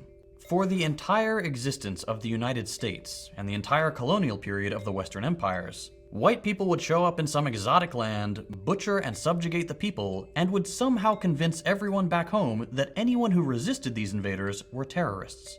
It's the oldest trick in the imperialist book. It is exactly the same with Israel and Palestine. A Western... When are you going to comment on the imminent war of NATO against Russia in Europe? I'm German chatter. Soon they are sending me to the front. What? What the fuck? Oh no. Don't do it, brother. Desert. Leave. Yes, for sure, man. Drop a sledgehammer on your toe. Yeah, that is a definite thing that people did back in the day. This is a real thing in Germany. A lot of mania about getting sent to the front lines. Wait, really? Asking a German to break the rules is obviously going to be impossible. I'm asking for you to do Something impossible, I know. You go against your German imperative. My sister lives in Germany. They think shit's about to pop the fuck off over there. No, this chatter is correct. Macron has been like signaling that he wants to send French troops into Ukraine for quite some time. And even America has actually removed some of the rules of engagement restrictions that they'd placed upon the Ukrainian military in terms of hitting inside of Russian soil. Germany is definitely militarizing and has been aggressively militarizing for the past decade, especially. Definitely kicked into high gear since the Russian invasion of Ukraine. We're at the precipice of Russia wouldn't make it past Poland. Russia wouldn't make it to Poland. That's crazy. The issue is like, does the comfortable European nations have the smoke to defend NATO that hard? The Foreign Legion is already in Ukraine. Yeah, that doesn't count. That's not what I'm talking about. The Reddit Legion is already in Ukraine. Dude, I don't know what will happen. Okay? I don't know what will happen. As far as like an escalation between two states that have nukes, Russia said yesterday they will strike French targets in Ukraine after France said they can use their weapons to strike Russian civilians. America has also removed those restrictions. Are you optimistic about the next 50 days? No. I am just going to say I am very, very scared about the future of Europe for this principle and this principle alone. Because, yeah, they didn't say Russian civilians. Yeah, of course they didn't say Russian civilians. That guy's saying Russian civilians because Russian civilians will die if Ukraine starts targeting inside of Russian soil. Normally, you're away till someone gets to Poland. This is crazy to Europe. They're defending the Polish. This is how you know it's serious. I wouldn't say they're defending Poland, more so that they're defending what America wants them to defend. You say Russia won't make it to Poland, but don't forget they got China and North Korea behind them. Listen, I personally will always be cautious when making predictions about what Russia might do and what the Western world might do against what they perceive is what Russia is going to do. Don't fearmonger, please. We are good. It's the same for the last few years. No, I don't think it's the same for the last few years for one reason. Okay? No, fucking not. A German with that view would never find your channel. They vote AFD. Okay, here's the thing. I don't think it's the same as it is for the last couple of years because Russia has made a shit ton of gains in Ukraine. That's number one. It has been very costly. It's been very bloody. And Ukraine is like the Ukrainian defenses are damn near done at this point. Draft restrictions have been lowered. People are getting arrested to go fight in the front lines against their will. That is not a good sign. Ukraine not only desperately needs weapons, okay, but they also need people. What that means is if they don't have enough people, the Western backers of Ukraine can either literally forcibly deport Ukrainian men back to Ukraine, or they can send their own militaries into Ukraine. Both are politically troublesome things to engage in. And I do not know what will happen, but things are definitely different. They said on every step of the way, we're going to nuke UN, weapons from the West, tanks, fighter jets. They did. Also, a German wouldn't spell Ukrainians. Lamau is a K in German. I don't think it's a C anywhere. Not to mention the money is ran dry. PMC offers have declined steeply. I first saw offers for 1K a day, now to 1K a week. CD Projekt Red and Larian Studios are now in Poland. We can't let it fall. I agree. 50% of Ukrainians, according to the Kyiv Independent, think Zelensky failed to fulfill all or most pre-election promises, survey shows. Sociologists interviewed 1,002 respondents from all Ukrainian oblasts that are not under Russian occupation. The participants of the survey were asked to what extent Zelensky has fulfilled his pre-election promises during the 5 years in office. Nearly 18% of respondents think the president fulfilled most or all of his promises, while 5% saying he had fulfilled all of them. About 19% of the respondents think that Zelensky fulfilled more than half of his promises, while 50% of the participants said he failed to fulfill most or all of his pre-election promises. Dishonest and corrupt people in his team was the top reason Zelensky failed his promises. Lack of competent people in the team, Russia's full-scale invasion, Zelensky's inexperience and lack of competence, influence of oligarchs. Nearly 10% of the respondents said that the influence of other countries obstructed the president's activity, while 10% of the participants mentioned Ukrainian political opposition. What fucking political opposition remains in Ukraine, I do not know. Around 14% of the respondents said that Zelensky's own corruption was to blame. The respondents recalled the president's promises, ending the war in the Donbass region, fighting corruption, and improving welfare of the population. Repelling Russian aggression is considered to be Zelensky's main success, Hrushevsky added, citing the results of the survey. Ukraine's Zelensky Qatari Emir discussed how to end war, Qatari news report says. This is from today. Now, male dual citizens of U.S., Canada, etc.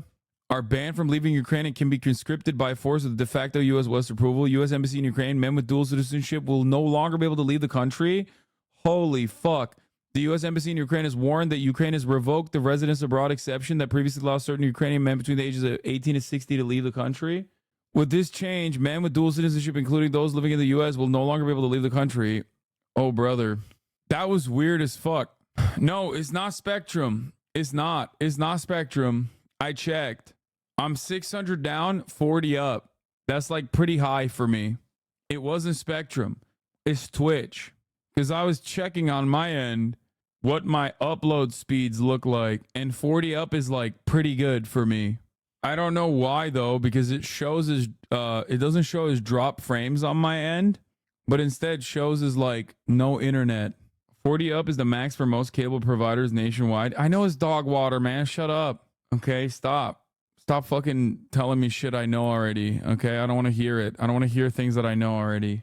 Anyway, there's a chatter asking in good faith, do you not see the Ukrainian struggle against an oppressive occupier as an equally just war that should be supported? Ideally, we would want the West to treat Palestinians like they've treated Ukraine. No, their conflict is existential, though in a different way than those in Palestine. No, there's a key difference here. The aggressors, like if America was funding and facilitating Russia in the same way that it is Israel, it would be an entirely different equation. As far as the Ukrainian emancipatory cause goes, yes, it is just as the Palestinian one. It's not as obviously, the historical wrongs are nowhere near as bad, considering that Ukraine had a state, a nation state, albeit one that was in the throes of corruption for damn near the entirety of its existence. The Ukrainian emancipatory cause is just 100%. They have every right to rid their nation state of Russian invaders. Okay? The problem, however, just what? No, like a just cause. It is just.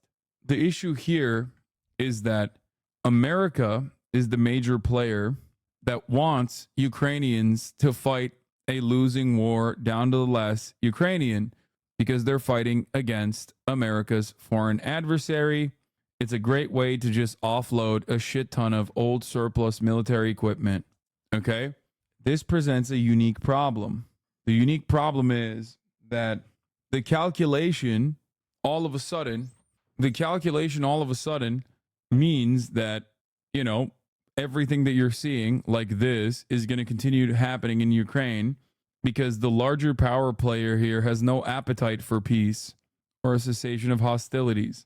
Obviously, the cessation of hostilities could happen any moment if Russia just simply chose not to continue invading. But when the major power player on the one side has no real interest in saving the lives of as many Ukrainians as possible, they keep making false promises to the Ukrainians like, no, you got this. We got you. I promise. Keep it going. War to the last Ukrainian also means war to almost the last Russian, and that's a sacrifice NATO is willing to do. Yeah. Russia cannot accept NATO in Ukraine. Yeah, the real problem here is that NATO is not accepting NATO in Ukraine. Do you not understand that? Why would NATO care about Russians? Ultimately, I mean, I don't think they care about like killing Russians if that's what you're saying, because that's its reason for existing. No, NATO doesn't exist because of anti-Russian sentiment.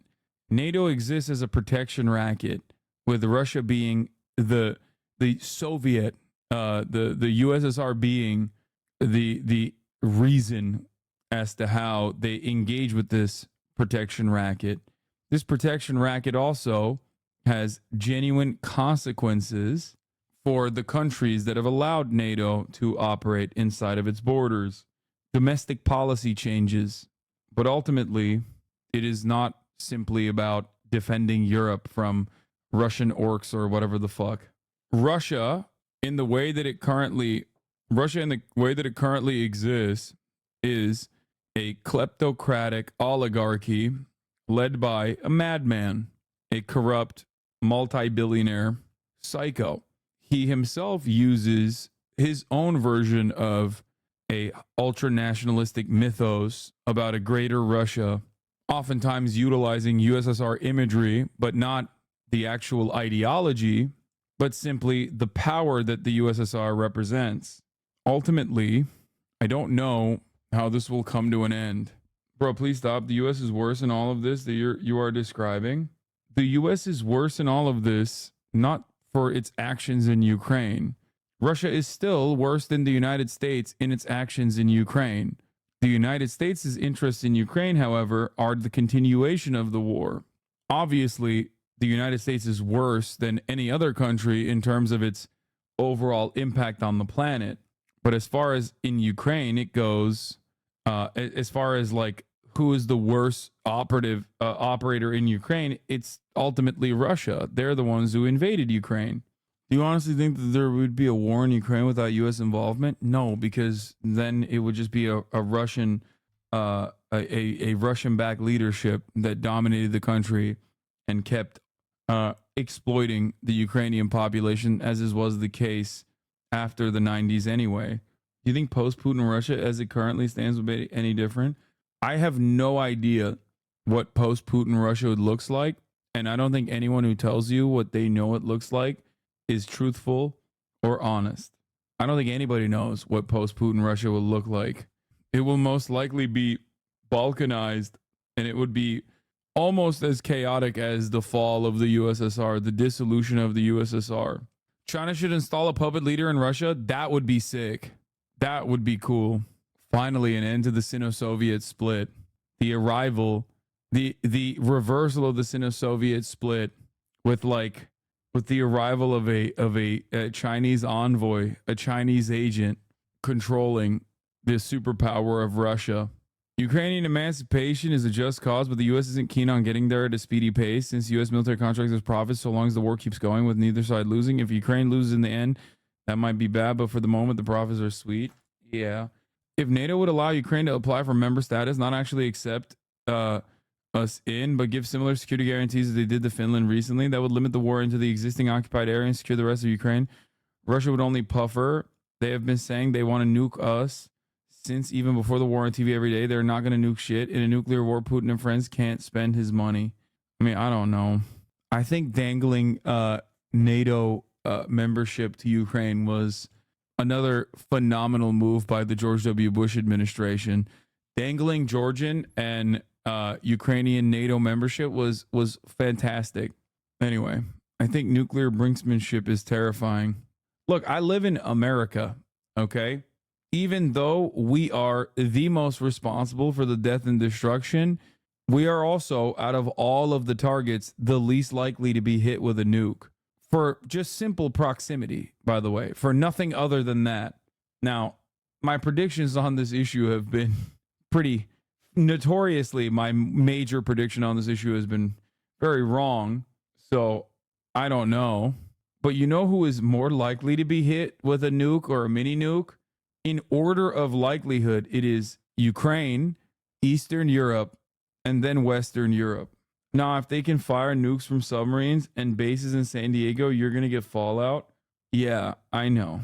But when we start making calculations about who's going to use nukes and where the fallout may land, that is fucking... But when we start making calculations about who's going to use nukes and where the fallout may land, that is fucking terrifying. Like, what kind of timeline are we living in? What the hell are we doing? LA's getting nuked if subs are used. Not to be a view count Andy, but what happened to the turnout? I effed. That's it.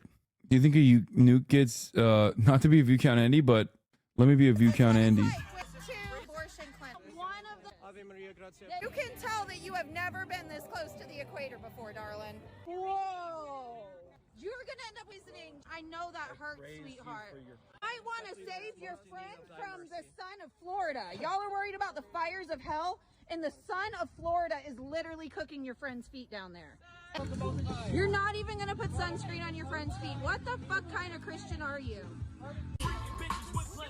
Disturbing. They're all gonna wind up with sun poisoning and Why are Canadian hogs being shipped down to Florida? What the fuck is going on? heat stroke. You might want to give your friend the sweater because it's her shoulders that are violently fucking burned right now. Your scalp is sunburnt. That's gonna hurt later. And your feet are gonna be sunburned. Shit. Do you guys fucking clean your toes? Oh! Saw Boeing Starliner launch Gratz to space this morning. Yes. Murat worked on that, I think. He worked on the project of sending humans to space, which is pretty cool. Why are they sunburning themselves? In order to defend against unchristian-like conduct, which is abortion clinics in the state of Florida. Did you see Northrop Grumman is developing an exoskeleton suit with machine guns that a human controls from the inside, is shaped like a transformer? Oh God, the editors are That's just how I rock. That's just how I roll. That's just how I rock. Roll. Bro, this is literally like the 2X Pimpy shit, okay? The editors are collaborating with one another. What the fuck's going on? That's just how I rock. That's just how I roll. That's just how I rock. Roll.